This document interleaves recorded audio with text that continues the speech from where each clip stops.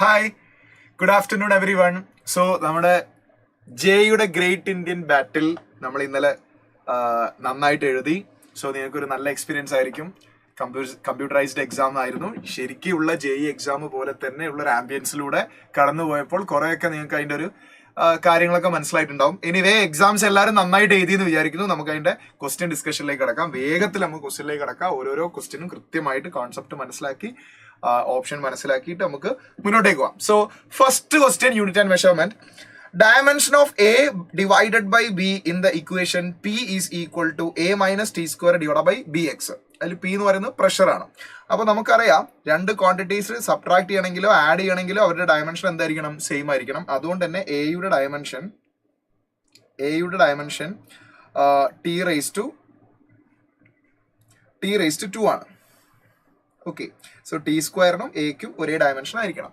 Next ബിയുടെ dimension കിട്ടണമെങ്കിൽ നോക്ക്, ഈ പ്രഷറിന്റെ ഡയമെൻഷനും ഈ numerator divided by B into എക്സിന്റെ ഡയമെൻഷനും എന്തായിരിക്കണം? സെയിം ആയിരിക്കണം. അതിൽ എക്സ് എന്ന് പറയുന്നത് ഡിസ്റ്റൻസ് ആണ്.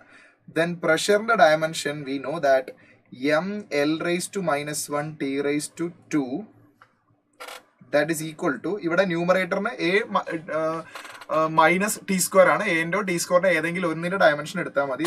So that is T raised to 2 divided by B into X. ബിന്റെ ഡയമെൻഷൻ അറിഞ്ഞുകൂടാ, എക്സിന്റെ ഡയമെൻഷൻ L ആണ്. ഓക്കെ, സോ എല്ലിനെടുത്ത് അങ്ങോട്ടേക്ക് കൊണ്ടുപോവാം. സോ എം അവിടെ L ക്യാൻസൽ ആവും, ഇവിടെ ടിയും ക്യാൻസൽ ആവും. സോ എം മാത്രമേ ഡയമെൻഷൻ ആയിട്ട് വരുള്ളൂ. That is 1 by b. അപ്പോൾ B is M raised to -1. ശരിയല്ലേ? നമുക്ക് വേണ്ടത് A by ബിയുടെ ഡയമെൻഷൻ ആണ്. എന്റെ dimension T raised to 2 divided by ബിയുടെ ഡയമെൻഷൻ M raised to -1. അത് മുകളിലേക്ക് പോകുമ്പോൾ M T raised to 2.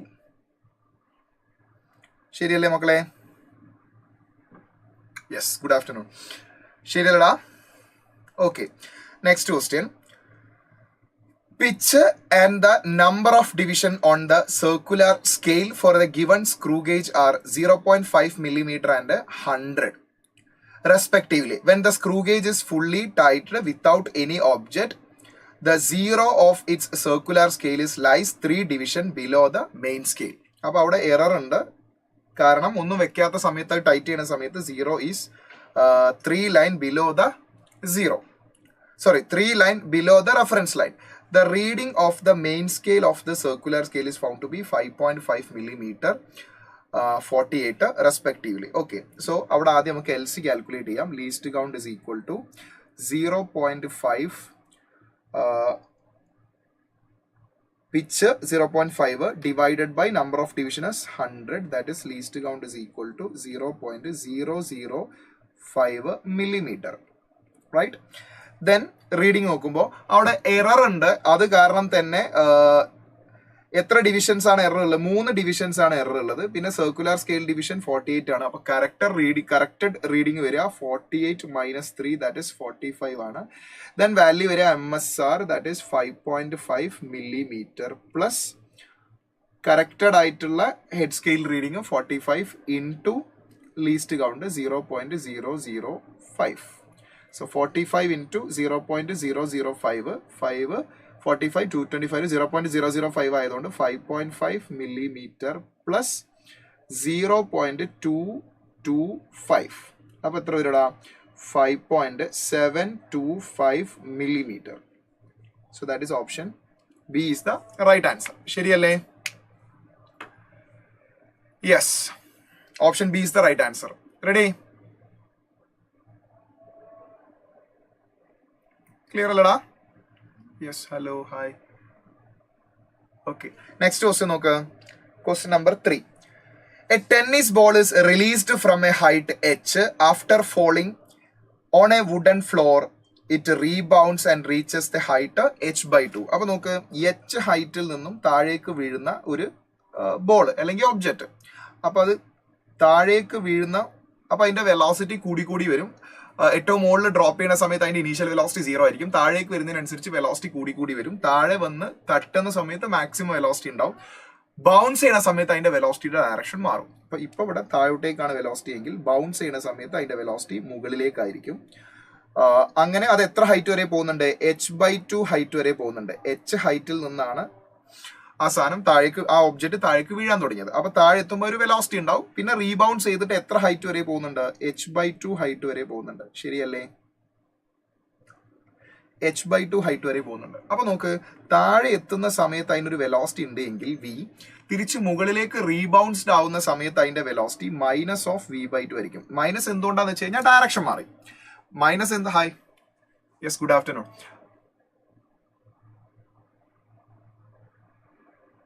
Minus വരുന്നത് എന്തുകൊണ്ടാ വെച്ച് കഴിഞ്ഞാൽ ഡയറക്ഷൻ മാറിയതുകൊണ്ട്. ദെൻ v/2 എന്ന് ഞാൻ പറയാനുള്ള കാരണം, v/2 എന്ന് പറയാനുള്ള കാരണം എന്താ വെച്ചാൽ, നേരത്തെ എത്ര ഹൈറ്റ്? v/2 അല്ല, h/2 ഹൈറ്റ് വരെ പോകുന്നുള്ളൂ. അപ്പം നേരത്തെ എത്രയായിരുന്ന വെലോസിറ്റി ഇപ്പൊ അത്ര ഉണ്ടാവില്ല, വെലോസിറ്റി മാറിയിട്ടുണ്ടാവും. v/2 അല്ല, h/2 ഹൈറ്റ് വരെ അത് പോകുന്നുള്ളൂ. സോ നേരത്തെ എത്രയായിരുന്ന വെലോസിറ്റി അത്ര ഇപ്പൊ ഇല്ല. ഉണ്ടെങ്കിൽ നേരത്തെ അതേ വെലോസിറ്റി ഉണ്ടെങ്കിൽ അതേ ഹൈറ്റ് തന്നെ പോകും. അപ്പൊ അവിടെ സൈൻ നോക്കുകയാണെങ്കിൽ താഴോട്ടേക്ക് വരുമ്പോഴുള്ള വെലോസിറ്റി പോസിറ്റീവ് ആക്കി എടുക്കുകയാണെങ്കിൽ തിരിച്ചു മുകളിലേക്ക് പോകുമ്പോഴുള്ള വെലോസിറ്റി നെഗറ്റീവ് ആയിട്ട് എടുക്കണം. അപ്പൊ നോക്ക്, and one more thing, third equation of motion പ്രകാരം v is equal to v² is equal to u² plus 2as. അവിടെ ഇനീഷ്യൽ വെലോസിറ്റി 0 ആണ്. അപ്പൊ v² is equal to 2as, v is proportional to s. ഇവിടെ നമ്മോട് ചോദിച്ചിരിക്കുന്നത് the velocity varies with the height of the ball during the motion represented graphically by. അപ്പോൾ graphical representation വെലോസിറ്റിയും ഹൈറ്റും ആണ്. v² is proportional to s. വെലോസിറ്റിയും ഹൈറ്റും ആണ്. അപ്പോൾ ഒരു v² is proportional to s ആയതുകൊണ്ട് എന്തായാലും ആ ഗ്രാഫ് സ്ട്രെയിറ്റ് ലൈൻ ആയിരിക്കില്ല. കാരണം velocity directly proportional to S ആണെങ്കിൽ ലീനിയർലി ആണ് അവരുടെ റിലേഷൻഷിപ്പ് വരിക. v² is proportional to s ആണ്. സോ അത് സ്ട്രെയിറ്റ് ലൈൻ അല്ല. മാത്രമല്ല അവിടെ വെലോസിറ്റിയും ഹൈറ്റും രണ്ട് മോഷനിലും ഡിഫറെന്റ് ആണ്. അപ്പൊ ആദ്യം വരുന്നത് h ഹൈറ്റ് എന്നാണ്, റീബൗണ്ട് ചെയ്തിട്ട് h/2 ഹൈറ്റിലേക്കാണ് പോകുന്നത്. അപ്പൊ വെലോസിറ്റിയും മാറുന്നുണ്ട്, ഹൈറ്റും മാറുന്നുണ്ട്. അപ്പൊ നോക്ക്, എന്തായാലും സ്ട്രെയിറ്റ് ലൈൻ കർവ് വരില്ല. അപ്പൊ ഇതല്ല. പിന്നെ പോസിബിലിറ്റീസ് ഉള്ളത് നോക്ക്. ഇവിടെ ഓപ്ഷൻ സി നോക്ക്. ഓപ്ഷൻ സിയില് y ആക്സിസിൽ കൊടുത്ത വെലോസിറ്റിയിൽ നോക്ക്, ഒരു സെർട്ടൺ വെലോസിറ്റി, ആ വെലോസിറ്റി കുറഞ്ഞു വരുന്നു. വെലോസിറ്റി കുറയുന്നതിനനുസരിച്ച് ഒരു സെർട്ടൺ വെലോസിറ്റി ഇങ്ങനെ കുറഞ്ഞു വരുന്നു. y ആക്സിസിൽ വെലോസിറ്റി കുറയുന്നതിന് ഇവിടുന്ന് താഴോട്ടേക്ക് പോകുന്നത് ആ സെർട്ടൺ വെലോസിറ്റി. ഇവിടെ വെലോസിറ്റി ഇനീഷ്യൽ വെലോസിറ്റി 0, അപ്പൊ താഴേക്ക് പോകുന്നു. അപ്പൊ വെലോസിറ്റി കൂടി വരുന്നത് y ആക്സിസിൽ നെഗറ്റീവ് ഡയറക്ഷൻ. ദാറ്റ് മീൻസ് രണ്ട് സൈൻ എടുക്കുന്നുണ്ട്, ഒന്ന് പോസിറ്റീവ് ഒന്ന് നെഗറ്റീവ്. അപ്പൊ ഇവിടെ നെഗറ്റീവ് സൈഡിലേക്ക് വെലോസിറ്റി കൂടി വരുന്നു ഫ്രം 0. ആ വെലോസിറ്റി കൂടുന്നതിനനുസരിച്ച് ഹൈറ്റ് കുറഞ്ഞു വരുന്നു. h ഹൈറ്റ് എന്നാണ് ആ ഒബ്ജക്റ്റ് എന്ത് ചെയ്യുന്നത്? ഡ്രോപ്പ് ചെയ്യുന്നത്. അങ്ങനെ താഴെ എത്തുന്ന ആ ഇൻസ്റ്റന്റില് വെലോസിറ്റി വിൽ ബി മാക്സിമം. ഇവിടെ എത്തി. ഹൈറ്റ് വിൽ ബി 0, കാരണം അത് ഗ്രൗണ്ടിൽ എത്തിയല്ലോ. പിന്നെ റീബൗണ്ട്സ് ആവുന്ന സമയത്ത് വെലോസിറ്റി ഇസ് ഇൻക്രീസിങ് ഫ്രം 0. ആ വെലോസിറ്റി ഇൻക്രീസ് ചെയ്യുന്നു, മാത്രമല്ല ഡയറക്ഷൻ മാറി. അപ്പൊ അത് പോസിറ്റീവായി. വെലോസിറ്റി ഇൻക്രീസിങ് ഫ്രം 0 അല്ല, വെലോസിറ്റി ഒരു സർട്ടൺ വാല്യൂയിൽ നിന്ന് ഡിക്രീസ് ചെയ്യുന്നു. മുകളിലേക്ക് പോകുന്നതിനനുസരിച്ച് വെലോസിറ്റി ഡിക്രീസ് ചെയ്യുന്നു. അങ്ങനെ h/2 ഹൈറ്റിൽ എത്തുമ്പോൾ വെലോസിറ്റി 0 ആവുന്നു. അപ്പോൾ ദാ ഒരു പെർട്ടിക്കുലർ വെലോസിറ്റിയിൽ നിന്നും ഡിക്രീസ് ചെയ്യുന്നതിനനുസരിച്ച് ഹൈറ്റ് കൂടി വരുന്നു. അങ്ങനെ h/2 ഹൈറ്റിൽ എത്തുന്ന സമയത്ത് വെലോസിറ്റി 0 ആവുന്നു. So correct option will be C. ശരിയല്ലേ? അടുത്ത question number 4. For an observer looking out through the window of a fast moving train, the nearby object appears to move in the opposite direction to the train, while the distance object appears to be stationary. അതായത് നമ്മൾ ട്രെയിനിലോ ബസ്സിലോ യാത്ര ചെയ്യുന്ന സമയത്ത്, for example ഇതൊരു ട്രെയിനാന്ന് വിചാരിച്ചു. ട്രെയിനിൽ യാത്ര ചെയ്യുന്ന സമയത്ത് ട്രെയിനിന്റെ വിൻഡോ കൂടെ പുറത്തേക്ക് നോക്കുന്ന സമയത്ത് സറൗണ്ടിങ് ഒബ്ജക്ട്സുകൾ പുറകോട്ടേക്ക് നീങ്ങുന്നതായിട്ട് നമുക്ക് ഫീൽ ചെയ്യും. ശരിയല്ലടാ?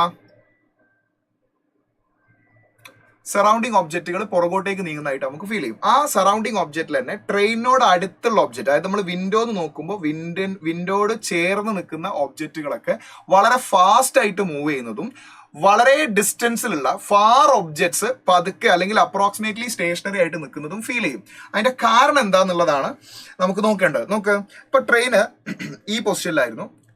ട്രെയിൻ മുന്നോട്ടേക്ക് പോകുന്നു. ആഫ്റ്റർ സം ടൈം ട്രെയിൻ ഈ പൊസിഷനിലെത്തി, ഇവിടെ എത്തി എന്ന് വിചാരിച്ചു. അപ്പോൾ ട്രെയിനോട് അടുത്ത് നിൽക്കുന്ന ഒരു ഒബ്ജക്റ്റ്, നിയർ ബൈ ഒബ്ജക്ട്സ്, ട്രെയിനോട് അടുത്ത് നിൽക്കുന്ന ഒരു ഒബ്ജക്റ്റ്, ഇപ്പൊ ഇവിടെ ഉള്ള ഒരു ഒബ്ജക്റ്റ് ആണെന്ന് വിചാരിച്ചോ. അപ്പോൾ ട്രെയിന് ഇനീഷ്യൽ പൊസിഷൻ, ട്രെയിൻ ഇവിടെ നിൽക്കുന്ന സമയത്ത് ആ ഒബ്ജക്റ്റിനെ ഒരു ഒബ്സർവർ നോക്കുകയാണെങ്കിൽ ഇങ്ങനെ നോക്കുന്നത്, ഈ ഒരു ഡയറക്ഷനിൽ ഇങ്ങനെ നോക്കുന്നു എന്ന് വിചാരിച്ചോ. അങ്ങനെ ട്രെയിൻ ഒരല്പം മുന്നോട്ടേക്ക് പോയി ഇവിടെ എത്തി എന്ന് വിചാരിച്ചോ. ഇപ്പൊ ആ ഒബ്ജക്റ്റിനെ നോക്കുമ്പോൾ ഇവിടെ നിന്ന് ഇങ്ങോട്ടേക്ക് നോക്കുന്നു. സോ ഇത്രയും ആംഗുലാർ ഡിസ്പ്ലേസ്മെന്റ് ഉണ്ടായിട്ടുണ്ട്. ആ ഡിസ്പ്ലേസ്മെന്റ് അല്ല, ആംഗുലാർ ചേഞ്ച് ഉണ്ടായിട്ടുണ്ട്. ഇവിടെ നിന്ന് ഇങ്ങോട്ടേക്ക് നീങ്ങുന്ന സമയത്ത് ഇത്രയും സമയം കൊണ്ട് ഇത്രയും ആംഗുലാർ ചേഞ്ച് ഉണ്ടായി. So angular displacement divide by time ചെയ്താൽ നമുക്കൊരു ആംഗുലാർ വെലോസിറ്റി കിട്ടും. ഇനി ഒരു ഫാർ ഒബ്ജക്റ്റിനെ നോക്കുന്ന സമയത്ത്, ഇവിടെ ഉള്ള ഒരു ഒബ്ജക്റ്റ്, ഫാർ ഒബ്ജക്റ്റിനെ നോക്കുന്ന സമയത്ത് ഇനീഷ്യൽ പൊസിഷനിൽ നിന്നും ആ ഫാർ ഒബ്ജക്റ്റിനെ നോക്കുന്ന ഒരു ലൈൻ ഓഫ് സൈറ്റ് ഇങ്ങനെ വരച്ചിട്ടുണ്ട്. ഇപ്പൊ നോക്കുന്ന ഒരു ലൈൻ ഓഫ് സൈറ്റും വരച്ചിട്ടുണ്ട്. അപ്പൊ ഇവർ തമ്മിലുള്ള ആംഗിൾ കുറച്ച് കുറഞ്ഞു. ഈ ആംഗിളിനേക്കാൾ ലെറ്റസ് ഇത് θ1 ആണ്, ഇത് θ2. θ1നേക്കാൾ കുറവാണ് θ2 എന്ന് പറയുന്ന ആംഗിൾ. അപ്പോൾ വളരെ ദൂരോട്ടേക്ക് നോക്കുന്നതിനനുസരിച്ച്, ദൂരോട്ടേക്ക് പോകുന്നതിനനുസരിച്ച് അവരുടെ ആംഗുലാർ ഡിസ്പ്ലേസ്മെന്റ്, ആംഗുലാർ പൊസിഷനിലുള്ള ഡിഫറൻസ്, ആ ആംഗിൾ കുറഞ്ഞു വരും. ഇത് ഒരേ സമയത്താണ് സംഭവിക്കുന്നത്. ഇവിടെ ഈ ട്രെയിൻ ഇവിടെ എത്താൻ എടുക്കുന്ന സമയം ടി ടൈം കൊണ്ട് ഈ നിയർ ബൈ ഒബ്ജക്ട്സിന് ഇത്രയും ആംഗുലാർ ഡിസ്പ്ലേസ്മെന്റ് ഉണ്ടാവുന്നതായിട്ട് നമുക്ക് ഫീൽ ചെയ്യുന്നു ട്രെയിനിൽ ഇരിക്കുമ്പോൾ. ഫാർ ഒബ്ജക്റ്റിന്റെ ആംഗുലാർ ഡിസ്പ്ലേസ്മെന്റ് കുറവാണ് within same interval of time. അപ്പോൾ ഫാർ ഒബ്ജക്റ്റിന്റെ ആംഗുലാർ വെലോസിറ്റി കുറവും നിയർ ബൈ ഒബ്ജക്റ്റിന്റെ ആംഗുലാർ വെലോസിറ്റി കൂടുതലായിട്ട് ഫീൽ ചെയ്യും. അപ്പോൾ വളരെ ഇൻഫിനിറ്റി ഉള്ള ഒബ്ജക്റ്റ് ആണെങ്കിൽ അതിന്റെ ആംഗുലാർ ഡിസ്പ്ലേസ്മെന്റ് ഓൾമോസ്റ്റ് സീറോ ആവും. അപ്പൊ അത് അവിടെ almost appear to be stationary ആയിട്ട് ഫീൽ ചെയ്യും. ഈ ഒരു കാരണം കൊണ്ടാണ് ട്രെയിനിൽ യാത്ര ചെയ്യുന്ന സമയത്ത് നിയർ ബൈ ഒബ്ജക്റ്റ് ഫാസ്റ്റ് ആയിട്ട് പുറകോട്ടേക്ക് പോകുന്നതും ഫാർ ഒബ്ജക്റ്റ് വളരെ പതുക്കെ പുറകോട്ടേക്ക് പോകുന്നതായിട്ട്, അല്ലെങ്കിൽ അപ്രോക്സിമേറ്റ്ലി സ്റ്റേഷനറി ആയിട്ട് നമുക്ക് ഫീൽ ചെയ്യുന്നത്. അപ്പോൾ ഒന്നാമത്തെ സ്റ്റേറ്റ്മെന്റ് ശരിയാണ്. For an observer looking out through a window of a fast moving train, the nearby object appears to move in the opposite direction to the train while the distance object appears to be stationary. Statement 1 correct ആണ്. ഇനി statement 2 നോക്കുക. If the observer and the object are moving with the velocity v1 and v2. ഇപ്പൊ ട്രെയിനിൽ നിൽക്കുന്ന സമയത്ത് train ആണ് move ചെയ്യുന്നത്. ആ ട്രെയിനിലുള്ള ഒബ്സർവറും ആ ട്രെയിനിന്റെ അതേ വെലോസിറ്റിയിൽ മൂവ് ചെയ്യണം. ഒബ്സർവർ ഈ കേസിൽ ആദ്യം പറഞ്ഞ സിറ്റുവേഷനിൽ ഒബ്സർവർ റെസ്റ്റിലാണ്. ഇനി സപ്പോസ് ഒബ്സർവർ മൂവ് ചെയ്യുന്നുണ്ടെന്ന് വിചാരിച്ചോ വിത്ത് velocity v1 and v2 with reference to the laboratory frame. അതായത് അവരുടെ രണ്ടുപേരുടെയും absolute velocity. Then the velocity of the object with respect to observer. Exactly relative velocity. Velocity of a moving object with respect to another moving object. എന്താ relative velocity equation? For example, എയും ബിയും രണ്ടുപേരും move ചെയ്യുന്നു വിത്ത് velocity v1 and v2. അപ്പോൾ relative velocity of a with respect to b എന്ന് പറയുന്നത് velocity of a vector minus velocity of b. Vector subtraction ആണ്. Direction മാറുന്നതിനനുസരിച്ച് അതിന്റെ ഇക്വേഷൻസ് മാറും. So relative velocity of A with respect to B എന്ന് പറഞ്ഞാൽ v1 minus v2 ആണ്. അത് തന്നെയാണ് സ്റ്റേറ്റ്മെന്റ് 2 പറയുന്നത്. അപ്പോൾ സ്റ്റേറ്റ്മെന്റ് 2 പറയുന്ന കാര്യം കറക്റ്റ് ആണ്. എന്താണ്? Relative velocity of an object with respect to another moving object is v1 minus v2. ഇവിടെ അപ്പം v1 വെലോസിറ്റിയിൽ പോകുന്ന ഒരാൾ, v2 വെലോസിറ്റിയിൽ പോകുന്ന ആള്. ഇവിടെ observer and object are moving. അപ്പോൾ ഒബ്സർവർ ആണ് v1, ഒബ്ജക്റ്റ് ആണ് v2. Observer v1, v2 object. എന്നിട്ട് the relative velocity, the velocity of the object with respect to observer എന്ന് പറയുമ്പോൾ velocity of the object minus velocity of the observer. So ഇവിടെ കൊടുത്ത ഈ expression correct ആണ്. So statement 1ഉം correct ആണ്, statement 2ഉം correct ആണ്. പക്ഷെ സ്റ്റേറ്റ്മെന്റ് 1ൽ പറഞ്ഞ കാര്യത്തിന്റെ എക്സ്പ്ലനേഷൻ അല്ല സ്റ്റേറ്റ്മെന്റ് 2 എന്ന് പറയുന്നത്. അപ്പോൾ ഏതാ ആൻസർ വരിക? Statement 1 is true, statement 2 is true and correct explanation for statement 1. അത് കറക്റ്റ് എക്സ്പ്ലനേഷൻ അല്ല. കറക്റ്റ് എക്സ്പ്ലനേഷൻ വരുന്നത് ആംഗുലാർ വെലോസിറ്റിയുടെ ആംഗുലാർ ഡിസ്പ്ലേസ്മെന്റ് ഡിഫറൻസ് കൊണ്ടാണ്. ഓപ്ഷൻ ബി എന്താ? Statement 1 is true, statement 2 is true, not correct explanation. So answer is option B is the right answer. ശരിയല്ലേ?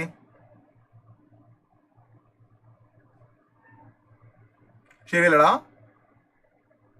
Sir? Observer ട്രെയിനിൽ and പുറത്തുള്ളത് tree.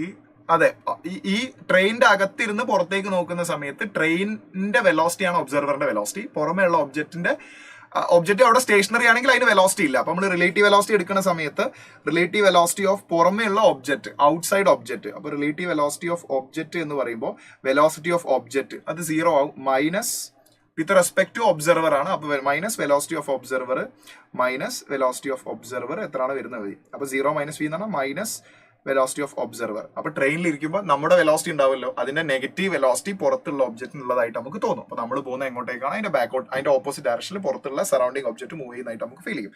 ശരിയല്ലേ? Question number 5. A river is flowing from west to east at a speed of 5 meter per minute. A man on south bank of the river capable of swimming 10 meter per minute in still water wants to cross the river in the shortest time. He should swim in the direction of. ഇതൊരു confused ആവാൻ സാധ്യതയുള്ള ചോദ്യമാണ്. കാരണം നമ്മളോട് ഈ കാര്യങ്ങളൊക്കെ പറഞ്ഞിട്ട് ഏറ്റവും അവസാനം ക്വസ്റ്റ്യൻ നോക്ക്, ഈ want to cross the river in shortest time എന്നാ പറഞ്ഞത്. ഷോർട്ടസ്റ്റ് ടൈം, ഷോർട്ടസ്റ്റ് പാത്ത് അല്ല. ഷോർട്ടസ്റ്റ് പാത്ത് അല്ല. Question paper PDF. Okay listen, shortest path അല്ല. നോക്കൂ, ഷോർട്ടസ്റ്റ് പാത്ത് ആയിരുന്നെങ്കിൽ അയാൾ എങ്ങനെ സ്വിം ചെയ്യണം? ഇതിപ്പോ നോർത്ത്, ഇത് സൗത്ത്. ഷോർട്ടസ്റ്റ് പാത്തിൽ പോണെങ്കിൽ, ഇപ്പൊ റിവർ പോകുന്നത് ഈ ഡയറക്ഷനിലാണെങ്കിൽ ഷോർട്ടസ്റ്റ് പാത്തിൽ സ്വിം ചെയ്യണമെങ്കിൽ അയാൾ ഇങ്ങോട്ടേക്ക് സ്വിം ചെയ്യണം.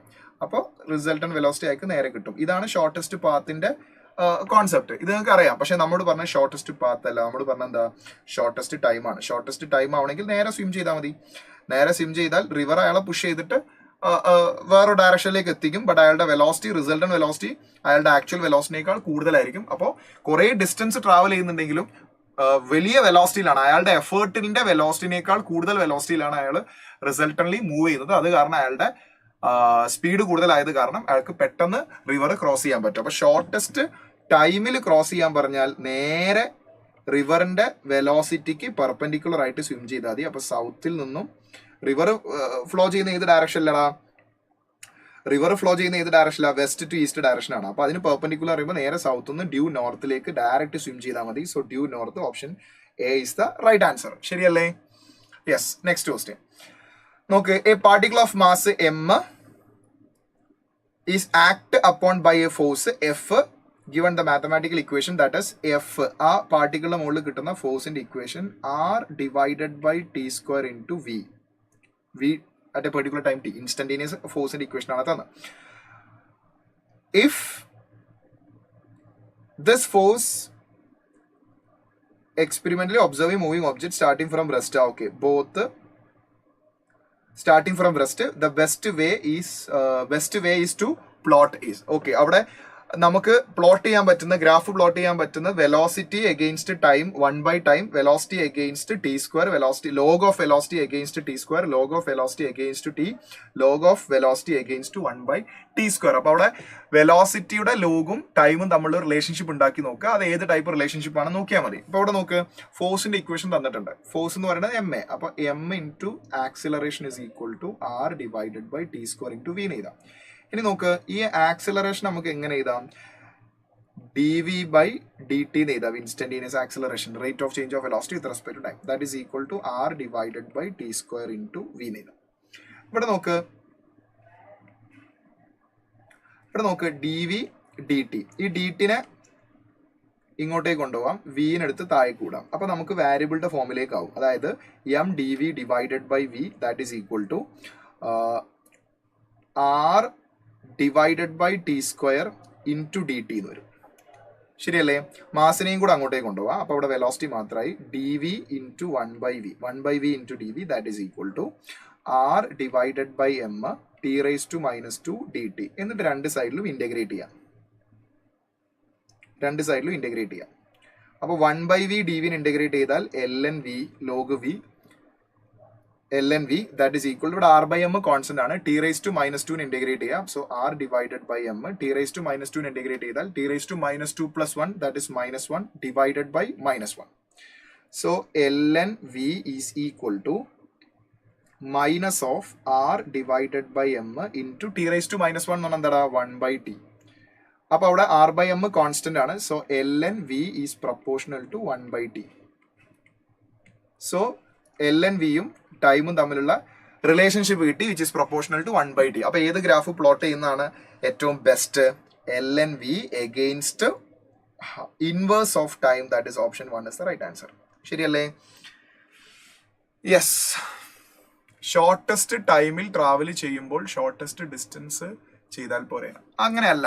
അത് നോക്ക്, നോർമലി നമ്മൾ ഒരു പോയിന്റിൽ നിന്ന്, ഇപ്പോൾ എ എന്ന് പറഞ്ഞ പോയിന്റിൽ നിന്നും ബി എന്ന് പറഞ്ഞ പോയിന്റിലേക്ക് ട്രാവൽ ചെയ്യാന്ന് വിചാരിച്ചു. അപ്പൊ നമ്മൾ ഷോർട്ടസ്റ്റ് പാത്തിൽ ട്രാവൽ ചെയ്യുമ്പോഴാണ് ഷോർട്ടസ്റ്റ് ടൈമിൽ നമ്മൾ ആ ഡെസ്റ്റിനേഷനിൽ എത്തുക. പക്ഷെ അതല്ല ഇവിടുത്തെ സിറ്റുവേഷൻ. ഇവിടെ റിവർ ക്രോസ് ചെയ്യുന്ന സമയത്ത് റിവറിന് വെലോസിറ്റി ഉണ്ട്.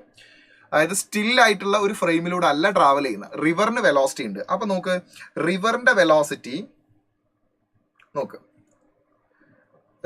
വെലോസിറ്റി ഫോർ എക്സാമ്പിൾ റിവർ ഈ ഡയറക്ഷനിലാണ് ഫ്ലോ ചെയ്യുന്നതെന്ന് വിചാരിച്ചു.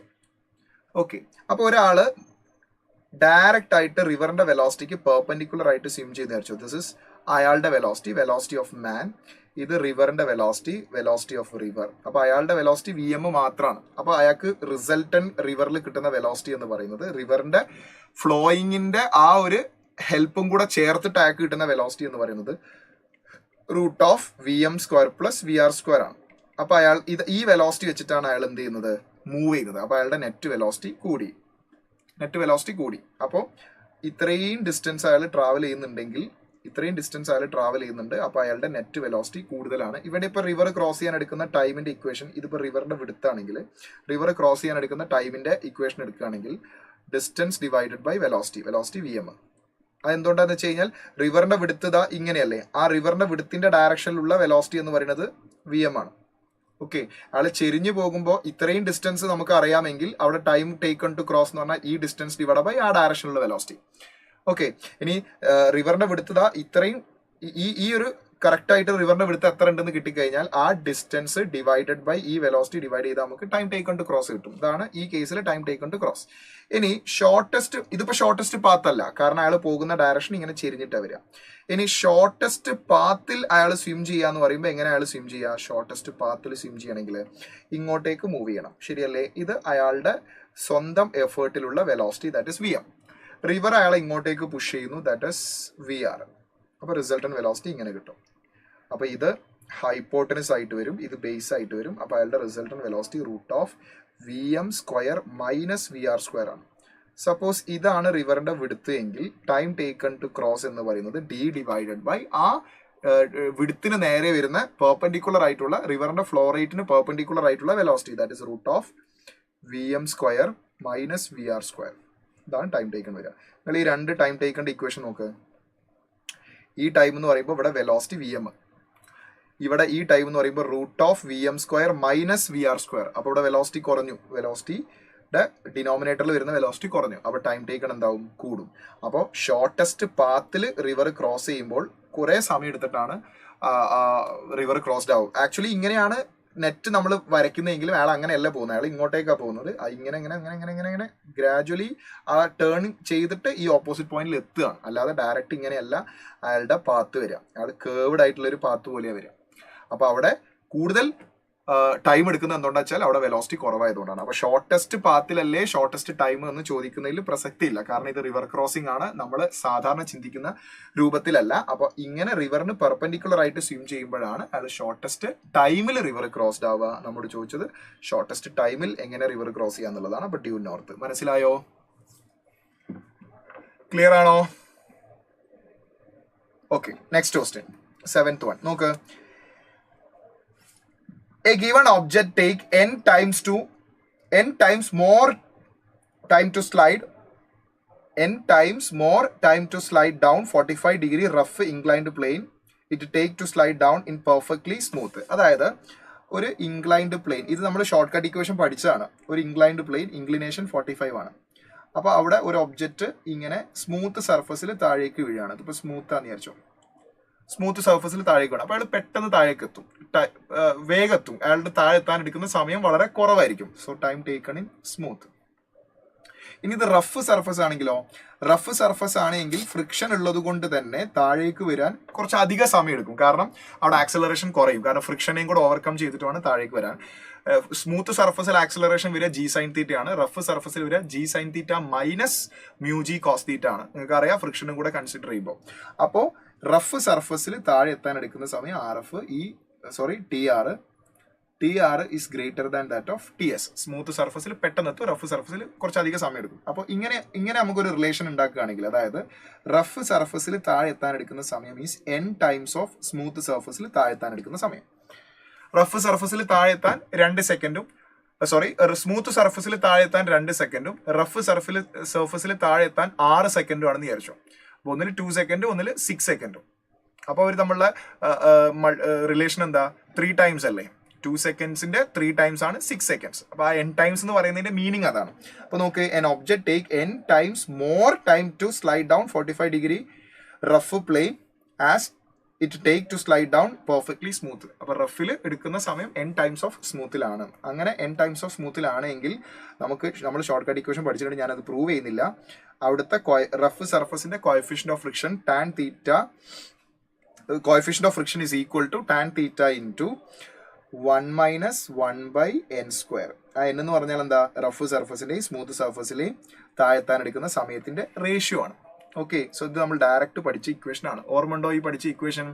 അവിടെ തീറ്റയുടെ വാല്യൂ 45 ആണ്. Tan 45 is 1. So mu is equal to 1 minus 1/n². Direct equation ആണ്, ഡയറക്റ്റ് ക്വസ്റ്റൻ ആണ്. That is option B is the right answer. ശരിയല്ലേ? നെക്സ്റ്റ് ക്വസ്റ്റ്യൻ നോക്ക്. Identify the correct statement from the following. Work done by a man lifting a bucket out of a well by means of a rope tie at the bucket. ഇപ്പൊ ബക്കറ്റിലെ മുകളിൽ ഒരു കയറ് കെട്ടിയിട്ട് നമ്മളിങ്ങനെ മുകളിലേക്ക് വലിക്കുകയാണ്. ഓക്കെ, അയാൾ ചെയ്യുന്ന വർക്ക് ഡണ്ണിനെ കുറിച്ചാണ് പറയുന്നത്. അയാൾ ചെയ്യുന്ന വർക്ക് ഡൺ എന്ന് പറഞ്ഞാൽ അയാൾ ആ കയറ് മുകളിലേക്ക് വലിക്കുന്നു, ബക്കറ്റ് ഇങ്ങനെ മുകളിലേക്ക് കയറി വരുന്നു. ശരിയല്ലേ? So work done by a man lifting a bucket out of a well by means a rope tied to the bucket is negative. അപ്പൊ ഒന്നാമത്തെ സ്റ്റേറ്റ്മെന്റ് ഈസ് നെഗറ്റീവ് എന്നാണ് പറഞ്ഞത്. Is negative. ഒന്നാമത്തെ സ്റ്റേറ്റ്മെന്റ് തെറ്റാണ്. എന്തുകൊണ്ട് തെറ്റാണെന്ന് ചോദിച്ചു കഴിഞ്ഞാൽ, ബക്കറ്റിന്റെ മുകളിൽ കയറ് കെട്ടിയിട്ട് കയറ് മുകളിലേക്ക് വലിക്കുന്നു, ബക്കറ്റ് മുകളിലേക്ക് കയറി വരുന്നു. അയാൾ കൊടുക്കുന്ന ഫോഴ്സ് മുകളിലേക്കാണ്, ബക്കറ്റ് കയറി വരുന്ന മുകളിലേക്കാണ്. സോ അയാൾ ചെയ്യുന്ന വർക്ക് പോസിറ്റീവ് ആണ്, കാരണം അയാൾ കൊടുക്കുന്ന ഫോഴ്സും ഡിസ്പ്ലേസ്മെന്റും ഒരേ ഡയറക്ഷനിലാണ്. So work done by the man is positive, not negative. അതുകൊണ്ട് ഒന്നാമത്തെ സ്റ്റേറ്റ്മെന്റ് തെറ്റാണ്. ഇനി രണ്ടാമത്തെ സ്റ്റേറ്റ്മെന്റ് നോക്കൂ. Work done by gravitational force in lifting a bucket out of a well by a rope tied the bucket is negative. Gravitational force ചെയ്യുന്ന work, gravitational force ഇങ്ങനെ താഴോട്ടേക്കല്ലേ, mg. Okay, ബക്കറ്റിന്റെ ഡിസ്പ്ലേസ്മെന്റ് മുകളിലേക്കല്ലേ, അപ്പൊ ഫോഴ്സ് ഡിസ്പ്ലേസ്മെന്റ് മുകളിലേക്ക്, force താഴേക്ക്, രണ്ടും തമ്മിലുള്ള ആംഗിൾ 180. അപ്പൊ അവിടെ work done is negative. Question എന്താ പറയുന്നത്? സ്റ്റേറ്റ്മെന്റിൽ എന്താ പറയുന്നത്? Work done by gravitational force lifting a bucket is negative. അപ്പൊ അത് ശരിയാണ്. ബി സ്റ്റേറ്റ്മെന്റ് ശരിയാണ്, ബി ഓപ്ഷൻ ശരിയാണ്. ഇനി മൂന്നാമത്തെ നോക്ക്. Work done by friction on a body sliding down in an inclined plane is positive. അപ്പോൾ നോക്ക്, ഒരു ഇൻക്ലൈൻഡ് റഫ് സർഫസിൽ ഒരു ഒബ്ജക്റ്റ് താഴേക്ക് വീഴാണ്, ഫ്രിക്ഷണൽ ഫോഴ്സ് മുകളിലേക്കാണ്. അപ്പോൾ ഫ്രിക്ഷണൽ ഫോഴ്സ് മുകളിലേക്കും ഒബ്ജക്റ്റ് മൂവ് ചെയ്യുന്നത് ആ ഫ്രിക്ഷണൽ ഫോഴ്സിന്റെ ഓപ്പോസിറ്റ് ഡയറക്ഷനിലും. സോ ഡിസ്പ്ലേസ്മെന്റും ഫോഴ്സും ഓപ്പോസിറ്റ് ഡയറക്ഷനിലാണ്. Work done by friction is negative. Here it is positive. So C also wrong. ഇനി ഡി നോക്ക്. Work done by an applied force on a body moving on a rough horizontal plane with the uniform velocity. So uniform വെലോസിറ്റിയിൽ move ചെയ്യിപ്പിക്കുകയാണ് external force ഉപയോഗിച്ചിട്ട്. അപ്പൊ അവിടെ work done 0 എന്നാണ് സ്റ്റേറ്റ്മെന്റിൽ പറയുന്നത്. ശരിയാണോ തെറ്റാണോ? വർക്ക് ഡൺ 0 എന്നാണ് ക്വസ്റ്റിൽ പറയുന്നത്, സ്റ്റേറ്റ്മെന്റിൽ പറയുന്നത്. ശരിയാണോ തെറ്റാണോ? നോക്കൂ, ആ എക്സ്റ്റേണൽ ഫോഴ്സ് കൊടുത്തിട്ട് work done by an applied force on a body moving in a rough horizontal plane with a uniform velocity. അപ്പോൾ എക്സ്റ്റേണൽ ഫോഴ്സ് കൊടുത്തിട്ടാണ് ആ ഒബ്ജക്റ്റിനെ യൂണിഫോം സ്പീഡിൽ നീക്കുന്നത്. ഓക്കെ, അപ്പോൾ ആ ഫോഴ്സ് ചെയ്യുന്ന വർക്ക് 0 ആണെന്നാണ് പറഞ്ഞത്. ആ ഫോഴ്സ് ചെയ്യുന്ന വർക്ക് 0 അല്ല, നെറ്റ് വർക്ക് എന്നല്ല പറഞ്ഞത്. ആ ഫോഴ്സ് ചെയ്യുന്ന വർക്ക് 0 എന്ന് പറഞ്ഞത് അല്ല, ആ ഫോഴ്സ് വർക്ക് ചെയ്യുന്നുണ്ട്. ആ ഫോഴ്സ് വർക്ക് ചെയ്യുന്നതുകൊണ്ടാണ് റഫ് സർഫസിലും യൂണിഫോം സ്പീഡിൽ മൂവ് ചെയ്യാൻ പറ്റുന്നത്. ഓക്കെ, അപ്പോൾ ആ വർക്ക് 0 അല്ല. അപ്പൊ ഡിയും തെറ്റാണ്. Last, work done by the air resistance on an oscillating pendulum is negative. ശരിയാണ്, പെൻഡുലം മൂവ് ചെയ്യുന്നതിന്റെ ഓപ്പോസിറ്റ് ഡയറക്ഷൻ ആണ് എയർ റെസിസ്റ്റൻസ് ഉണ്ടാവുക. സോ സ്റ്റേറ്റ്മെന്റ് ഇ കറക്റ്റ് ആണ്. അപ്പൊ ബിയും ഇയുമാണ് കറക്റ്റ് ആയിട്ട് വരുന്ന സ്റ്റേറ്റ്മെന്റുകൾ. സോ ഏതാ ആൻസർ വരിക? B and E. Option A is the right answer. ശരിയല്ലേ? നെക്സ്റ്റ് ക്വസ്റ്റ്യൻ നല്ല ക്വസ്റ്റ്യൻ ആണ്. 4 charges minus q are placed at the 4 corners of a square and a charge q is at the center. If the system is in equilibrium, the value of q. ഇക്വിലിബ്രിയത്തിലാണെന്ന് പറഞ്ഞാൽ അതിന്റെ അർത്ഥം എന്താ നോക്ക്. ഞാൻ ആദ്യം ആ ചാർജുകൾ വരയ്ക്കാം. ഒരു സ്ക്വയർ, ആ സ്ക്വയറിന്റെ കോർണറുകളിൽ minus Q charge, minus Q minus Q minus Q minus Q, 4 minus Q 4 കോർണറിലുണ്ട്. പിന്നെ ഒരു plus Q charge, small letter Q at the centre. Okay, ഇതിന്റെയൊക്കെ side length let's say A ആണ് വിചാരിച്ചു. ഓക്കെ, എന്നിട്ട് പറയാണ് the system is in equilibrium, the value of Q is. System ഇക്വിലിബ്രിയത്തിൽ ആവണമെങ്കിൽ if a system is in equilibrium, net force acting on any charge particle in that system will be 0. Question paper എവിടെ കിട്ടുന്നു? Question paper കിട്ടൂലടാ. Question paper okay, അത് നമുക്ക് പിന്നീട് discuss ചെയ്യാം. Okay, നോക്ക്. Net force acting on any charge will be 0. ഏതെങ്കിലും ഒരു ചാർജിനെ സെലക്ട് ചെയ്യുക, ആ ചാർജിന്റെ മുകളിൽ ആക്ട് ചെയ്യുന്ന നെറ്റ് ഫോഴ്സ് 0 എന്ന് എടുക്കുക. അതൊരിക്കലും സെന്ററിലുള്ള ചാർജ് എടുക്കണ്ട. സെന്ററിലുള്ള ചാർജ് എടുത്താൽ കുഴപ്പമൊന്നുമില്ല, ബട്ട് നമുക്ക് ആൻസറിലേക്ക് എത്താൻ ബുദ്ധിമുട്ടാണ്. സെന്ററിലുള്ള ചാർജ് എടുക്കണ്ട, ഏതെങ്കിലും കോർണറിലുള്ള ഒരു ചാർജ് എടുക്കുക, എന്നിട്ട് അതിന്റെ മുകളിൽ ആക്ട് ചെയ്യുന്ന നെറ്റ് ഫോഴ്സ് 0 എന്ന് എടുക്കുക. നെറ്റ് ഫോഴ്സ് 0 ആകുമ്പോഴാണ് സിസ്റ്റം എന്താവുക, ഇക്വിലിബ്രിയത്തിലാവുക. അപ്പൊ ഞാൻ ഏതെങ്കിലും ഒരു കോർണറിലെ ചാർജ്, ഞാനിപ്പോൾ ഈ ചാർജ് എടുത്തു എന്ന് വിചാരിച്ചു, എവിടെ എടുത്താലും ഒരേ എഫക്റ്റ് ഉണ്ടാവുക. ഈ ചാർജ് എടുത്തു എന്ന് വിചാരിച്ചു, അതിന്റെ മുകളിലെ നെറ്റ് ഫോഴ്സുകൾ 0 ആണ്. നെറ്റ് ഫോഴ്സുകൾ മാർക്ക് ചെയ്യാം. ഒരു ഇത് മൈനസ് ക്യൂ, ഇത് മൈനസ് ക്യൂ, എല്ലാം മൈനസ് ക്യൂ അല്ലേ? 4 charges equal minus Q. Okay, അപ്പോൾ ഈ മൈനസ് ക്യൂ റിപ്പൽസീവ് ഫോഴ്സ് ഉണ്ടാവും ഇങ്ങോട്ടേക്ക്. അതേപോലെ ഈ മൈനസ് ക്യൂം ഒരു റിപ്പൽസീവ് ഫോഴ്സ് ഉണ്ടാവും ഇങ്ങോട്ടേക്ക്. അതിന്റെ നെറ്റ് ഫോഴ്സ് ഇങ്ങനെ ചെരിഞ്ഞിട്ടുണ്ടാവും. ദാറ്റ് ഈസ് √2 ടൈംസ് ഓഫ് നേരത്തെ ഫോഴ്സാണ്, ഞാൻ ലാസ്റ്റ് പറയാം. ഓക്കെ, ഇത് അതിന്റെ നെറ്റ് ഫോഴ്സ് ആണിത്.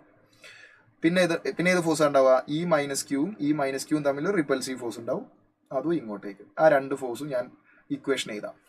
ഓക്കെ, ആദ്യം ഞാൻ ഈ 2 ഫോഴ്സിന്റെ നെറ്റ് ഫോഴ്സ് എഴുതാം, എഫ് നെറ്റ്. അത് എത്ര വരികയെന്നറിയോ? ഈ 2 ചാർജുകൾ തമ്മിലുള്ള ഫോഴ്സ് എന്താ വരിക? K into minus Q Q square divided by അവർക്കിടയിലുള്ള ഡിസ്റ്റൻസ് എ ആണ്, എ സ്ക്വയർ. ഓക്കെ, അതാണ് ഈ ഫോഴ്സ്, ഈ മാർക്ക് ചെയ്ത ഫോഴ്സ്, ഈ 2 ചാർജുകൾ തമ്മിലുള്ള ഫോഴ്സ്. സിമിലർലി ഈ ചാർജും തമ്മിൽ ഫോഴ്സ് ഉണ്ട്, അത് ഇങ്ങോട്ടേക്കാണ്.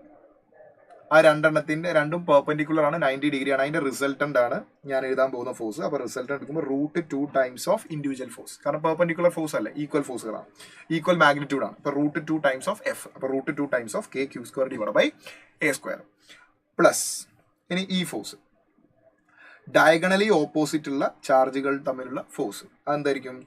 K Q square divided by ഇവർ നമ്മൾ ഡിസ്റ്റൻസ് ഡയഗണൽ ആണ്, ഡയഗണൽ √2a സ്ക്വയർ ചെയ്താൽ 2a സ്ക്വയർ കിട്ടും. റെഡി? ഇനി ഇത് രണ്ടും മീൻസ് ഇവിടുന്ന് എവേ ഫ്രം ദ ഡയഗണൽ ആണ്, അല്ലെങ്കിൽ എവേ ഫ്രം ദ പോയിന്റ് ആണ് ഫോഴ്സിന്റെ ഡയറക്ഷൻ വരുന്നത്. ഇനി നോക്ക്, എവേ ഫ്രം ദ സെന്റർ. ഇനി നോക്ക്, ഇത് പ്ലസ് ചാർജ് ആണ്, ഇത് മൈനസ് ചാർജ് ആണ്. ഇവർ തമ്മിൽ ഒരു അട്രാക്റ്റീവ് ഫോഴ്സ് ഉണ്ടാവുക ടുവേർഡ്സ് ദ സെന്റർ ആണ്. ആ അട്രാക്റ്റീവ് ഫോഴ്സും ഈ 2 റിപ്പൽസീവ് ഫോഴ്സിന്റെയും നെറ്റ് വാല്യൂ 0 വരണം, എങ്കിലേ ആ ചാർജ് ഇക്വിലിബ്രിയത്തിലാന്ന് പറയാൻ പറ്റുള്ളൂ.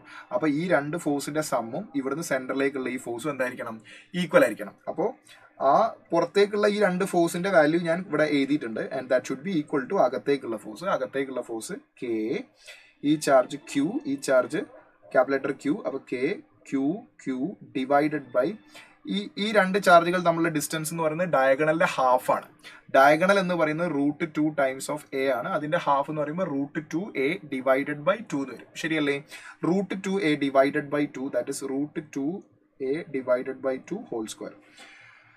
സോ ഇവിടെ നമുക്ക് K Q square by A സ്ക്വയറിനെ പുറത്തേക്ക് വെച്ച് കഴിഞ്ഞാൽ ബാക്കി ഉണ്ടാവുക √2 plus 1/2. That is equal to ഇപ്പുറത്ത് എന്താ വരിക എന്നറിയോ?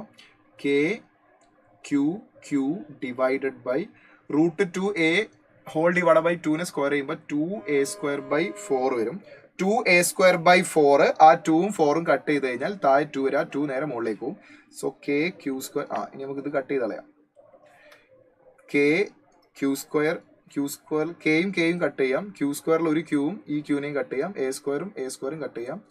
ഈ 2 നേരെ മുകളിലേക്ക് വരും കേട്ടോ. ഏതാണ് ആ 2? ഈ 2ഉം ഈ 4ഉം കട്ട് ചെയ്തപ്പോൾ 2 അത് നേരെ മുകളിലേക്ക് വരും.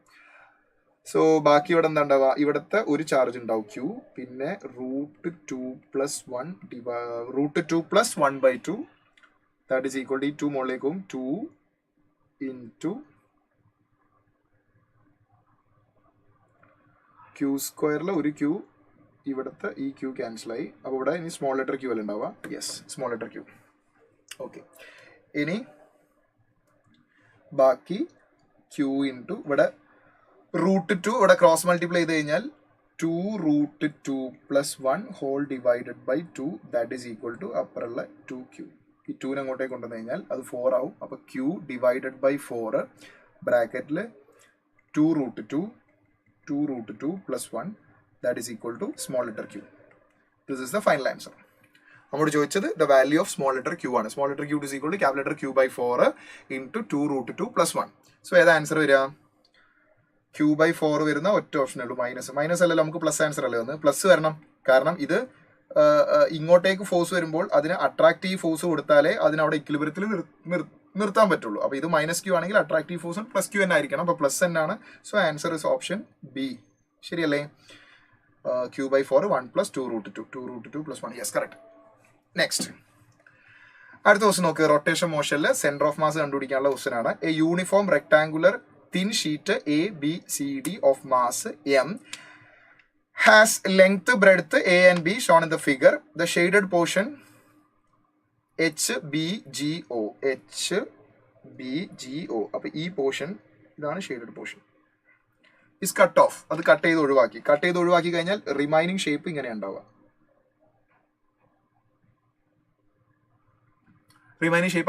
ശരിയല്ലേ? Centre of mass of the remaining portion. Okay, അപ്പോൾ ഇതിന്റെ ടോട്ടൽ മാസ് എം എന്ന് പറഞ്ഞിട്ടുണ്ട്. അപ്പോൾ 4 കഷ്ണാക്കിയിട്ട് ഈക്വലി ഡിവൈഡ് ചെയ്താൽ ഓരോന്നിന്റെയും മാസ് m/4 ഉണ്ടാവുക. അതിൽ ഒരു മാസമായ m/4 കട്ട് ചെയ്ത് ഒഴിവാക്കി. പിന്നെ 3 കഷ്ണങ്ങളേ ഉള്ളൂ. ഓരോ കഷ്ണത്തിന്റെയും മാസ് m/4. അപ്പോൾ നമുക്ക് എന്ത് ചെയ്യാം? ഓരോ പീസിനെയും സെപ്പറേറ്റ് ഇൻഡിവിജ്വൽ ബ്ലോക്കുകളാക്കി കൺസിഡർ ചെയ്യാം. സോ ആദ്യത്തെ ബ്ലോക്കിന്റെ സെന്റർ ഓഫ് മാസ് വരിക അതിന്റെ എക്സാക്ട് മിഡ് പോയിന്റിൽ ജോമെട്രിക് സെന്ററിൽ. അടുത്ത ബ്ലോക്കിന്റെ സെന്റർ ഓഫ് മാസ് വരിക അതിന്റെ ജോമെട്രിക് സെന്ററിൽ. മൂന്നാമത്തെ ബ്ലോക്കിന്റെ സെന്റർ ഓഫ് മാസ് വരിക അതിന്റെ ജോമെട്രിക് സെന്ററിൽ. ഓക്കെ, ഇനി ഓരോന്നിനെ ഇൻഡിവിജ്വൽ പോയിന്റ് മാസ് ആക്കിയിട്ട് കൺസിഡർ ചെയ്യുക, എന്നിട്ട് സെന്റർ ഓഫ് മാസ് കണ്ടുപിടിക്കുക. അപ്പോൾ നോക്ക്, ഈ ഡിസ്റ്റൻസ് വരുന്നത് ഇത് 0b. അപ്പോൾ ഈ ഡിസ്റ്റൻസ് വരുന്നത് b ആണ്. അപ്പം ഇത് വരിക b/2, ഇത് b/4 വരും. കാരണം നോക്ക്, ഇത് മൊത്തം b അല്ലടാ, ഇത് മൊത്തം b അല്ലേ. അപ്പൊ അതിന്റെ പകുതി അല്ലേ ഇത് വരിക b/2. ശരിയല്ലേ? അതിന്റെയും പകുതിയാണ് ഈ ഡിസ്റ്റൻസ് വരിക b/4. ഓക്കെ, അപ്പൊ ഇത് b/2. അപ്പൊ ഈ ഡിസ്റ്റൻസ് മൊത്തം എത്രയായി? b/4 plus b/2. അപ്പോൾ ഇത് total distance 3b divided by 4. ഈ ഡിസ്റ്റൻസ് എന്താ വരിക? b/4. ഇത് b/4. ഈ ഡിസ്റ്റൻസ് എന്താ വരിക? Same b/4. സിമിലർലി ഈ ഡിസ്റ്റൻസ് എത്ര വരിക? ഇത് മൊത്തം എത്ര? a ആണ്. ശരിയല്ലേ? ഇത് മൊത്തം a ആണ്.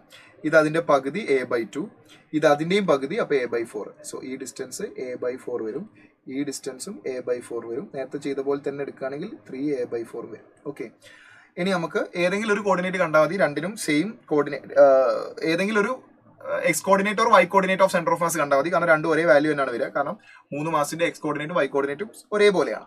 ഞാൻ എക്സ് കോർഡിനേറ്റ് കാണാം. X coordinate of centre of mass, ഓരോന്നിന്റെയും മാസ് ഞാൻ m/4 എന്നല്ലേ എടുത്തത്. അപ്പോൾ m divided by 4. X coordinate ഇത് അവിടെ b/4 ശരിയല്ലേ? b അല്ല, a/4. നമുക്ക് a/4 3a/4. അപ്പോൾ m/4 into a/4 plus m/4 into a/4 plus m/4 into 3a divided by 4 whole divided by total mass എത്ര വരടാ? m/4 മൂന്നെണ്ണല്ലേ, 3m divided by 4. Okay, അപ്പോൾ ഇവിടെ denominators ഒക്കെ സെയിം ആയതുകൊണ്ട് ഇവിടെ m into a 3 into m into a. അപ്പോൾ ma plus 3ma that is 5ma divided by 4 into 4 whole divided by 3m divided by 4. അപ്പോൾ ഈ m cancel ആവും, ഇതിലൊരു 4 ക്യാൻസൽ ആവും. ബാക്കി ഉണ്ടാവുക 5a ഡിവൈഡഡ് ബൈ 3 4 മൾട്ടിപ്ലൈ ചെയ്താൽ 12 വരും. 5a divided by 12. അതാണ് എക്സ് കോർഡിനേറ്റ് വരിക. അതേപോലെ തന്നെ വൈ കോർഡിനേറ്റ് വരും. Y coordinate 5b divided by 12 വരും. So that is option D is the right answer. ശരിയല്ലേ? എ അല്ല മക്കളെ, എ അല്ല കേട്ടോ, എ അല്ല കേട്ടോ, തെറ്റിപ്പോയി. ക്ലിയർ അല്ലടാ? Okay, next question. ഇതും വളരെ ലെങ്തി ആയ ചോദ്യമാണ്, ശ്രദ്ധിച്ചു നോക്കുക. 7 identical circular disc, each of mass m, radius r, welded symmetrically as shown in figure. The moment of inertia of the arrangement about an axis passing through the point, passing through normal to the plane through a point P. ഇപ്പോൾ P എന്ന് പറഞ്ഞ point എന്ന് പറഞ്ഞാൽ ഇവിടെയാണ് P എന്ന് പറഞ്ഞ point വരുന്നത്, ഈ എഡ്ജിൽ പോയിന്റ് വരുന്നത്. അപ്പൊ ആ പോയിന്റിനെ ബേസ് ചെയ്ത് കറങ്ങുമ്പോഴുള്ള മൊമെന്റ് ഓഫ് ഇനേഷ്യാണ് ഫൈൻഡ് ഔട്ട് ചെയ്യേണ്ടത്. അപ്പൊ ആദ്യം സെൻട്രൽ പോയിന്റ്, ഈ സെൻട്രൽ പോയിന്റിനെ ബേസ് ചെയ്ത് കറങ്ങുമ്പോഴാ, ഈ സെൻട്രൽ പോയിന്റിനെ ബേസ് ചെയ്ത് കറങ്ങുമ്പോഴുള്ള മൊമെന്റ് ഓഫ് ഇനേഷ്യ ഫസ്റ്റ് ഫൈൻഡ് ഔട്ട് ചെയ്യണം. സെൻട്രൽ പോയിന്റിനെ ബേസ് ചെയ്ത് കറങ്ങുമ്പോഴുള്ള മൊമെന്റ് ഓഫ് ഇനേഷ്യ. അതിനെന്ത് ചെയ്യണമെന്ന് വെച്ച് കഴിഞ്ഞാൽ, നോക്ക്, ഈ സെൻട്രൽ ഡിസ്ക് കറങ്ങുമ്പോഴുള്ള മൊമെന്റ് ഓഫ് ഇനേഷ്യ, ഡിസ്ക് ആണോ സ്ഫിയർ ആണോ? Identical circular disc. അപ്പോൾ സെൻട്രൽ ഡിസ്ക് കറങ്ങുമ്പോഴുള്ള മൊമെന്റ് ഓഫ് ഇനേഷ്യ വരിക mr²/2 ആണ്. ഓക്കെ, ഞാൻ ഈ സറൗണ്ടിങ്ങിലുള്ള ഒരു ഡിസ്കിനെ സെലക്ട് ചെയ്തു. ഈ സറൗണ്ടിങ്ങിലുള്ള ഈ ഡിസ്ക് എന്ത് ചെയ്യുന്നുണ്ട്? ഈ സെന്ററിലുള്ള ഡിസ്കിന്റെ സെന്ററിലൂടെ പാസ് ചെയ്യുന്ന ഒരു ആക്സസ് അതിനെ ബേസ് ചെയ്തിട്ട് ഇങ്ങനെ കറങ്ങുന്നുണ്ടെന്ന് അസ്യൂം ചെയ്യാം. അപ്പൊ നോക്കുക, ഈ നടുക്കുള്ള ഡിസ്ക് കറങ്ങുന്നു. ഏത് ആക്സിനെ ബേസ് ചെയ്തിട്ട്? അതിന്റെ സെന്ററിലൂടെ കടന്നു പോകുന്ന ആക്സിനെ ബേസ് ചെയ്തിട്ട്. ആക്ച്വലി ആ ആക്സിലല്ല കറങ്ങുന്നത്, ഈ സൈഡിലുള്ള ആക്സിലാണ് കറങ്ങുന്നത്. ബട്ട് നമുക്ക് ആൻസർ കിട്ടണമെങ്കിൽ ആദ്യം സെന്ററിലുള്ള ഡിസ്കിന്റെ എക്സാക്ട് മിഡ് പോയിന്റിലൂടെ പാസ് ചെയ്യുന്ന ഒരു ആക്സിസ്, ആ ആക്സിനെ ബേസ് ചെയ്ത് കറങ്ങുമ്പോഴുള്ള മൊമെന്റ് ഓഫ് ഇനേഷ്യ കണ്ടുപിടിക്കണം ഓഫ് ദി സിസ്റ്റം. ഓക്കെ, അപ്പൊ അത് കണ്ടുപിടിക്കാനുള്ള ശ്രമമാണ് ആദ്യം നമ്മൾ ചെയ്യുന്നത്. സെൻട്രൽ ഡിസ്കിന്റെ മൊമെന്റ് ഓഫ് ഇനേഷ്യ സെൻട്രൽ ആക്സിന് കറങ്ങുമ്പോൾ mr²/2 ആണ്. ഇനി ഞാൻ ഈ സറൗണ്ടിങ്സിലുള്ള ഒരു ഡിസ്ക് എടുത്തു. ആ ഡിസ്ക് സെൻട്രൽ ആക്സിനെ ബേസ് ചെയ്ത് കറങ്ങാന്ന് വിചാരിച്ചു. അങ്ങനെയെങ്കിൽ അതിന്റെ മൊമെന്റ് ഓഫ് ഇനേഷ്യ കാണണം. അപ്പൊ നമ്മൾ എന്ത് യൂസ് ചെയ്യണം? പാരലൽ ആക്സിസ് തിയറി യൂസ് ചെയ്യണം. ഞാൻ ഈ ഷെയ്ഡ് ചെയ്ത ഡിസ്ക് അതിന്റെ താഴെയുള്ള ഈ ആക്സിനെ ബേസ് ചെയ്തിട്ടാണ് കറങ്ങുന്നതെന്ന് വിചാരിക്കാം. അപ്പൊ ഷെയ്ഡ് ചെയ്ത ഡിസ്ക് അതിന്റെ സ്വന്തം സെന്റർ ഓഫ് മാസിലൂടെയുള്ള ആക്സിലൂടെ കടന്നു പോകുന്ന ആക്സിനെ ബേസ് ചെയ്ത് കറങ്ങുമ്പോഴുള്ള മൊമെന്റ് ഓഫ് ഇനേഷ്യ mr²/2 ആണ്. പ്ലസ് പാരലൽ ആക്സിസ് തിയറം പ്രകാരം സെന്റർ ഓഫ് മാസിനെ ബേസ് ചെയ്ത് കറങ്ങുമ്പോഴുള്ള മൊമെന്റ് ഓഫ് ഇനേഷ്യ plus mass of the body, that is m into square of distance between these two axis. ഈ രണ്ട് ആക്സിസ് നമ്മൾ ഡിസ്റ്റൻസ് എന്താ വരിക? ഇവിടെ മുതൽ ഇവിടെ വരെ 6, എഗെയിൻ 6, അപ്പോൾ 2r വരും. അപ്പോൾ square of distance between these to parallel axis, അപ്പോൾ 2r² ദാറ്റ് ഇസ് 4r². അപ്പോൾ ഞാൻ 4 ഇവിടെ r², ശരിയല്ലേ? ഇവിടെ ജസ്റ്റ് 2/2 കൊണ്ട് മൾട്ടിപ്ലൈ ചെയ്യുക. അപ്പോൾ നമുക്ക് നെറ്റ് വാല്യൂ കിട്ടും 8 1 9 mr²/2. ഇതാണ് എന്ത്? ഈ ചുറ്റുമുള്ള ഇതിലുള്ള ഒരു ഡിസ്ക് ഈ നടുവിലുള്ള ആക്സിനെ ബേസ് ചെയ്ത് കറങ്ങുമ്പോഴുള്ള മൊമെന്റ് ഓഫ് ഇനേഷ്യ. അതുപോലത്തെ എത്ര ഡിസ്ക് ഉണ്ട്? 1 2 3 4 5 6 ഡിസ്ക് ഉണ്ട്. അപ്പോൾ ടോട്ടൽ കിട്ടണമെങ്കിൽ 6 into 9 mr² divided by 2. Okay, അപ്പൊ ചുറ്റുമുള്ള എല്ലാ ഡിസ്കുമായി. ഇനി നടുക്കുള്ള ഡിസ്കിന്റെയും കൂടെ വേണ്ടേ? nadiculla ഡിസ്കിന്റെ മൊമെന്റ് ഓഫ് ഇനേഷ്യ mr²/2 പ്ലസ് mr²/2. സോ ഇവിടെ 9 ഇൻറ്റു 6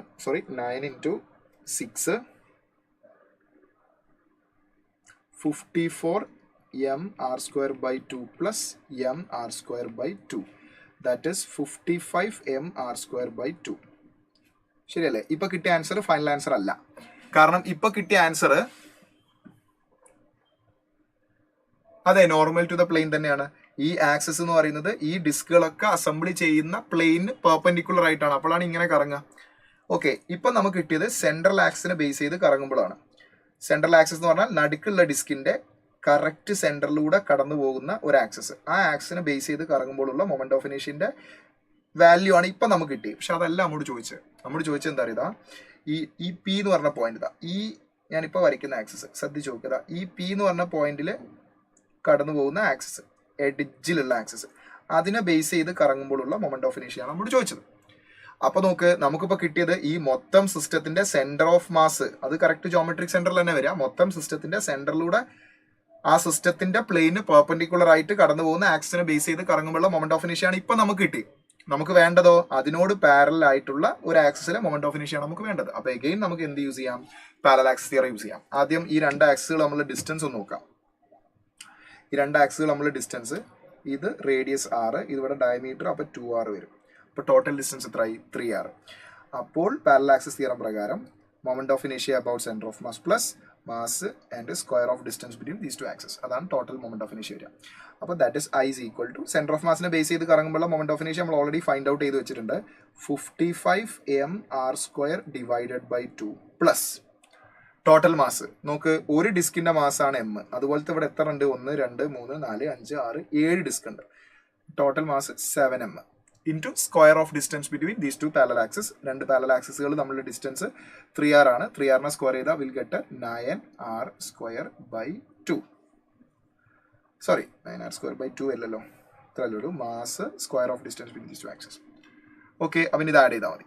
ഇത് രണ്ടും ആഡ് ചെയ്താൽ മതി. അപ്പോൾ ഇത് രണ്ടും ആഡ് ചെയ്യുകയാണെങ്കിൽ ഡിനോമിനേറ്റർ കോമൺ ആക്കാൻ ഞാനിവിടെ ഒരു 2/2 കൊണ്ട് മൾട്ടിപ്ലൈ ചെയ്തു.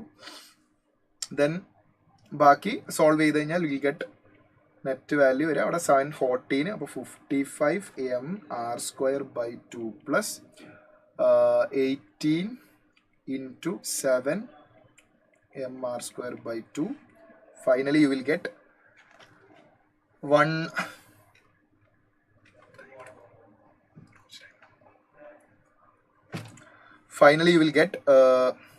181 mr² 2. That is option D is the right answer. ശരിയല്ലേ?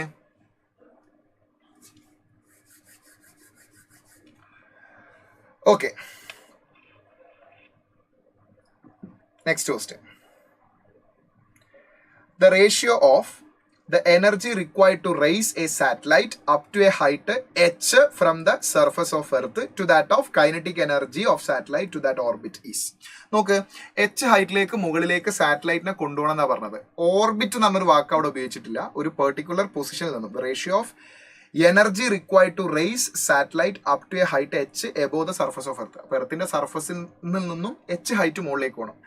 ഓർബിറ്റിലേക്ക് കൊണ്ടുപോകണം എന്ന് പറയുമ്പോൾ നമ്മൾ വേണ്ട റിക്വയർഡ് എനർജി എന്ന് പറയുന്നത് ടോട്ടൽ എനർജിയുടെ ഡിഫറൻസ് ആണ്.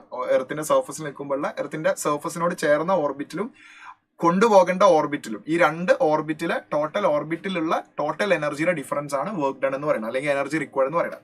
അവിടെ ഓർബിറ്റ് എന്നുള്ള വാക്ക് ഉപയോഗിച്ചിട്ടില്ല. ശ്രദ്ധിക്കണം, ratio of energy required to rise a satellite up to a height H above the surface of earth എന്നാണ് പറഞ്ഞത്. അപ്പൊ എച്ച് ഹൈറ്റിലേക്ക് മുകളിലേക്ക് കൊണ്ടുപോയാൽ മതി.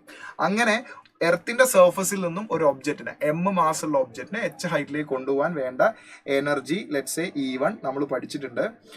എനർജി അല്ലെങ്കിൽ നമുക്ക് പൊട്ടൻഷ്യൽ എനർജിയുടെ ഡിഫറൻസ് എടുത്താലും മതി. ലെറ്റ്സ് സേ ഡെൽറ്റ യു എന്ന് എഴുതാം. ദാറ്റ് ഈസ് ഈക്വൽ നമ്മൾ പഠിച്ച ഇക്വേഷൻ ആണ് mgh divided by 1 plus h/r. നിങ്ങൾ ഓർക്കുന്നുണ്ടെന്ന് ഞാൻ വിചാരിക്കുന്നു. This is the energy required to raise an object of mass m from the surface of earth to a height h. ഇത്രയും energy വേണം.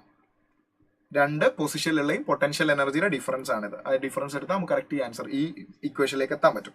ഇനി നമുക്ക് വേണ്ടത് എന്താ? രണ്ടാമത്തെ energy, the kinetic energy of the satellite in that particular orbit. ആ ഓർബിറ്റിലെ kinetic energy വേണം. So ഇതൊരു സാറ്റലൈറ്റ് പ്ലാനറ്റ് എർത്ത്. ഇത് ഇപ്പൊ ഞാൻ ഇട്ട് വെച്ചേക്കുന്ന ഈ ഡോട്ട് എന്ന് പറയുന്നത് സാറ്റലൈറ്റ്. സോ അവരുടെ റേഡിയസ് എന്ന് പറയുന്നത് ലെറ്റ്സ് സേ r+h എന്ന് പറയുന്ന ആ റേഡിയസ് r+h തന്നെ ഇതാ, r+h ഈ ഒരു ഓർബിറ്റിലാണ് കറങ്ങുന്നതെന്ന് വിചാരിച്ചോ.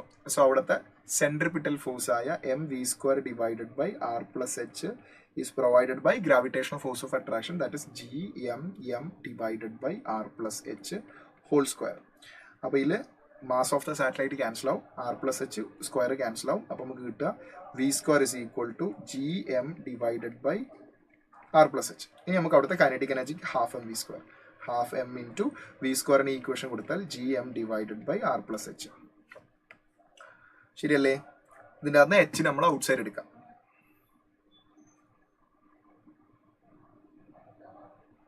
ഒരു മിനിറ്റ് മക്കളെ. ഓക്കെ, ഇതിൻ്റെ അകത്ത് നമ്മൾ എച്ചിനെ ഔട്ട് സൈഡ് എടുക്കാം. എച്ചിന് ഔട്ട് സൈഡ് എടുത്തു കഴിഞ്ഞാൽ GMM ഡിവൈഡഡ് ബൈ എച്ചിനല്ല ആറിന് ഔട്ട് സൈഡ് എടുക്കുക. ആറിന് ഔട്ട് സൈഡ് എടുത്തു കഴിഞ്ഞാൽ 2 അവിടെ നിൽക്കട്ടെ, 6 പുറത്ത് വരും. പുറത്ത് വന്നു കഴിഞ്ഞാൽ ഇവിടെ 1+h/r. ഇനി നമുക്ക് ന്യൂമറേറ്ററിലും ഡിനോമിനേറ്ററിലും r കൊണ്ട് മൾട്ടിപ്ലൈ ചെയ്യാം. അത് എന്തിനാ ചെയ്യുന്നതെന്ന് വെച്ച് കഴിഞ്ഞാൽ അപ്പോൾ ഡിനോമിനേറ്ററിൽ r² ആവും. So kinetic energy KE is equal to GMM ന്യൂമറേറ്ററിലുള്ള r ഡിവൈഡഡ് ബൈ 2 ഇൻറ്റു ഡിനോമിനേറ്ററിൽ ഒരു r² വരും, ദെൻ 1+h/r. ഓക്കെ, ഇതെന്താ സാധനം? ഞാനിപ്പോൾ ഷെയ്ഡ് ചെയ്യുന്നത് ശ്രദ്ധിച്ച് നോക്ക്, GM divided by R square, GM by R square, അത് ആക്സിലറേഷൻ ഡ്യൂ ടു ഗ്രാവിറ്റി ആണ്. അപ്പോൾ kinetic energy is equal to this is acceleration due to gravity, that is G, പിന്നെ ന്യൂമറേറ്ററിൽ ഒരു സ്മോൾ ലെറ്റർ M, ഒരു R, divided by 2 into 1 plus H by R. Okay, അപ്പോൾ നമുക്ക് kinetic എനർജിയും കിട്ടി. ഇനി കൈനറ്റിക് എനർജിയും എർത്തിന്റെ സർഫസിന് H, ഒരു മിനിറ്റ് മക്കളെ. ഓക്കെ, കൈനറ്റിക് എനർജിയും എർത്തിന്റെ സർഫസിൽ നിന്നും H ഹൈറ്റ് മുകളിലേക്ക് പോകാനുള്ള എനർജിയും തമ്മിലുള്ള റേഷ്യോ ആണ് ചോദിച്ചത്. സോ ആദ്യം ഏതാ പറയുന്നത്? മുകളിലേക്ക് കൊണ്ടുപോകാനുള്ള energy, that is delta U divided by kinetic energy, ഇത് നമ്മളെ റേഷ്യോ ആണ്. So mgh divided by 1 plus H by R divided by second one. അപ്പോൾ നമുക്ക് റെസിപ്രോക്കൽ എടുത്ത് മൾട്ടിപ്ലൈ ചെയ്താൽ 2 into 1 plus H by R divided by GMR. Okay, ഏതൊക്കെ cancel ആവിടാ? 1 plus H by R, 1 plus H by R cancel ആവും. mg cancel ആവും. പിന്നെ ഇവിടെ H, R 2 മാത്രമേ ഉള്ളൂ. So ratio is 2H divided by R, 2H divided by R. So 2H is to R, 2H is to R, that is 2H is to R, that is option C is the right answer. Got it? ശരിയല്ലടാ? Okay, next കിട്ടിയല്ലോ. അടുത്ത question. 3 charges minus Q1 plus Q2 minus Q3 are placed shown in the figure. The x component of the force on Q1 is proportional to x component of the force on Q1. അപ്പോൾ നോക്ക്, Q1ന്റെ മുകളിൽ act ചെയ്യുന്ന ഓരോ ഫോഴ്സുകളും mark ചെയ്യാം. ഇവിടെ ഈ Q2 positive ആണ്, Q1 negative ആണ്. So there will be an attractive force towards this direction. അപ്പോൾ ആ ഫോഴ്സിന്റെ വാല്യൂ എന്താണ്ടാവുക? K Q1 Q2 divided by അവർ തമ്മിലുള്ള ഡിസ്റ്റൻസ് B ആണ്, B സ്ക്വയർ. ഓക്കെ, ഇനി രണ്ടാമത്തെ ഫോഴ്സ് നോക്കാം. ഇത് Q3 നെഗറ്റീവ് ആണ്, Q2 നെഗറ്റീവ് ആണ്. So there will be a repulsive force ഇങ്ങോട്ടേക്ക് ഉണ്ടാവും, repulsive force. This will be theta. ആ റിപ്പൽസീവ് ഫോഴ്സിനെ 2 കോമ്പണന്റ് ആക്കി എടുക്കണം, കാരണം നമുക്ക് X ഡയറക്ഷനിലുള്ള നെറ്റ് ഫോഴ്സ് ആണ് വേണ്ടത്. അപ്പൊ അതിന്റെ ഒരു കോമ്പണന്റ് മാത്രം എടുത്താൽ മതി, ഇങ്ങോട്ടേക്കുള്ള കോമ്പണന്റ് എടുത്താൽ മതി. ഈ കോമ്പണന്റ് എന്താ ഇവിടെ? ഫോഴ്സിന്റെ സൈൻ കോമ്പണന്റ് ആവും. അപ്പൊ ഫോഴ്സ് എന്താ വരിക? K Q3 Q1 divided by ഇവർ തമ്മിലുള്ള ഡിസ്റ്റൻസ് A അല്ലേ, A square into sine theta. അപ്പോൾ ഹൊറിസോണ്ടൽ ഡയറക്ഷനിലുള്ള net force K Q1 Q2 divided by B square plus K Q3 Q1 sine of theta divided by A square. അതിൽ common terms ഏതൊക്കെയാണ് ഉള്ളത്? K Q1 common ആണ്, അത് മാറ്റി വെച്ച് കഴിഞ്ഞാൽ horizontal forces proportional to Q2 divided by B square plus Q3 divided by A square into sine of theta. That is option Q square by B square plus Q2 divided by B square plus Q3 divided by A square sin theta. That is option C is the right answer. ശരിയല്ലേ? Yes. Next question. 2 infinite parallel plate contain electric charges, charge density plus sigma minus sigma respectively. They are separated by a small distance in air. Permeability of free space is epsilon zero. Magnitude of electric field between 2 plate in which direction? Okay, 2 plate ഉണ്ട്, ഒന്ന് positively ചാർജിലും ഒന്ന് negatively ചാർജിലാണ്. ഇത് plus, ഇത് minus. So positive ചാർജിന്റെ field radially outward, negative ചാർജിന്റെ field radially inward. അപ്പോൾ രണ്ടും ഒരേ ഡയറക്ഷനിലാണ്. സിഗ്മ ബൈ 2 എപ്സിലോൺ 0 ആണ് വരിക, രണ്ടെണ്ണം ഉണ്ട്. അപ്പോൾ sigma by 2 epsilon 0 plus sigma by 2 epsilon 0 that is equal to sigma by epsilon 0 net field വരിക towards the negatively charged plate.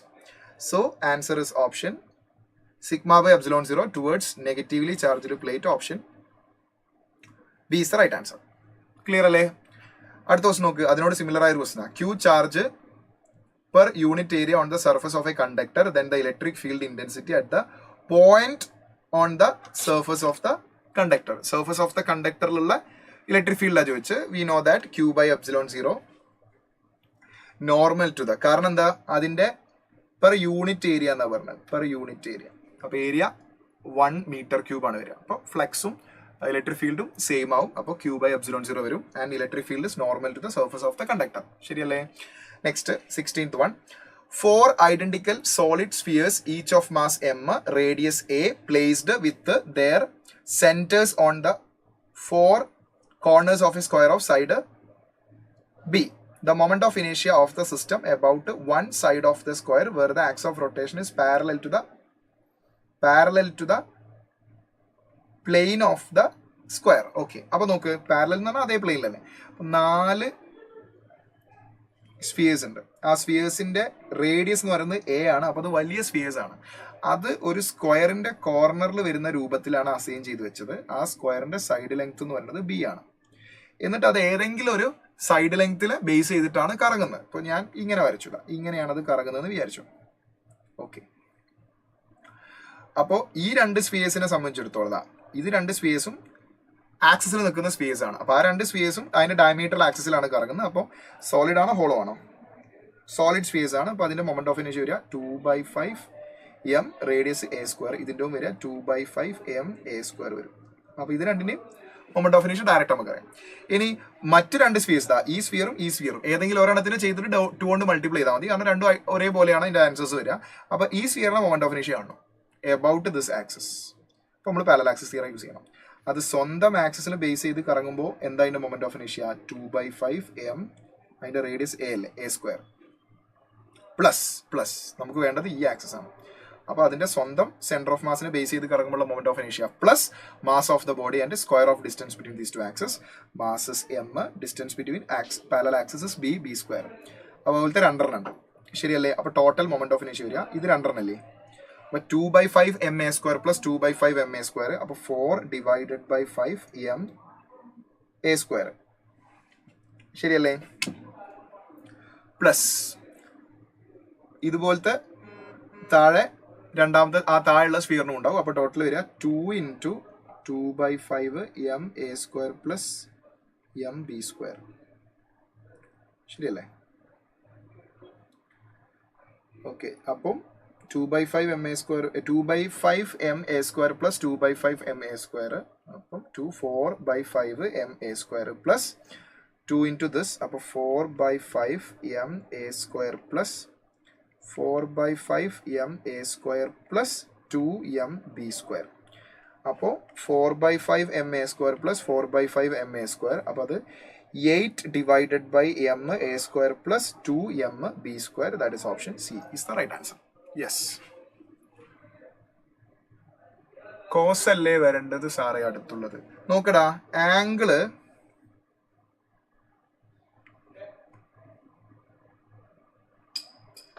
Okay, നമ്മൾ ആംഗിൾ മാർക്ക് ചെയ്തതിൽ ചെറിയൊരു വ്യത്യാസം വന്നു കേട്ടോ. നോക്കടാ, ഇത് താഴോട്ടേക്ക് എക്സ്റ്റെൻഡ് ചെയ്യുക, ഈ ഡയറക്ഷൻ ഇങ്ങോട്ടേക്കും എക്സ്റ്റെൻഡ് ചെയ്യുക.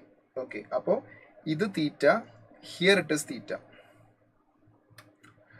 ഇത് തീറ്റ, ഇതും തീറ്റ. അപ്പം തീറ്റ, അപ്പം ഈ കോമ്പണന്റ് വരിക കോസ് തീറ്റയും ഈ കോമ്പണന്റ് വരിക സൈൻ തീറ്റ ആയിരിക്കും കേട്ടോ. Okay, thank you. Next 17th one. An electron in hydrogen atom jump from 3rd orbit to 2nd orbit, emit a photon of wavelength lambda.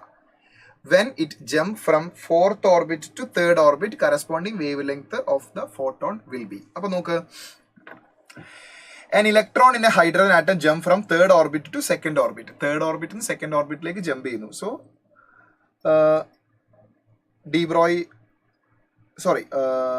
Corresponding wavelength. Okay, നമുക്ക് Rydberg equation ഇല്ലായിരുന്നു, 1/λ is equal to Rydberg constant into z square 1/n1 square minus 1/n2 square. അപ്പോൾ അവിടെ z എന്ന് പറയുന്നത് atomic number ആണ്, hydrogen ആറ്റാണ്. അപ്പോൾ z എഴുതേണ്ട ആവശ്യമില്ല. അപ്പോൾ ആദ്യത്തെ വേവ് ലെങ്ത് ആയ 1/λ is equal to, ഞാൻ λ1 എന്ന് എഴുതാം, is equal to r0 into n1 square minus n2 square. എവിടേക്കാണ് എത്തിയത്? Jump from 3rd to 2nd. 1/2 square is 4 minus 1/3 square is 9. So 1/λ1 is equal to r0 into 9 minus 4 divided by 4 into 9. അപ്പോൾ λ1 is equal to reciprocal എടുത്താൽ 4 into 9 divided by 5 r0. Okay, ഇനി second സിറ്റുവേഷനിൽ jump from fourth to third, fourth നിന്ന് തേർഡിലേക്ക് jump ചെയ്തു. അപ്പോൾ എത്തുന്നത് തേർഡിലാണ്, ചാടുന്നത് ഫോർത്ത് ഓർബിറ്റിലാണ്. So 1/λ2 is equal to R0 into 1/3 square is 9 minus 1/4 square is 16. Cross multiply that 1/λ2 is equal to R0 into 16 minus 9 divided by 9 into 16. Reciprocal എടുത്താൽ λ2 is equal to 9 into 16 divided by R0 into 16 minus 9, that is 7. ശരിയല്ലേ? ഇനി നമുക്ക് വേണ്ടത് λ2 ആണ്. അപ്പോൾ λ2 divided by λ1. λ2ന്റെ value എന്താണ്? 9 into 16 divided by R0 into 7 into reciprocal എടുത്ത് multiply ചെയ്യുക. 5 R0 ഡിവൈഡഡ് ബൈ 9 into 4. അപ്പോൾ ഇവിടെ കട്ട് ചെയ്യാനുള്ളത് R0 കട്ടായി പോവും. ഇവിടെ 5ഉം 7ഉം ബാക്കി ഉണ്ടാവും. 4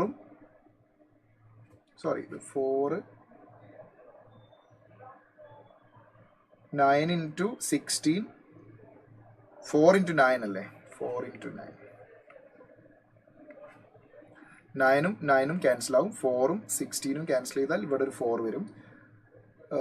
പിന്നെ λ2 by λ1, λ2 divided by λ1 is equal to 20 divided by 7. അപ്പോൾ λ2 is equal to λ1 into 20/7. 20/7, that is option A is the right answer. Ready? Okay, next 18th one. A sodium, നമുക്ക് വേഗം ചെയ്തു പോവാം ബിക്കോസ് കെമിസ്ട്രി ഡിസ്കസ് ചെയ്യാണ്ട് സാറ് വെയിറ്റ് ചെയ്യണം. നമുക്ക് പെട്ടെന്ന് ചെയ്തു പോവാം. A sodium atom in one of the state labeled the lowest energy level, it remains in that state for average time 10⁻⁻8 seconds before it make a transition back to the ground state. അതായത് excited സ്റ്റേറ്റിന് താഴോട്ടേക്ക് വരാൻ അതിൻ്റെ ഇടയ്ക്കുള്ള time gap ആണ് പറഞ്ഞത് 10⁻⁻8 seconds. വളരെ കുറഞ്ഞ സമയമുള്ളത് നിങ്ങൾക്ക് അറിയാം. Uncertainty energy of that excited state, അതിന്റെ അൺസർട്ടനിറ്റി എനർജിയാണ് ചോദിച്ചത്. V know that uncertainty principle പ്രകാരം ΔE into ΔT is equal to h/2π. അപ്പം ΔE ആണ് നമുക്ക് ഫൈൻഡ് ഔട്ട് ചെയ്യേണ്ടത്. That is equal to h divided by 2π into ΔT. ΔT ക്വസ്റ്റിൽ തന്നിട്ടുണ്ട്. അപ്പോൾ ΔE is equal to h 6.6 into 10⁻⁻34 divided by 2π 6.28 into 10⁻⁻8. By solving this you will get answer around ഇത് ചെയ്താൽ നമുക്ക് ജൂളിലാണ് ആൻസർ കിട്ടുക. അതിന് നമ്മൾ ഇലക്ട്രോൺ വോൾട്ടിലേക്ക് മാറ്റാൻ ചാർജ് ഓഫ് ഇലക്ട്രോൺ കൊണ്ട് ഡിവൈഡ് ചെയ്യണം. സോ ഓപ്ഷൻ എ ആണ് ആൻസർ കിട്ടുക. 6.56 into 10⁻⁻8 electron volt. Right. Next question. A diatomic molecule is made up of two masses m1 and m2 which are separated by a distance r. We are calculate the rotational energy by applying Bohr angular momentum quantization. The energy will be, നോക്ക്, diatomic molecule, ഇവിടെ mass m1, ഇവിടെ mass m2, ഇത് rotate ചെയ്യണം. അപ്പോൾ ചുമ്മാ rotate ചെയ്യാന്ന് പറഞ്ഞാൽ about centre of mass ആയിരിക്കും റൊട്ടേറ്റ് ചെയ്യുന്നത്. സെന്റർ ഓഫ് മാസിലേക്കുള്ള ഡിസ്റ്റൻസ് ഇവിടെ m1 നിന്ന് സെന്റർ ഓഫ് മാസിലേക്കുള്ള ഡിസ്റ്റൻസ് r1, m2 നിന്ന് സെന്റർ ഓഫ് മാസിലേക്കുള്ള ഡിസ്റ്റൻസ് r2. r1ന്റെ r2ന്റെ വാല്യൂ നമ്മൾ പഠിച്ചാണ്. r1 is equal എന്താ വരിക? m2 r divided by m1 plus m2. r2ന്റെ വാല്യൂ എന്താ വരിക? m1 r divided by m1 plus m2. Okay, ഇനി നമുക്ക് വേണ്ട റൊട്ടേഷണൽ കൈനറ്റിക് എനർജി ആണ്. റൊട്ടേഷണൽ കൈനറ്റിക് എനർജി പറയുമ്പോൾ ½I⍵² വരും. അത് നമുക്ക് ലാസ്റ്റ് സബ്സ്റ്റിറ്റ്യൂട്ട് ചെയ്യാം. ഇവിടെ ഒമേഗനെ റീപ്ലേസ് ചെയ്യണം, കാരണം നമുക്ക് ആംഗുലാർ മൊമെന്റം ഇൻട്രൊഡ്യൂസ് ചെയ്യണം. കാരണം ബോർ ആംഗുലാർ മൊമെന്റം ക്വാണ്ടൈസേഷൻ വെച്ചിട്ടാണ് നമുക്ക് ആൻസർ വേണ്ടത്. So angular momentum L is equal to I⍵. അപ്പോൾ L divided by I is equal to omega. അതെടുത്ത് ഇങ്ങോട്ടേക്ക് സബ്സ്റ്റിറ്റ്യൂട്ട് ചെയ്യാം. So rotational kinetic energy ½I⍵² പകരം L/I സബ്സ്റ്റിറ്റ്യൂട്ട് ചെയ്യാം. ഒമേഗ വരെ L/I സബ്സ്റ്റിറ്റ്യൂട്ട് ചെയ്യാം.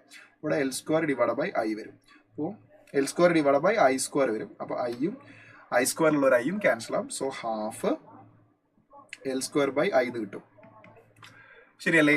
ഇനി മൊമെന്റ് ഓഫ് ഇനേഷ്യയും ആംഗുലാർ മൊമെന്റും സബ്സ്റ്റിറ്റ്യൂട്ട് ചെയ്യാം. ആംഗുലാർ മൊമെന്റ് നമുക്ക് ലാസ്റ്റ് സബ്സ്റ്റിറ്റ്യൂട്ട് ചെയ്യാം. മൊമെന്റ് ഓഫ് ഇനേഷ്യ സബ്സ്റ്റിറ്റ്യൂട്ട് ചെയ്യണം. മൊമെന്റ് ഓഫ് ഇനേഷ്യ എം, ഇതിപ്പോ കറങ്ങല്ലേ, ഒന്നാമത്തെ മാസിന്റെ മൊമെന്റ് ഓഫ് ഇനേഷ്യ m r1 സ്ക്വയർ പ്ലസ് രണ്ടാമത്തെ മാസിന്റെ മൊമെന്റ് ഓഫ് ഇനേഷ്യ m1 m2 r2 square. So moment of ഇനേഷ്യ I is equal to m1 r1 square എന്ന് പറയുമ്പോൾ നമ്മൾ നേരത്തെ ഉണ്ടാക്കിയ ഇക്വേഷൻ സബ്സ്റ്റിറ്റ്യൂട്ട് ചെയ്യുക m2 square r square divided by m1 plus m2 the whole square plus m2 into r2 square r2 equation substitute ചെയ്യുക m1 square r square divided by m1 plus m2 the whole square. Okay, ഇതിൻ്റെ അകത്ത് common ടേംസിനെ പുറത്തേക്ക് വെക്കുക. കുറച്ച് lengthy ആണ്, നന്നായിട്ട് ശ്രദ്ധിക്കണേ. Common ടേമിന് എടുത്ത് പുറത്തേക്ക് വെക്കുക. അതിൽ കോമൺ ടേം m1 ഉണ്ട്, m2 ഉണ്ട്, r സ്ക്വയർ ഉണ്ട്, m1 പ്ലസ് m2 ഉണ്ട്. So I is equal to m1 m2 r square divided by m1 m2നെ പുറത്തേക്ക് എടുത്തു, r സ്ക്വയറിനെ പുറത്തേക്ക് എടുത്തു, m1 പ്ലസ് m2 ഹോൾ സ്ക്വയറിനെ പുറത്തേക്ക് എടുത്തു, m1 plus m2 the whole square. Then പിന്നെ ആരാ ബാക്കി ഉണ്ടാവുക? ഇതിൽ m1 പോയി, m2 സ്ക്വയറിന് ഒരു m2 പുറത്തേക്ക് പോയി, r സ്ക്വയർ പോയി, m1 പ്ലസ് m2 പോയി, m2 പുറത്തേക്ക് പോയി, m1 സ്ക്വയറിന് ഒരു m1 പോയി, r2 സ്ക്വയറും പോയി, m1 പ്ലസ് m2 ഹോൾ സ്ക്വയറും പുറത്തേക്ക് പോയി. ഇപ്പോൾ ബാക്കി ഉണ്ടാവുക m1 പ്ലസ് m2 ആണ്. m1 പ്ലസ് m2 താഴെയുള്ള സ്ക്വയറും m1 പ്ലസ് m2 ക്യാൻസൽ ആയി. അപ്പോൾ മൊമെന്റ് ഓഫ് ഇനേഷ്യ will get m1 m2 r square divided by m1 plus m2. ഇതാണ് മൊമെന്റ് ഓഫ് ഇനേഷ്യ വരിക. ഇനി നമുക്ക് എന്ത് ചെയ്യാം? മൊമെന്റ് ഓഫ് ഇനേഷ്യൽ ഇക്വേഷൻ നേരത്തെ ഉണ്ടാക്കി വെച്ച റൊട്ടേഷണൽ കൈനറ്റിക് എനർജിയിലേക്ക് സബ്സ്റ്റിറ്റ്യൂട്ട് ചെയ്യാം. ഇതല്ലേ നമ്മൾ റൊട്ടേഷണൽ കൈനറ്റിക് എനർജിന്റെ ഇക്വേഷൻ ഡിറൈവ് ചെയ്ത് വെച്ചത്. സോ അതിലേക്ക് സബ്സ്റ്റിറ്റ്യൂട്ട് ചെയ്താൽ half into L square divided by moment of ഇനേഷ്യ m1 m2 r square divided by m1 plus m2 മുകളിലേക്ക് പോകും. So kinetic energy is equal to half into L square. L എന്ന് പറഞ്ഞാൽ angular momentum L is equal to NH by 2π. നമ്മൾ quantum മെക്കാനിക്സിൽ പല സ്ഥലത്തും ഉപയോഗിക്കുന്ന ഒരു കോൺസ്റ്റന്റ് ആണ് ഈ h/2π എന്ന് പറയുന്ന സാധനം. നിങ്ങൾ ശ്രദ്ധിച്ചിട്ടുണ്ടാവും, ഈ h/2π നമ്മൾ h കട്ട് എന്ന് വിളിക്കും. h കട്ട് എന്ന് പറഞ്ഞാൽ പ്ലാൻസ് കോൺസ്റ്റന്റ് അല്ല, പ്ലാൻസ് കോൺസ്റ്റന്റ് ഡിവൈഡഡ് ബൈ 2π നമ്മൾ h കട്ട് എന്ന് വിളിക്കുക. സോ ആംഗുലാർ മൊമെന്റത്തിന് നമുക്ക് എന്ത് ചെയ്യാം? n ഇൻറ്റു h കട്ട് എന്ന് എഴുതാം. അപ്പോൾ ആംഗുലാർ മൊമെന്റത്തിന്റെ സ്ക്വയർ നമുക്ക് എന്ത് ചെയ്താം? n square h cut square. അത് സബ്സ്റ്റിറ്റ്യൂട്ട് ചെയ്യാം. Angular momentum square n square h cut square divided by moment of ഇനേഷ്യ m1 m2 r square m1 plus m2 മുകളിലേക്ക് പോകും. So this will be the answer. അപ്പോൾ n square h cut square m1 plus m2 divided by 2 m1 m2 r square. അപ്പോൾ ഏതാ answer വരിക? m1 plus m2 n square h cut square divided by 2 m1 m2 r square. That is option D is the right answer. Clear? അടുത്ത question നോക്ക്. 1.5 milliwatt 4000 Armstrong light directed to a photoelectric cell. 0.1% of the incident photon produces photoelectrons. Find the current in the cell. So current is equal to number of electron is flowing per 1 second. ഇനി electron എങ്ങനെ flow ചെയ്യുന്നത്? Photons വന്നിട്ട് photons ആണ് electron eject ചെയ്യിപ്പിക്കുന്നത്. അപ്പൊ നമുക്ക് ഒരു സെക്കൻഡിൽ എത്ര ഫോട്ടോൺസ് വരുന്നു നോക്കാം. ഒരു സെക്കൻഡിൽ വരുന്ന ഫോട്ടോന്റെ number of photon per 1 second. Number of photon per 1 second is equal to p lambda divided by hc. നമ്മൾ പഠിച്ച ഇക്വേഷൻ ആണ്. ഇനി അതിന്റെ എത്ര പെർസെന്റേജ് മാത്രമേ ആ സെല്ലിൽ, അതിന്റെ 0.1% മാത്രമേ എന്ത് പ്രൊഡ്യൂസ് ചെയ്യുന്നുള്ളൂ? Incident photon produces photo electrons. അപ്പോൾ ഇത് ഫോട്ടോന്റെ എണ്ണമാണ് ഒരു സെക്കൻഡിൽ. അതിന്റെ 0.1% എന്തായിട്ട് പ്രൊഡ്യൂസ് ചെയ്യുന്നുള്ളൂ? ഇലക്ട്രോണിനെ പ്രൊഡ്യൂസ് ചെയ്യിപ്പിക്കുന്നുള്ളൂ. അപ്പോൾ ഇതിന്റെ 0.1% എന്ന് പറഞ്ഞാൽ 0.1/100 വരും. So number of electron is equal to p 1.5 milliwatt ആണ് into 10⁻³ into 4000 Armstrong 4 into 10⁻⁻7 divided by h 6.6 into 10⁻34 into c 3 into 10⁸ into 0.1 divided by 100 10⁻³ വരും. ഓക്കെ, സോ ഇതാണ് എന്ത്? Number of electron per 1 second. ഇനി കറണ്ട് കിട്ടണമെങ്കിൽ current is equal to, ഇവിടെ അങ്ങനെ ചെയ്യുന്നില്ല ഞാൻ, current is equal to number of electrons into charge of electron divided by time. അപ്പോൾ ഇതെന്താ? Number of electron per 1 second ആണ്. Number of electron per 1 second ആണ് ഞാനിപ്പോൾ ഈ കാൽക്കുലേറ്റ് ചെയ്ത് കിട്ടാൻ പോകുന്ന സാധനം. സോ അതിനെ number of electron for 1 second into charge of electron. This is number of electron per 1 second. അപ്പോൾ ഈ കിട്ടിയ നമ്പർ ഓഫ് ഇലക്ട്രോണിനെ ചാർജ് ഓഫ് ഇലക്ട്രോണെ കൊണ്ട് മൾട്ടിപ്ലൈ ചെയ്താൽ കറണ്ട് കിട്ടും. So current is equal to, ബാക്കി ഇത് സബ്സ്റ്റിറ്റ്യൂട്ട് ചെയ്താൽ മതി, will get answer 0.48 milliampere. Next session D, വേഗം ചെയ്തു പോവാം നമുക്ക്. To determine the Young's modulus of a wire in the formula of Young's modulus is FL divided by A delta L, where L is length, A is area of cross section, delta L is change in length. The wire is stretched by F. The conversion factor to change CGS to MKS. CGS to MKS. MKS എന്ന് പറഞ്ഞു കഴിഞ്ഞാൽ metre kilogram second. CGS ന്ന് MKSലേക്ക് convert ചെയ്യാനുള്ള conversion value എത്രയാണെന്നാണ് ചോദിച്ചത്. അപ്പോൾ നോക്ക് ഇവിടെ FL by A delta L നോക്കാം. നമ്മൾ അവിടെ ഒരു ന്യൂട്ടൺ എന്ന് പറയുന്നത് CGSലേക്ക് വരുന്ന സമയത്ത് ഡൈനാണ്. അത് 10⁻⁻⁵ ഇവിടെ ഫോഴ്സിനെ കൺവേർട്ട് ചെയ്യുന്ന സമയത്ത് 10⁻⁻⁵ ഡൈൻസ് ആണ് വരിക. ഇൻറ്റു L ലെങ്ത് മീറ്ററിൽ, സെന്റിമീറ്ററിലേക്ക് CGSൽ സെന്റിമീറ്ററിലേക്ക് വരുമ്പോൾ 10⁻⁻² ആണ് വരിക. Divided by area metre square, അപ്പോൾ 10⁻⁻² സെന്റിമീറ്ററിലേക്ക് മാറ്റുമ്പോൾ 10⁻², അതിന് സ്ക്വയർ ചെയ്യുമ്പോൾ 10⁻⁻⁴ into delta L 10⁻⁻². Delta L എന്ന് പറഞ്ഞാൽ ലെങ്ത് 10⁻². അപ്പോൾ ഇത് 10⁻⁻² ക്യാൻസൽ ചെയ്തു, 10⁻⁴ -5 ക്യാൻസൽ ചെയ്താൽ -1 വരും. അപ്പോൾ അതിൽ MKSലേക്ക് കൺവേർട്ട് ചെയ്യുന്ന converting factor 10⁻⁻1. 10⁻⁻1. Okay, next. The time period of a simple pendulum is given by 2 pi root of L by G. The measured value of the length of the pendulum is 10 centimeter, unknown to 1 millimeter, known to 1 millimeter accuracy. The time period for 200 oscillation of the pendulum found to be 100 seconds. The clock has 1 second resolution. Resolution is the least count. Least count. The percentage accuracy, the determination of G using this pendulum is X. The value of X is nearest integer. Look, ഇതിൻ്റെ അകത്ത് ജിയുടെ value കണ്ടുപിടിക്കുമ്പോൾ ആദ്യം ജീൻ്റെ equation ഉണ്ടാക്കണം. ജീൻ്റെ equation ഉണ്ടാക്കുക എന്ന് പറഞ്ഞാൽ ആ ഇക്വേഷനെ square ചെയ്യുക രണ്ട് സൈഡിലും, എന്നിട്ട് ജിയുടെ ഇക്വേഷൻ റീഅറേഞ്ച് ചെയ്യാം. അപ്പോൾ നമുക്ക് കിട്ടുക ഇവിടെ ഇക്വേഷനെ സ്ക്വയർ ചെയ്താൽ T² is equal to 4 pi square L by GL വരിക. അപ്പോൾ G is proportional to L divided by T² എന്ന് വരും. അപ്പോൾ delta G by G is equal to delta L by L plus tick square ഉള്ളതുകൊണ്ട് 2 into delta T by T ഇത് കിട്ടും. ശരിയല്ലേ? ഇനി നമുക്ക് ലെങ്ത്തിൽ ഉണ്ടാവുന്ന മാക്സിമം എറർ എത്ര വരിക? 0.1 millimeter ആണ് ആക്യുറസി ഉള്ളത് out of 10 centimeter. 10 centimeter measure ചെയ്യുന്ന സമയത്ത്. അപ്പം രണ്ടും നമുക്ക് മില്ലിമീറ്ററിലേക്ക് മാറ്റാം. 10 millimeter എന്ന് പറഞ്ഞാൽ 100 millimeter. 10 centimeter എന്ന് പറയുന്നത് 100 millimeter ആണ്. കാരണം ഒരു സെന്റിമീറ്റർ 10 millimeter അല്ലേ. അപ്പോൾ ഡെൽറ്റ L by L അവിടെ ലെങ്ത്തിന്റെ ആക്യുറസി 1 millimeter ആണ്. 1 divided by out of 100 millimeter, 100 plus 2 into delta T by T. Resolution of time 1 second ആണ്. So into 1 by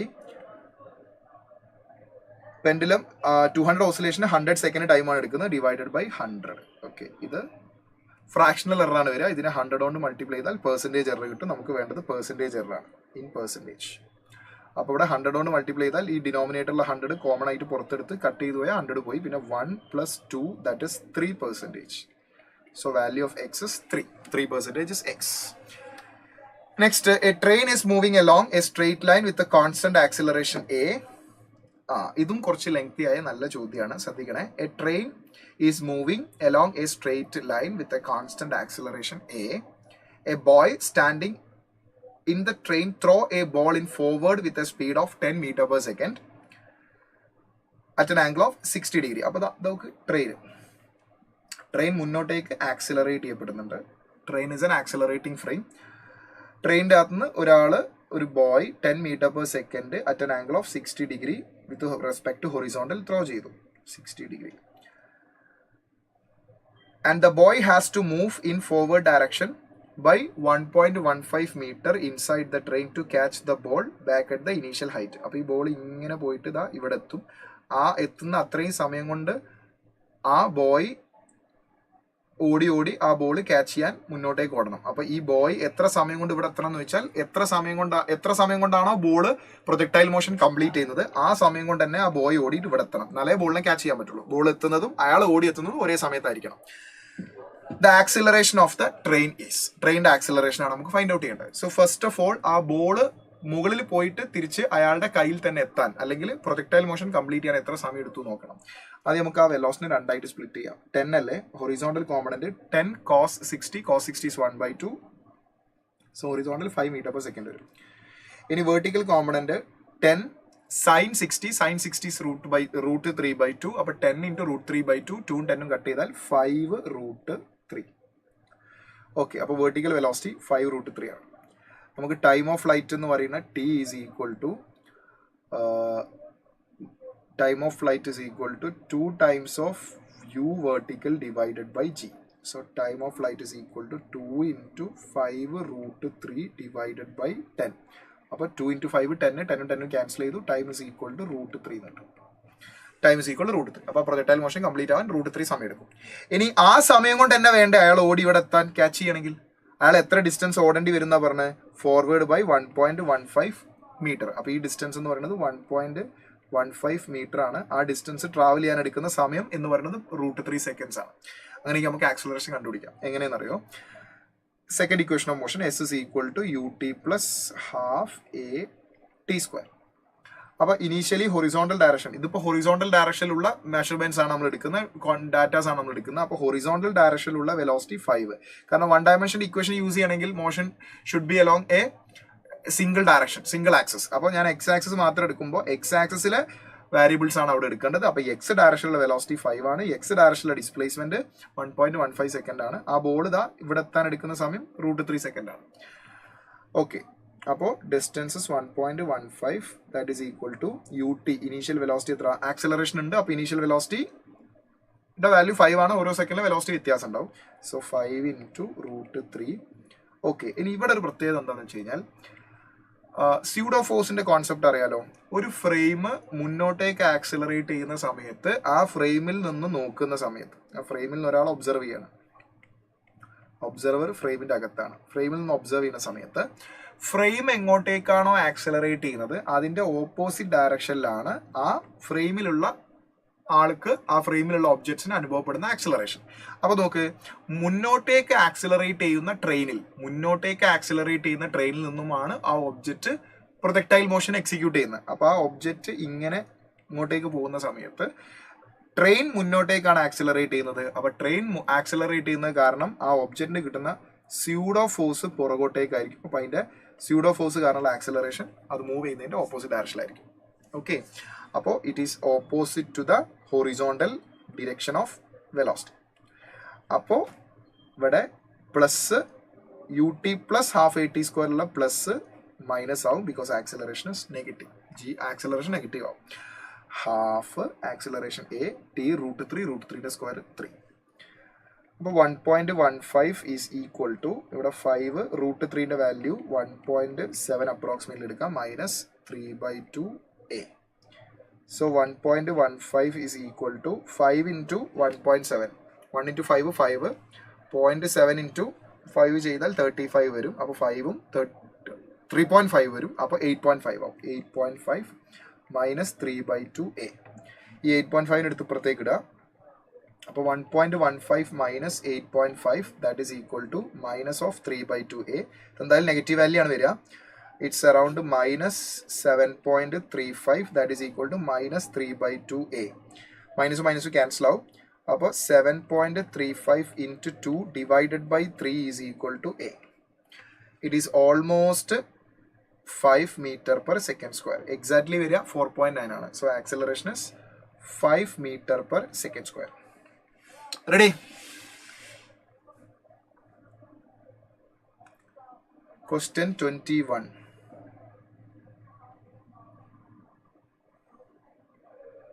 Question 21 എന്താടാ? 21 ആൻസർ ഇൻ അത് കാണുന്നില്ലടാ. 21 ആരാ ചോദിച്ച? Hasil. Question 21 10 raised to minus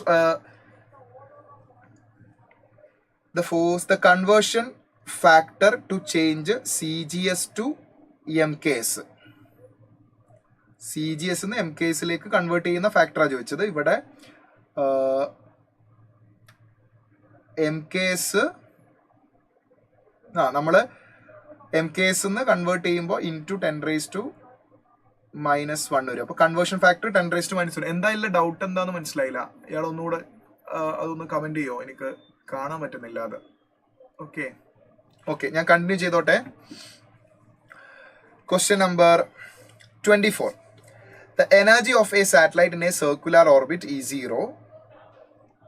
The energy required to move the satellite to a circular orbit is 3 times the radius of the initial orbit is x by 3 is 0. Find the value of x.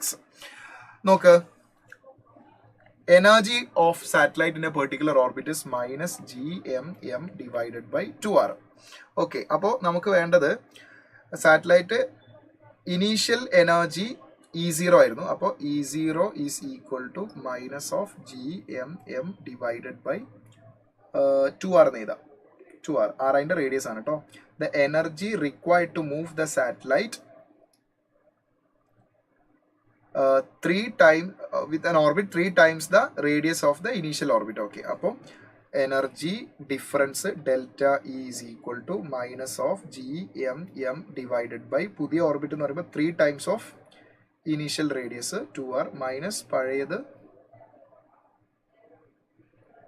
gmm divided by 2r. So delta E minus of minus അപ്പോൾ plus ആവും. gmm divided by 2r minus gmm divided by 6r.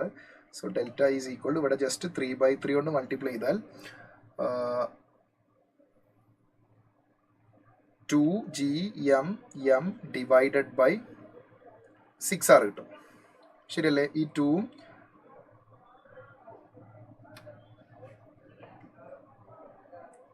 3 ഇവിടെ 2r minus 6r. നമുക്ക് gmm common ആക്കി പുറത്തേക്ക് എടുക്കുക. gmm divided by 2r common ആക്കി പുറത്തേക്ക് എടുത്തു കഴിഞ്ഞാൽ നമുക്കിവിടെ 1 മൈനസ് 1/3 എന്ന് കിട്ടും. ശരിയല്ലേ? അപ്പോൾ 2/3 എന്ന് കിട്ടും. യെസ്. അപ്പോൾ change in energy is equal to gmm divided by 2r into 2/3 എന്ന് കിട്ടും. ഇത് initial energy that is E0. So E0 into 2/3 എന്ന് കിട്ടും. നമ്മുടെ ക്വസ്റ്റിൽ തന്നിരിക്കുന്നത് എക്സ് E0/3 ആണ്. എക്സിന്റെ വാല്യൂ ആണ് ചോദിച്ചത്. സോ എക്സിന്റെ വാല്യൂ എത്ര വരിക? 2 വരും. X is equal to 2. Value of X is equal to 2. Next question 25. A proton is fired from a very far away towards a nucleus of charge 120 times E. Nucleusന്റെ അകത്തുള്ള charge 120 times of charge of electron, where E is the electronic charge. It makes a closest approach of 10 fermi-meter to the nucleus. Distance of closest approach. Distance of closest approachൽ എത്തുമ്പോൾ നമുക്കറിയാം initially അതിന് kinetic energy ഉണ്ട്, potential energy 0 ആണ്. Closest അപ്രോച്ചിൽ എത്തുമ്പോൾ kinetic energy 0 ആണ്, അവിടെ potential energy ഉണ്ട്. അപ്പോൾ കൺസർവേഷൻ ഓഫ് എനർജി പ്രകാരം initial kinetic energy half mv square is equal to final potential energy. Final potential energy k q1 q2 by r square വരും. So half m v square is equal to k into ഒരു charge ഇയും വരുന്ന സാധനം proton ആണ്. പ്രോട്ടോണിന്റെ charge plus e, ഉള്ളിലുള്ള ന്യൂക്ലിയസിന്റെ charge 120 E. So k 1/4π epsilon 0 value substitute ചെയ്യാം. 1/4π epsilon 0 120 E into E, that is 120 E square divided by r square. Sorry, r square ഇല്ല, r പൊട്ടൻഷ്യൽ എനർജി അല്ലേ. r that is 10 fermi-meter. 10 fermi-meter, that is 10 into 10 raised to minus 10. Okay, this is kinetic energy. Kinetic energy നമുക്ക് എന്ത് ചെയ്യാം? p square divided by 2m എന്ന് എഴുതാം. That is equal to 9 into 10 raised to 9 120 E square divided by 10 into 10 raised to minus 10, that is 10 raised to minus 9. Okay, നമുക്ക് വേണ്ടത് എന്താ? The de Broglie wavelength. De Broglie wavelength lambda is equal to h by mv. ശരിയല്ലേ? അവിടെ kinetic എനർജിയുടെ ടേമിൽ കൊടുക്കുകയാണെങ്കിൽ h by momentum അല്ലേ, h by P. അപ്പം ഇവിടുന്ന് മൊമെന്റത്തിന്റെ ഇക്വേഷൻ ഉണ്ടാക്കിയാൽ മതി. So P square is equal to ഈ 2m അങ്ങോട്ടേക്ക് കൊണ്ടുപോവാ. മാസ് ഓഫ് പ്രോട്ടോൺ എടുക്കാൻ പറഞ്ഞു 5/3 ആണ്. അപ്പോൾ 2m അങ്ങോട്ടേക്ക് കൊണ്ടുപോയാൽ 2 × 5/3 into 9 into 10 raised to 9 into 120 e square divided by 10 raised to minus 9. അവിടെ റൂട്ട് എടുത്തു കഴിഞ്ഞാൽ നമുക്ക് മൊമെന്റ് കിട്ടും. അതെടുത്തിട്ട് നേരെ ഇങ്ങോട്ടേക്ക് സബ്സ്റ്റിറ്റ്യൂട്ട് ചെയ്താൽ ഡി ബ്രോയി വേവ് ലെങ്ത് കിട്ടും. ഞാൻ ബാക്കി ചെയ്യുന്നില്ല. നമുക്ക് അറൗണ്ട് ആൻസർ കിട്ടുക 7 ഫെർമിമീറ്റർ ആണ്. ഓക്കെ, ക്വസ്റ്റ്യൻ നമ്പർ 25 ആൻസർ കിട്ടുക 7 ഫെർമിമീറ്റർ ആണ്, 7 FM. Okay, next question. A person climbs up a stationary escalator in stationary escalator in 60 seconds. A person climbs up stalled escalator. അതായത് എസ്കലേറ്റർ വർക്ക് ചെയ്യുന്നില്ല, അയാളുടെ സ്വന്തം എഫേർട്ട് വഴി നടന്നു കയറിയിട്ട് 60 സെക്കൻഡ് കൊണ്ടാണ് മുകളിലെത്തുന്നത്. If standing on the same but escalator is running with some particular velocity it takes 40 seconds to reach top. അപ്പോൾ അയാൾ സ്വന്തം എഫേർട്ട് കൊണ്ട് മുകളിലെത്തുന്നത് 60 സെക്കൻഡ് കൊണ്ടും, എസ്കലേറ്റർ വലിച്ച അയാളെ മുകളിലേക്ക് എത്തിക്കുമ്പോൾ അയാൾ സ്റ്റേഷനറിയാണ്, എസ്കലേറ്റർ വലിച്ച അയാളെ മുകളിലേക്ക് എത്തിക്കുമ്പോൾ അയാൾ മുകളിലെത്തുന്നത് 40 seconds കൊണ്ടാണ്. How much time in seconds take by the person walk up in a moving escalator? അപ്പോൾ മൂവിങ് എസ്കലേറ്ററിൽ അയാൾ നടന്ന് കയറുകയാണെങ്കിൽ എത്ര സമയം കൊണ്ട് എത്തുന്ന ചോദിച്ചാൽ നമ്മൾ ഡയറക്റ്റ് ഷോർട്ട് കട്ട് ഇക്വേഷൻ പഠിച്ചിട്ടുണ്ട്. T1 T2 divided by T1 plus T2 that is equal to 60 into 40 divided by 60 plus 40. ശരിയല്ലേ? അപ്പോൾ 6 into 4 0 60 into 40 divided by 100 0 0 0 0 cancel ചെയ്തു. അപ്പോൾ 6 into 4 that is 24 seconds. 24 seconds is the answer. 24 seconds. Next, a small particle moved to a position 5i minus 2j plus k from the initial position 2i plus 3j minus 4k under the action of a force of 5i plus 2j plus 7k Newton. The value of work done. Value of work done. Value of work done. Work done ആണെങ്കിൽ displacement കണ്ടുപിടിക്കണം. Displacement is equal to move to a position from its initial position. Okay, അപ്പോൾ R2 minus R1 final position minus initial position that is equal to 5 minus 2 3i minus 2 minus 3 5j plus 5k, and force is equal to 2i plus 3j, sorry, force is equal to 5i plus 2j plus 7k. Then work is equal to F dot R, that is equal to 15 minus 10 plus 4, ഇവിടെ 5 അല്ലേ,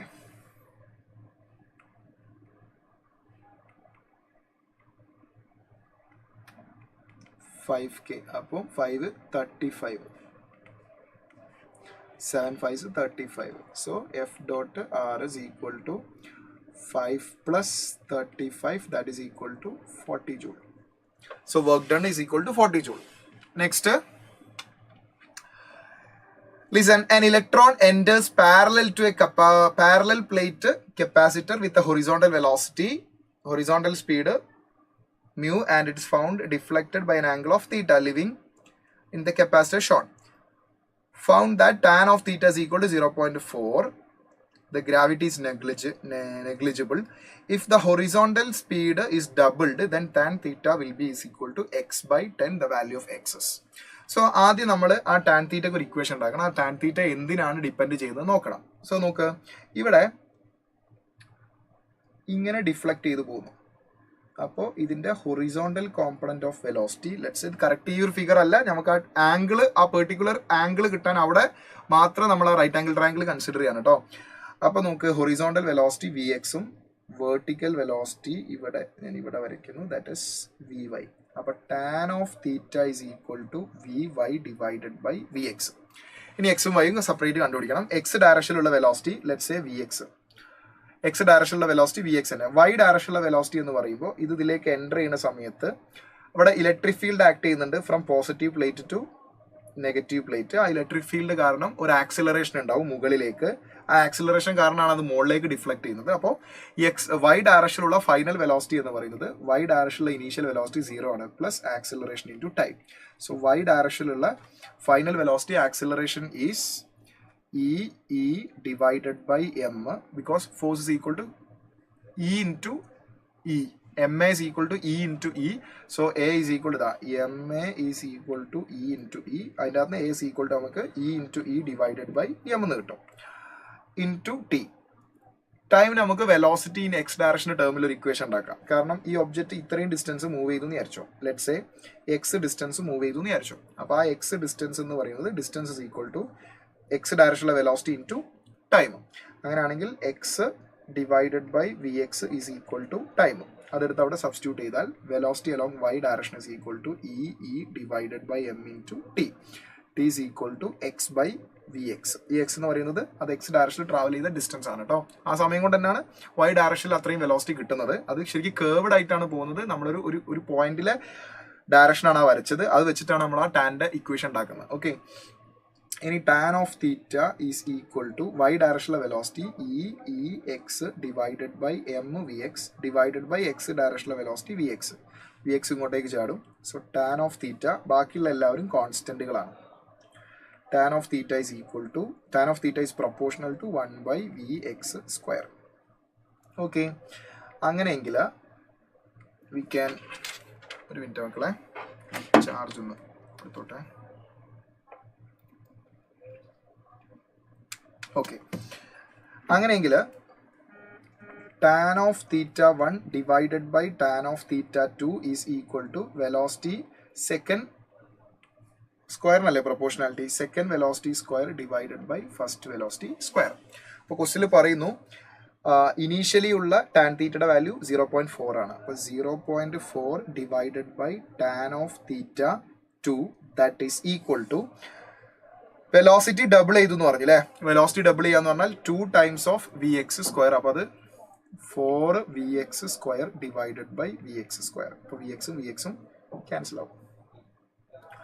So 0.4 divided by tan of theta 2 is equal to 4. Appo tan of theta 2 is equal to 0.4 divided by 4.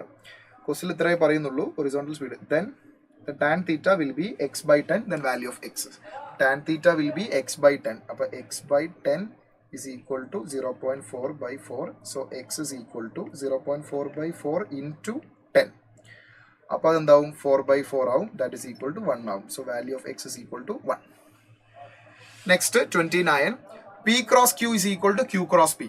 രണ്ട് വെക്ടറിന്റെ cross product equal ആവണമെങ്കിൽ, vector equal ആവണമെങ്കിൽ നമുക്ക് P cross Q is equal to Q cross P. Actually അത് equal അല്ല, A cross ബിയുടെ negative ആണ് B cross A എന്ന് പറയുന്നത്. But P cross Q Q cross പിയും ഈക്വൽ ആവണമെങ്കിൽ തീറ്റ 0 ഓർ തീറ്റ 180, ഒന്നുകിൽ 0 അല്ലെങ്കിൽ 180. ശരിയല്ലേ?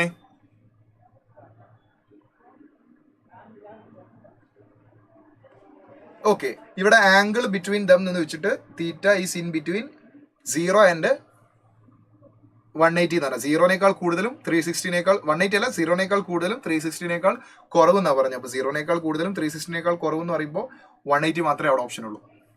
Okay, next very last question, question number 30. Photoelectric effect in a metal graph, stopping potential is V0, varies with the frequency is given. Okay, അവിടെ stopping potential 0 ആവുന്ന frequency, stopping potential 0 ആവുന്ന frequency എന്ന് പറയുമ്പോൾ potential 0 ആവുന്ന frequency ഇതാ അവിടെ X intercept ആണ്. അത് 4 × 10⁻15 ആണ്. നമ്മൾ ചോദിച്ചിരിക്കുന്നത് എന്താ? Work function. So work function ഇതാണ് ത്രഷോൾഡ് ഫ്രീക്വൻസി എന്ന് പറയുന്നത്. സ്റ്റോപ്പിംഗ് പൊട്ടൻഷ്യൽ 0 ആകുന്ന ഫ്രീക്വൻസി, സ്റ്റോപ്പിംഗ് 0 ആകുന്ന ഫ്രീക്വൻസി എന്ന് പറയുന്നത് ത്രഷോൾഡ് ഫ്രീക്വൻസിയാണ്. അവിടെ ഇലക്ട്രോൺ ജസ്റ്റ് എമിറ്റ് ചെയ്യുന്നു, പക്ഷേ ഇലക്ട്രോൺ മൂവ് ചെയ്യില്ല. കാരണം ഇലക്ട്രോൺ എമിറ്റ് ചെയ്യാൻ വേണ്ട കറക്റ്റ് ഫ്രീക്വൻസിയാണ് ആ വരുന്നത് എന്നാണ് അതിന്റെ അർത്ഥം. That is called threshold frequency. അപ്പോൾ അതുകൊണ്ട് അവിടെ ആ ഇലക്ട്രോൺ സ്റ്റോപ്പ് ചെയ്യാൻ സ്റ്റോപ്പിംഗ് പൊട്ടൻഷ്യൽ ആവശ്യമില്ല. സ്റ്റോപ്പിംഗ് പൊട്ടൻഷ്യൽ ആവശ്യമില്ല എന്ന് പറഞ്ഞാൽ ഇലക്ട്രോൺ കൈനറ്റിക് എനർജി ഇല്ല എങ്കിൽ ആ വരുന്ന ഫ്രീക്വൻസി ത്രഷോൾഡ് ഫ്രീക്വൻസിയാണ്. അപ്പോൾ ത്രഷോൾഡ് ഫ്രീക്വൻസി അറിഞ്ഞാൽ നമുക്ക് വർക്ക് ഫംഗ്ഷൻ കിട്ടും. Work function φ is equal to h nu naught. അപ്പോൾ h 6.6 × 10⁻34 nu 4 into 10 raised to 15 അത് ഇലക്ട്രോൺ വോൾട്ടിലേക്ക് മാറ്റാൻ into 1.6 into 10 raised to minus 19. ഇത് സോർട്ട് ഔട്ട് ചെയ്താൽ ഇൽ ഗെറ്റ്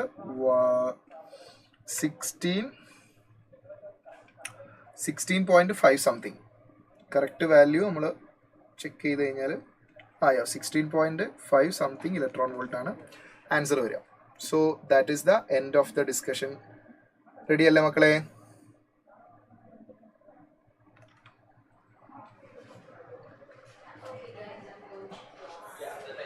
ഓക്കെ, അപ്പോൾ കെമിസ്ട്രിയുടെ ഡിസ്കഷനുമായിട്ട് ഹെമിൻ സാർ വരുന്നുണ്ട്.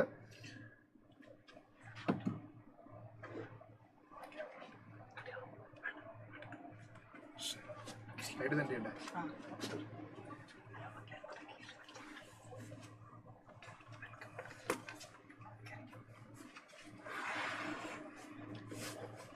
Hello everyone. Good afternoon everyone. Hello. എങ്ങനെയുണ്ടായിരുന്നു GIBയുടെ കെമിസ്ട്രി പാർട്ട്? ഞാൻ ഇന്നലെ കുറേ ആൾക്കാരെ കണ്ടിരുന്നു. അപ്പോൾ എല്ലാവരും പറഞ്ഞു കെമിസ്ട്രി ഭയങ്കര എളുപ്പമായിരുന്നു, chemistry is A manageable subject എന്നാണ് എല്ലാവരും പറഞ്ഞത്. അങ്ങനെയായിരുന്നോ? ജനറലി എല്ലാവരും പറഞ്ഞാൽ സാർ കെമിസ്ട്രി കുഴപ്പമൊന്നുമില്ല, നമുക്ക് ഈസി ആയിട്ട് മാനേജ് ചെയ്യാൻ പറ്റുന്ന ഒരു സബ്ജക്റ്റാണ് കെമിസ്ട്രി. ഈസി ആയിട്ട് ക്വസ്റ്റ്യൻസ് ചെയ്യാൻ പറ്റിയ സബ്ജക്റ്റ് ആയിരുന്നു. വളരെ സിമ്പിൾ ആയിട്ടുള്ള ക്വസ്റ്റ്യൻസ് മാത്രമേ ചോദിച്ചിട്ടുള്ളൂ എന്നാണ് ഒരുമാതിരിപ്പെട്ടവരൊക്കെ ഇന്നലെ എൻ്റെ അടുത്ത് പറഞ്ഞത്. So hello every one.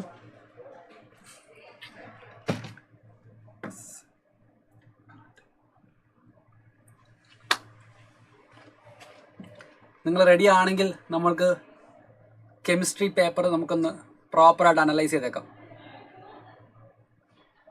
Easy ആയിരുന്നല്ലേ?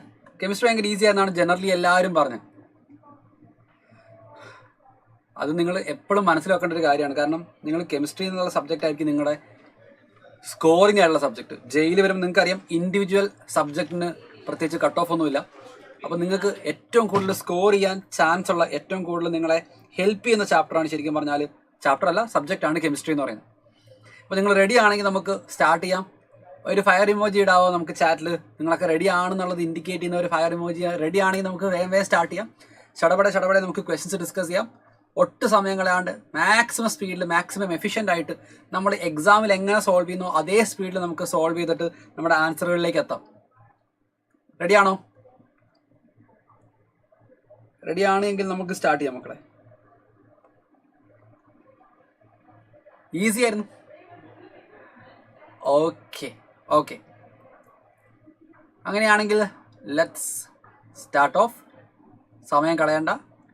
സമയം കളയാതെ മാക്സിമം എഫിഷ്യൻ്റ് ആയിട്ട് ക്വസ്റ്റ്യൻസ് എല്ലാം നമുക്ക് പെട്ടെന്ന് സോൾവ് ചെയ്യാം. 1 by 1 നമുക്ക് സ്റ്റാർട്ട് ചെയ്യാം. സോ കെമിസ്ട്രിയിലെ ഒന്നാമത്തെ ക്വസ്റ്റ്യൻ നിങ്ങൾ കണ്ടിട്ടുണ്ടാവുക. ഇതാണ് ഒരു statement correct wrong type question ആയിരുന്നു. സ്റ്റേറ്റ്മെന്റ് 1 എന്ന് പറയുന്നത് ഇത് ഫ്ലൂറിൻ്റെയും ക്ലോറിൻ്റെയും. നിങ്ങൾ ആലോചിക്കണം മക്കളെ, ഇത് വളരെയധികം എന്താ പറയുക റിപ്പീറ്റഡ് ആയിട്ട് ചോദിച്ചിട്ടുള്ള ഒരു ഏരിയ ആണ് ഈ ക്വസ്റ്റ്യൻ എന്ന് പറയുന്നത്. Statement number 1, fluorine atom has a less negative electron gain enthalpy than chlorine. Statement 2 പറയുന്നത് additional electrons are repelled more effectively by 3p electrons in chlorine atom than by 2p electrons in F atom. ഇവിടെ നിങ്ങൾ ശ്രദ്ധിക്കാം മക്കളെ, statement number 1 എന്ന് പറയുന്നത് ഇവിടെ simple ആയിട്ട് നമുക്ക് പറയാം കറക്റ്റ് ആണ്. സ്റ്റേറ്റ്മെന്റ് നമ്പർ 1 എന്ന് പറയുന്നത് കറക്റ്റ് ആണ്. നമുക്ക് അതിന്റെ റീസൺ ഞാൻ പറഞ്ഞുതരാം. അതായത് ക്ലോറിൻ ഇലക്ട്രോൺ ഗെയിൻ ചെയ്യുമ്പോഴത്തേക്കും ഇലക്ട്രോൺ എൻ്റർ ആവുക 3p ഓർബിറ്റലാണ്. അതായത് കമ്പാരിറ്റീവ്ലി ലാർജർ സൈസുള്ള 3pയിലേക്കാണ് ഒരു അഡീഷണൽ ഇലക്ട്രോൺ ആര് ഗെയിൻ ചെയ്യുക? ക്ലോറിൻ ഗെയിൻ ചെയ്യുക. പക്ഷേ നമ്മുടെ ഫ്ലൂറിൻ എന്ന് പറയുന്നത് 2p ഓർബിറ്റലാണ്. കുഞ്ഞു സൈസുള്ള 2p ഓർബിറ്റലിലേക്കാണ് ഫ്ലൂറിൻ്റെ കേസിൽ ഇലക്ട്രോൺ വരിക. അപ്പോൾ അവിടെ റിപ്പൾഷൻ കൂടുതലായിരിക്കില്ലേ? So repulsion will be more here. എവിടെ? ഫ്ലൂറിൻ്റെ കേസിൽ 2p ഓർബിറ്റലുള്ള ഫ്ലൂറിൻ്റെ കേസിൽ റിപ്പൾഷൻ കൂടും, ക്ലോറിൻ്റെ കേസിൽ റിപ്പൾഷൻ കുറയും. ഇവിടെ റിപ്പൾഷൻ കുറവായിരിക്കും ക്ലോറിൻ്റെ കേസിൽ. ഇത് ക്ലോറിൻ്റെ കേസാണ്. Repulsion will be lesser. Okay, repulsion കുറവായിരിക്കും. ഞാനല്ല ക്വസ്റ്റ്യൻ ഇട്ടെ. ഓക്കെ, അപ്പോൾ നിങ്ങൾക്ക് ഇവിടെ മനസ്സിലാവും. നോക്കിക്കേ, fluorine atom has a less negative electron gain enthalpy than chlorine. ആ ഒരു സ്റ്റേറ്റ്മെന്റ് കറക്റ്റ് ആണ്. ഓക്കെ, പക്ഷേ സ്റ്റേറ്റ്മെന്റ് നമ്പർ 2 നോക്കിയേ, additional electrons are repelled more effectively by 3p. That is completely wrong. Repulsion കൂടുതൽ എവിടെയായിരിക്കും? സ്മോൾ സൈസുള്ള 2pയിലായിരിക്കും റിപ്പൾഷൻ കൂടുതൽ. 3p എന്ന് പറയുന്നത് ലാർജ് സൈസുള്ള ഓർബിറ്റിലാണ്, അവിടെ റിപ്പൾഷൻ കുറവായിരിക്കും. അപ്പോൾ ഏതായിരിക്കും നമ്മുടെ കറക്റ്റ് ആൻസർ എന്ന് പറയാവോ? 2p സ്മോൾ സൈസ് ആണ്. ഇത് ഫ്ലൂറിന്റെ കേസ്, റിപ്പൾഷൻ കൂടും. Chlorine 3p larger size, repulsion കുറയും. അപ്പോൾ ഇവിടെ തന്നിരിക്കുന്നത് നോക്കിയേ, ഇവിടെ തന്നിരിക്കുന്നത് repelled more effectively by 3p എന്ന് പറയുന്നത്. ക്ലോറിനിൽ കൂടുതൽ റിപ്പൾഷൻ എന്ന് പറയുന്നത് that is A completely wrong statement. അത് തെറ്റാണ്. ഇവിടുത്തെ കറക്റ്റ് ആയിട്ടുള്ള സ്റ്റേറ്റ്മെന്റ് എന്ന് പറയുന്നത് സ്റ്റേറ്റ്മെന്റ് നമ്പർ 1 ആണ്. 1 ഈസ് കറക്റ്റ്, 2 ഈസ് റോങ്. ഇവിടുത്തെ കറക്റ്റ് ആൻസർ ഏതായിരിക്കും? അപ്പം correct answer will be option C here. ഒന്നാമത്തെ ക്വസ്റ്റിന്റെ ആൻസർ ഓപ്ഷൻ സി ആയിരിക്കും. This is question number 1. Okay, so അങ്ങനെയാണെങ്കിൽ നമുക്ക് സെക്കൻഡ് ക്വസ്റ്റ്യനിലേക്ക് പോയാലോ. സെക്കൻഡ് ക്വസ്റ്റ്യൻ ഇത് ഈ കാണുന്നതാണ്. Diagonal relationship is shown by. Diagonal relationship is shown by. Diagonal relationship show ചെയ്യുന്ന എലമെന്റ്സ് ഏതൊക്കെയാണെന്ന് അറിയാവോ? ഇപ്പൊ നമ്മൾ lithium, beryllium, boron, carbon, nitrogen, oxygen, fluorine ഇങ്ങനെ പോകുന്നു. അടുത്തതിനകത്ത് സോഡിയം ഉണ്ടാവും, മഗ്നീഷ്യം ഉണ്ടാവും, അലുമിനിയം ഉണ്ടാവും, പിന്നെ സിലിക്കൺ, ഫോസ്ഫറസ്, സൾഫർ, ക്ലോറിൻ ഇങ്ങനെ ഉണ്ടാവും. അപ്പോൾ ഇവിടെ നിങ്ങൾ ശ്രദ്ധിക്കേണ്ട ഡയഗണൽ റിലേഷൻഷിപ്പ് എന്ന് പറയുന്നത് ലിഥിയത്തിന്റെയും മഗ്നീഷ്യത്തിന്റെയും പ്രോപ്പർട്ടി ചില കാര്യങ്ങളിൽ, എല്ലാ കാര്യത്തിലും അല്ല, കുറേ കാര്യങ്ങളിലെങ്കിലും ലിഥിയത്തിന്റെയും മഗ്നീഷ്യത്തിന്റെയും പ്രോപ്പർട്ടീസ് സിമിലർ ആണ്. There are similar properties of lithium and magnesium. മഗ്നീഷ്യത്തിന്റെയും ലിഥിയത്തിന്റെയും പ്രോപ്പർട്ടീസ് പല കാര്യങ്ങളിലും സിമിലർ ആണ്. അതുപോലെ ബെറിലിയത്തിന്റെയും അലുമിനിയത്തിന്റെയും പ്രോപ്പർട്ടീസ് ചില കാര്യങ്ങളിൽ സിമിലർ ആണ്. ഓക്കെ, ബോറോണിന്റെയും സിലിക്കണിന്റെയും ഒരു പരിധി വരെ സിമിലർ ആണ്. അപ്പോൾ ഈ ഡയഗണൽ റിലേഷൻഷിപ്പ് കാണിക്കാനുള്ള റീസൺ എന്താ? What is the reason behind diagonal relationship? Diagonal relationship കാണിക്കുന്നതിന്റെ റീസൺ എന്ന് പറയുന്നത് similar charge by size ratio. ഇവിടെ നിങ്ങൾ ലിഥിയത്തിന്റെയും മഗ്നീഷ്യത്തിന്റെയും ചാർജ് ബൈ സൈസ് റേഷ്യോ എടുക്കുകയാണെങ്കിൽ രണ്ടിന്റെയും ചാർജ് ബൈ സൈസ് റേഷ്യോ എന്ന് പറയുന്നത് ഓൾമോസ്റ്റ് സിമിലർ ആയിട്ടാണ് വരിക. രണ്ടിന്റെയും ഓൾമോസ്റ്റ് സിമിലർ ആണ്. അതുപോലെ തന്നെ ബെറിലിയത്തിന്റെയും അലുമിനിയത്തിന്റെയും ഓൾമോസ്റ്റ് സിമിലർ ആണ്. അപ്പോൾ നിങ്ങൾ ശ്രദ്ധിക്കേണ്ടത് ഈ നമ്മളിപ്പോൾ മെൻഷൻ ചെയ്ത ജസ്റ്റ് എ സെക്കൻഡ്, ഇപ്പൊ നമ്മൾ മെൻഷൻ ചെയ്ത ഈ ഒരു കാര്യമില്ലേ, എന്ത്, നമ്മുടെ ഡയഗണൽ റിലേഷൻഷിപ്പ് എന്ന് പറയുന്ന കാര്യം. ഈ ഡയഗണൽ റിലേഷൻഷിപ്പ് എവിടെ മാത്രമാണ് വാലിഡ് എന്നറിയോ? സെക്കൻഡ്, തേർഡ് പീരീഡിലേക്ക് മാത്രമാണ്. ഇത് സെക്കൻഡ് പീരീഡ് എലമെന്റ്സ് ആണ്, ഇവിടെ ഇത് തേർഡ് പീരീഡ് എലമെന്റ്സ് ആണ്. സെക്കൻഡ് പീരീഡിന്റെയും തേർഡ് പീരീഡിന്റെ ഇടയിൽ മാത്രമാണ് ഈ ഡയഗണൽ റിലേഷൻഷിപ്പ് എന്ന് പറയുന്ന സംഭവം വാലിഡ് ആയിട്ടുള്ളത്. ബാക്കിയുള്ള കേസുകളിലൊന്നും ഡയഗണൽ റിലേഷൻഷിപ്പ് അത്ര വാലിഡ് അല്ല. സോ ഇവിടുത്തെ കറക്റ്റ് ആൻസർ എന്ന് പറയുന്നത് പിന്നെയും ഓപ്ഷൻ സി ആയിരിക്കും. ഓപ്ഷൻ സി ആയിരിക്കും ഇവിടുത്തെ correct answer. Some of the elements of second and third period എലമെന്റ്സിനാണ് എന്തുണ്ടാവുക? നമ്മുടെ ഡയഗണൽ റിലേഷൻഷിപ്പ് ഉണ്ടാവുക. 1 സെക്കൻഡ്. ഈ ക്വസ്റ്റ്യൻസ് ഒക്കെ നിങ്ങൾ ആൻസർ ചെയ്തിരുന്നോ? ഈ ക്വസ്റ്റ്യൻസ് നിങ്ങൾക്ക് കറക്റ്റ് ആയിട്ട് കിട്ടിയെന്ന് ചാറ്റിൽ പറയാവോ?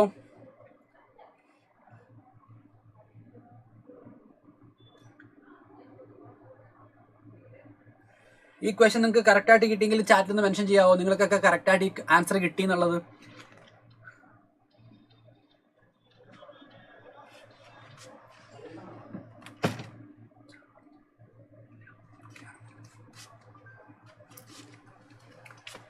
എത്ര പേർക്ക് ഇതിന്റെ ആൻസർ കറക്റ്റ് ആയിട്ട് കിട്ടി?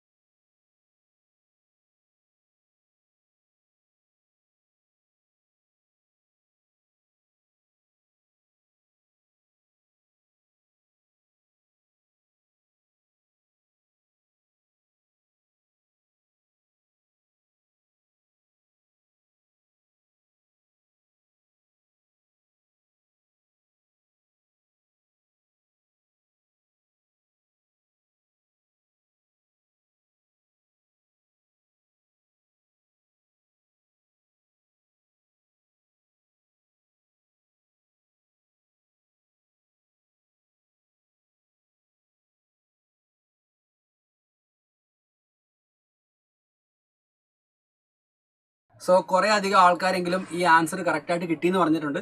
ശ്രദ്ധിക്കുക മക്കളെ, നമ്മുടെ ഈ പറഞ്ഞ ഡയഗണൽ റിലേഷൻഷിപ്പ് എന്ന് പറയുന്ന സംഭവം ഇത് സെക്കൻഡ് പീരീഡിന്റെയും തേർഡ് പീരീഡിന്റെ ഇടയിൽ മാത്രമായിട്ട് കാണുന്ന ഒരു എക്സ്ക്ലൂസീവ് ഫിനോമിനൺ ആണ്. വേറെയുള്ള കേസുകളിലൊന്നും, അതായത് വേറെയുള്ള പീരീഡുകളിലേക്കൊന്നും ഈ പറഞ്ഞ ഡയഗണൽ റിലേഷൻഷിപ്പ് ഇല്ല. സോ ഇവിടുത്തെ കറക്റ്റ് ആൻസർ എന്ന് പറയുക it's nothing but option C again. Some of the elements of second and third period ആണ് ഡയഗണൽ റിലേഷൻഷിപ്പ് കാണിക്കുക. സോ ആ ഒരു ഭാഗം നമുക്ക് ക്ലിയർ ആയി. അങ്ങനെയാണെങ്കിൽ നമുക്ക് മൂന്നാമത്തെ ക്വസ്റ്റ്യനിലേക്ക് പോവാം. The third question. ഓക്കെ, രണ്ടാമത്തെ ക്വസ്റ്റ്യൻ ആൻസർ കിട്ടിയെന്ന് വിചാരിക്കുന്നു. So all the elements of third and fourth wrong ആണ്. All elements with their diagonally opposite elements തെറ്റാണ്. എലമെന്റ്സ് ഓഫ് ഡി ബ്ലോക്ക് തെറ്റാണ്. സെക്കൻഡ് ആൻഡ് തേർഡ് പീരീഡിലുള്ള ചില എലമെന്റ്സിന് തമ്മിൽ മാത്രമാണ് ഡയഗണൽ റിലേഷൻഷിപ്പ് ഉള്ളത്. സോ ഇവിടുത്തെ കറക്റ്റ് ആൻസർ എന്ന് പറയുന്ന ഓപ്ഷൻ സി ആണ്. Okay, great. അപ്പം ഇത് അടുത്ത ക്വസ്റ്റ്യനിലേക്ക് വരാം. For the process H2O liquid 1 bar pressure at 373 Kelvin, reversible ആരോ, ശ്രദ്ധിക്കുക, റിവേഴ്സിബിൾ ആരോ ഇൻടു H2O ഗ്യാസ്, അതായത് ലിക്വിഡ് സ്റ്റേറ്റിലുള്ള വാട്ടർ നമ്മൾ വേപ്പർ സ്റ്റേറ്റിലേക്ക് കൺവേർട്ട് ചെയ്യുന്നു അറ്റ് 373 Kelvin. 373 Kelvin എന്ന് പറഞ്ഞാൽ എന്താ മക്കളെ? 100 ഡിഗ്രി സെൽഷ്യസ്, അതായത് ബോയിലിംഗ് പോയിന്റ് ഓഫ് വാട്ടർ ആണിത്. വാട്ടറിന്റെ ബോയിലിംഗ് പോയിന്റ് ആണ് ഈ തന്നിരിക്കുന്ന ടെമ്പറേച്ചർ കണ്ടീഷൻ എന്ന് പറയുന്നത്. 1 bar പ്രഷർ 373 Kelvin എന്ന് പറയുന്നത് ബോയിലിംഗ് കണ്ടീഷൻ ആണ് ഇവിടെ തന്നിരിക്കുന്നത്. ബോയിലിംഗ് കണ്ടീഷൻ, ആ ഒരു കാര്യമാണ് ഇവിടുത്തെ ഏറ്റവും ക്രൂഷ്യൽ ആയിട്ടുള്ള ഒരു ഡാറ്റ എന്ന് പറയുന്നത്. ഇപ്പം ഇവിടെ തന്നിരിക്കുന്ന ഐഡിയ എന്ന് പറയുന്നത്, അല്ലെങ്കിൽ ഈ തന്നിരിക്കുന്ന ഫാക്ടേഴ്സ് ഒരു ബോയിലിംഗ് ഫാക്ടേഴ്സ് ആണ് തന്നിരിക്കുന്നത്. എന്നിട്ട് പറയാണ് ഈ ഒരു പ്രോസസ്സിലെ കറക്റ്റ് തെർമോഡൈനാമിക് പാരാമീറ്റേഴ്സ് ഏതൊക്കെയാണെന്നാണ് ചോദ്യം. കറക്റ്റ് തെർമോഡൈനാമിക് പാരാമീറ്റേഴ്സ് ഞാൻ ചോദിക്കട്ടെ മക്കളെ, ലിക്വിഡ് ഗ്യാസ് ആകുമ്പോൾ എൻട്രോപ്പി കൂടുവോ കുറയോ? എൻട്രോപ്പി കൂടുവോ കുറയോ? പറഞ്ഞേ, എൻട്രോപ്പി കൂടുവോ കുറയോ? When liquid become gas, liquid gas ആവുമ്പം എൻട്രോപ്പി കൂടുവോ കുറയോ? സിമ്പിളായിട്ട് നമുക്ക് മനസ്സിലാക്കാൻ പറ്റുന്ന ഒരു കാര്യമാണ്. ലിക്വിഡ് ഗ്യാസ് ആകുമ്പോഴത്തേക്കും entropy increases. So delta S എന്ന് പറയുന്ന വാല്യൂ പോസിറ്റീവ് ആയിരിക്കും, നെഗറ്റീവ് അല്ല, സീറോ അല്ല. അവിടെ കറക്റ്റായിട്ട് നമ്മുടെ ആൻസർ ഓപ്ഷനിൽ എയിലേക്ക് വരും. അത് മാത്രമല്ല, ഈ തന്നിരിക്കുന്നത് നോക്കിക്കേ, ഒരു ലിക്വിഡും ഗ്യാസും തമ്മിലുള്ള ഇക്വിലിബ്രിയം ആണ്. This an equilibrium. ഒരു ലിക്വിഡ് ഗ്യാസ് ഇക്വിലിബ്രിയം ആണ് ഇവിടെ തന്നിരിക്കുന്നത്. ഇക്വിലിബ്രിയം കണ്ടീഷനിൽ ഡെൽറ്റ ജിന്റെ വാല്യൂ എത്രയാ?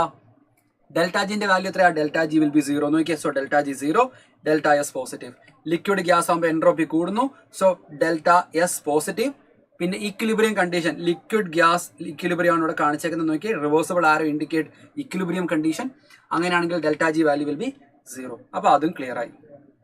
നമുക്ക് സമയം കളയാതെ അടുത്ത ക്വസ്റ്റ്യനിലേക്ക് പോകാം. നോക്കിയേ, H2O2 act as only an oxidising agent. അതായത് അസേർഷൻ പറയുന്നത് ഹൈഡ്രജൻ പെറോക്സൈഡ് എന്ന് പറയുന്ന സബ്സ്റ്റൻസ് ഒരു ഓക്സിഡൈസിങ് ഏജന്റ് ആയിട്ട് മാത്രമേ ബിഹേവ് ചെയ്യുള്ളൂ എന്നാണ് പറയുന്നത്. അത് കറക്റ്റ് ആണോ എന്ന് പറയാമോ? ഹൈഡ്രജൻ പെറോക്സൈഡ് എന്ന് പറയുന്നത് ഒരു ഓക്സിഡൈസിങ് ഏജന്റ് ആയിട്ട് മാത്രമേ ബിഹേവ് ചെയ്യുള്ളൂ എന്നാണ് പറയുന്നത്. എന്ത് തോന്നുന്നു? ഹൈഡ്രജൻ പെറോക്സൈഡ് എന്ന് പറയുന്നത് ഓക്സിഡൈസിങ് ഏജന്റ് ആയിട്ട് മാത്രമാണോ ബിഹേവ് ചെയ്യുക? നിങ്ങൾ ശ്രദ്ധിക്കുക, H2O2 എന്ന് പറയുന്ന hydrogen peroxide can act as oxidizing agent and reducing agent. ഇത് ഓക്സിഡൈസിങ് ഏജന്റുമായിട്ടും ആയിട്ട് ആക്ട് ചെയ്യാം, റെഡ്യൂസിങ് ഏജന്റ് ആയിട്ടും ആക്ട് ചെയ്യാം in both acidic medium and basic medium. രണ്ട് മീഡിയത്തിനകത്തും ഓക്സിഡൈസിങ് ഏജന്റ് ആയിട്ടും റെഡ്യൂസിങ് ഏജന്റ് ആയിട്ടും ബിഹേവ് ചെയ്യാൻ പറ്റുന്ന ഒരാളാണ് ഹൈഡ്രജൻ പെറോക്സൈഡ്. ഹൈഡ്രജൻ പെറോക്സൈഡിന്റെ പ്രോപ്പർട്ടീസ് പലതവണ പല ആവർത്തി നമ്മൾ ഹൈഡ്രജൻ ചാപ്റ്ററിലൊക്കെ റിപ്പീറ്റഡ്ലി ഡിസ്കസ് ചെയ്യുന്ന ഒരു കാര്യമാണ്. ഹൈഡ്രജൻ പെറോക്സൈഡ് എന്ന് പറയുന്ന ഒരാൾക്ക് ഓക്സിഡൈസിങ് ഏജന്റ് ആയിട്ട് റിയാക്ട് ചെയ്യാൻ പറ്റും, റെഡ്യൂസിങ് ഏജന്റ് ആയിട്ട് റിയാക്ട് ചെയ്യാൻ പറ്റും. ഇനി ഇതിന്റെ വേറൊരു രീതിയിലുള്ള അണ്ടർസ്റ്റാൻഡിംഗ് കൂടെ പറഞ്ഞുതരാം. ഇപ്പോൾ ഹൈഡ്രജൻ പെറോക്സൈഡിൽ നിങ്ങൾ നോക്കുകയാണെങ്കിൽ കാണാം, ഓക്സിജന്റെ ഓക്സിഡൈസ് സ്റ്റേറ്റ് എന്ന് പറയുന്നത് -1 ആണ്. ഓക്കെ, ഇപ്പോൾ ഓക്സിജന്റെ ഓക്സിഡൈസ് സ്റ്റേറ്റ് -1 ആയതുകൊണ്ട് തന്നെ ഇത് വേണമെങ്കിൽ -2 ഓക്സിഡൈസ് സ്റ്റേറ്റിലേക്ക് പോകാം. ഇത് H2O2 ഓക്സിഡേഷൻ സ്റ്റേറ്റ് എന്ന് പറയുന്നത് -1 ആണ്. അത് വേണമെങ്കിൽ -2 കൊണ്ടുവരാം. ഓക്സിജന്റെ കോമൺ ഓക്സിഡേഷൻ സ്റ്റേറ്റ് എന്ന് പറയുന്നത് എന്താണ്? -2 ആണ്. ഇവിടെ നോക്കിയാൽ -1 നിന്ന് -2, അതായത് റിഡക്ഷൻ സംഭവിക്കാം. റിഡക്ഷൻ സംഭവിച്ചു കഴിഞ്ഞാൽ oxygen it is acting as an oxidising agent. ഇവിടെ ഓക്സിജന് റിഡക്ഷൻ ആണ് സംഭവിക്കുന്നത്, അതുകൊണ്ട് തന്നെ ഓക്സിജന് വേണമെങ്കിൽ ഒരു ഓക്സിഡൈസിങ് ഏജന്റ് ആയിട്ട് ഇവിടെ ആക്ട് ചെയ്യാം. അതുപോലെ തന്നെ നമുക്ക് വേറെ രീതിയിൽ നമുക്ക് ഇവിടെ ആലോചിക്കാം. അതായത് ഈ O- എന്ന് പറയുന്ന -1 ഓക്സിഡേഷൻ സ്റ്റേറ്റിൽ നിന്ന്, ഇത് ഹൈഡ്രജൻ പെറോക്സൈഡിലെ കേസാണ്, ഇതിനകത്ത് നിന്ന് വേണമെങ്കിൽ 0 ഓക്സിഡേഷൻ സ്റ്റേറ്റിലേക്കും കൊണ്ടുപോകാം. അതായത് നമുക്കൊരു ഓക്സിഡേഷൻ ഇവിടെ പോസിബിൾ ആണ്. That means oxygen can act as A reducing agent. അതായത് നിങ്ങൾ ശ്രദ്ധിക്കേണ്ട കാര്യം എന്ന് പറയുന്നത്, ഓക്സിജന്റെ oxidation state, common oxidation state -2 ആണ്, 0 ഓക്സിഡേഷൻ സ്റ്റേറ്റ് ആണ്. നമുക്കിവിടെ തന്നിരിക്കുന്ന ഓക്സിഡേഷൻ സ്റ്റേറ്റ് എന്ന് പറയുക -1 എന്ന് പറയുന്നത് ഒരു ഇന്റർമീഡിയറ്റ് ഓക്സിഡേഷൻ സ്റ്റേറ്റ് ആണ്. ഓക്കെ, ഹൈഡ്രജൻ പെറോക്സൈഡിൽ ഓക്സിജന്റെ ഓക്സിഡേഷൻ സ്റ്റേറ്റ് എന്ന് പറയുന്നത് ഒരു ഇന്റർമീഡിയറ്റ് ഓക്സിഡേഷൻ സ്റ്റേറ്റ് ആണ്. അതിൽ നിന്ന് വേണമെങ്കിൽ ഓക്സിഡേഷനും നടക്കാം, വേണമെങ്കിൽ റിഡക്ഷനും നടക്കാം. ഓക്സിഡേഷൻ നടക്കാം, റിഡക്ഷൻ നടക്കാം. ഓക്സിഡൈസിങ് ഏജന്റ് ആയിട്ട് ആക്ട് ചെയ്യാം, റെഡ്യൂസിങ് ഏജന്റ് ആയിട്ട് ആക്ട് ചെയ്യാം. അപ്പോൾ ശ്രദ്ധിക്കുക, ഒരാൾക്ക് എപ്പോഴാണ് ഓക്സിഡൈസിങ് ഏജന്റും റെഡ്യൂസിങ് ഏജന്റുമായിട്ട് ആക്ട് ചെയ്യാൻ പറ്റുക? അതിനൊരു ഇന്റർമീഡിയറ്റ് ഓക്സിഡൈസ് സ്റ്റേറ്റ് ഉണ്ടെങ്കിലാണ് അത് പോസിബിൾ ആവുക. ഓക്സിജന്റെ കോമൺ ഓക്സിഡൈസ് സ്റ്റേറ്റ് -2, എലമെന്റൽ സ്റ്റേറ്റിലുള്ള ഓക്സിഡൈസ് സ്റ്റേറ്റ് 0, തന്നിരിക്കുന്ന ഓക്സിഡൈസ് സ്റ്റേറ്റ് എന്ന് പറഞ്ഞൊരു ഇന്റർമീഡിയറ്റ് 1 ആണ്, -1 ഓക്സിഡൈസ് സ്റ്റേറ്റ്. ഓക്സിഡേഷൻ റിഡക്ഷൻ നടക്കാം, ഓക്സിഡൈസിങ് ഏജന്റ് റെഡ്യൂസിങ് ഏജന്റ് ആയിട്ട് ആക്ട് ചെയ്യാം. അപ്പോൾ ഇവിടെ നിങ്ങൾ നോക്കണം, മനസ്സിലാവുന്ന ഒരു കാര്യം, H2O2 act as only an oxidising agent, it is A wrong statement. എന്നിട്ട് തന്നിരിക്കുന്ന സ്റ്റേറ്റ്മെന്റ് നോക്കി, all peroxide behave as oxidising agent only. അപ്പോൾ ഈ സ്റ്റേറ്റ്മെന്റ് തെറ്റാണെങ്കിൽ രണ്ടാമത്തെ സ്റ്റേറ്റ്മെന്റ് ഓട്ടോമാറ്റിക്കലി തെറ്റാണ്. So both the statements are wrong and correct answer will B what? E here. If both A and B are incorrect, രണ്ടും തെറ്റായിട്ടുള്ള statements ആണ്. Correct answer will be option E. Correct answer എന്ന് പറഞ്ഞാൽ option E ആണ്. ഇതാണ് നമ്മുടെ 4ാമത്തെ question. സമയം കളയുന്നില്ല, നമ്മൾ 5ാമത്തെ ക്വസ്റ്റ്യനിലേക്ക് പോവാം. നോക്കിയേ, 5ാമത്തെ question, which of the following statement is not correct. ഇതിനകത്തെ കറക്റ്റ് ആൻസർ നിങ്ങൾക്ക് കണ്ടുപിടിക്കാൻ പറ്റുമോ എന്ന് പറഞ്ഞേ. Which one do you think is a correct answer? ഇതിനകത്ത് കറക്റ്റ് ആൻസർ ഏതാണെന്ന് പറയാവോ? Which of the following is not correct. ഇവിടെ കറക്റ്റ് അല്ലാത്ത സ്റ്റേറ്റ്മെന്റ് ഏതാണെന്നാണ് ചോദ്യം. കറക്റ്റ് അല്ലാത്ത സ്റ്റേറ്റ്മെന്റ് ഏതാണെന്നാണ് ചോദ്യം. Which is not the correct statement പറയാവോ? അല്ലെങ്കിൽ ആൻസർ ആയിട്ടുള്ള ഓപ്ഷൻ ഏതാന്ന് പറയാവോ?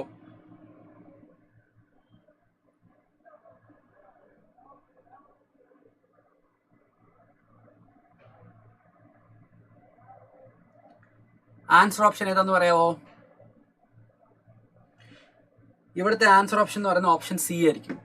നമുക്ക് ഇത് 1 by 1 എടുത്തു നോക്കാം, അതിനുശേഷം നമുക്ക് ആൻസറിലേക്ക് എത്താം. So correct answer will be option C. നിങ്ങളിവിടെ നോക്കുകയാണെങ്കിൽ മനസ്സിലാവും, ഇവിടെ ഓപ്ഷൻ എയിലുള്ള ആൾ S2OA2- ആണ്. സോ S2OA2- സൾഫറിന്റെ ഓക്സിഡൈസ് സ്റ്റേറ്റ് നമുക്കിവിടെ കണ്ടുപിടിക്കണ്ടേ. സൾഫറിന്റെ ഓക്സിഡൈസ് സ്റ്റേറ്റ് ഞാൻ X എന്ന് കൊടുക്കുന്നു, ഓക്സിജന്റെ -2.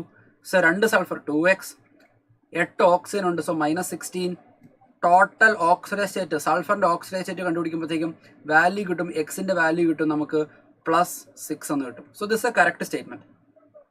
Oxidise state of osmium tetroxide, OSO4ൽ ഓക്സിജന്റെ ഓക്സിഡൈസ് സ്റ്റേറ്റ് -2 ആണ്.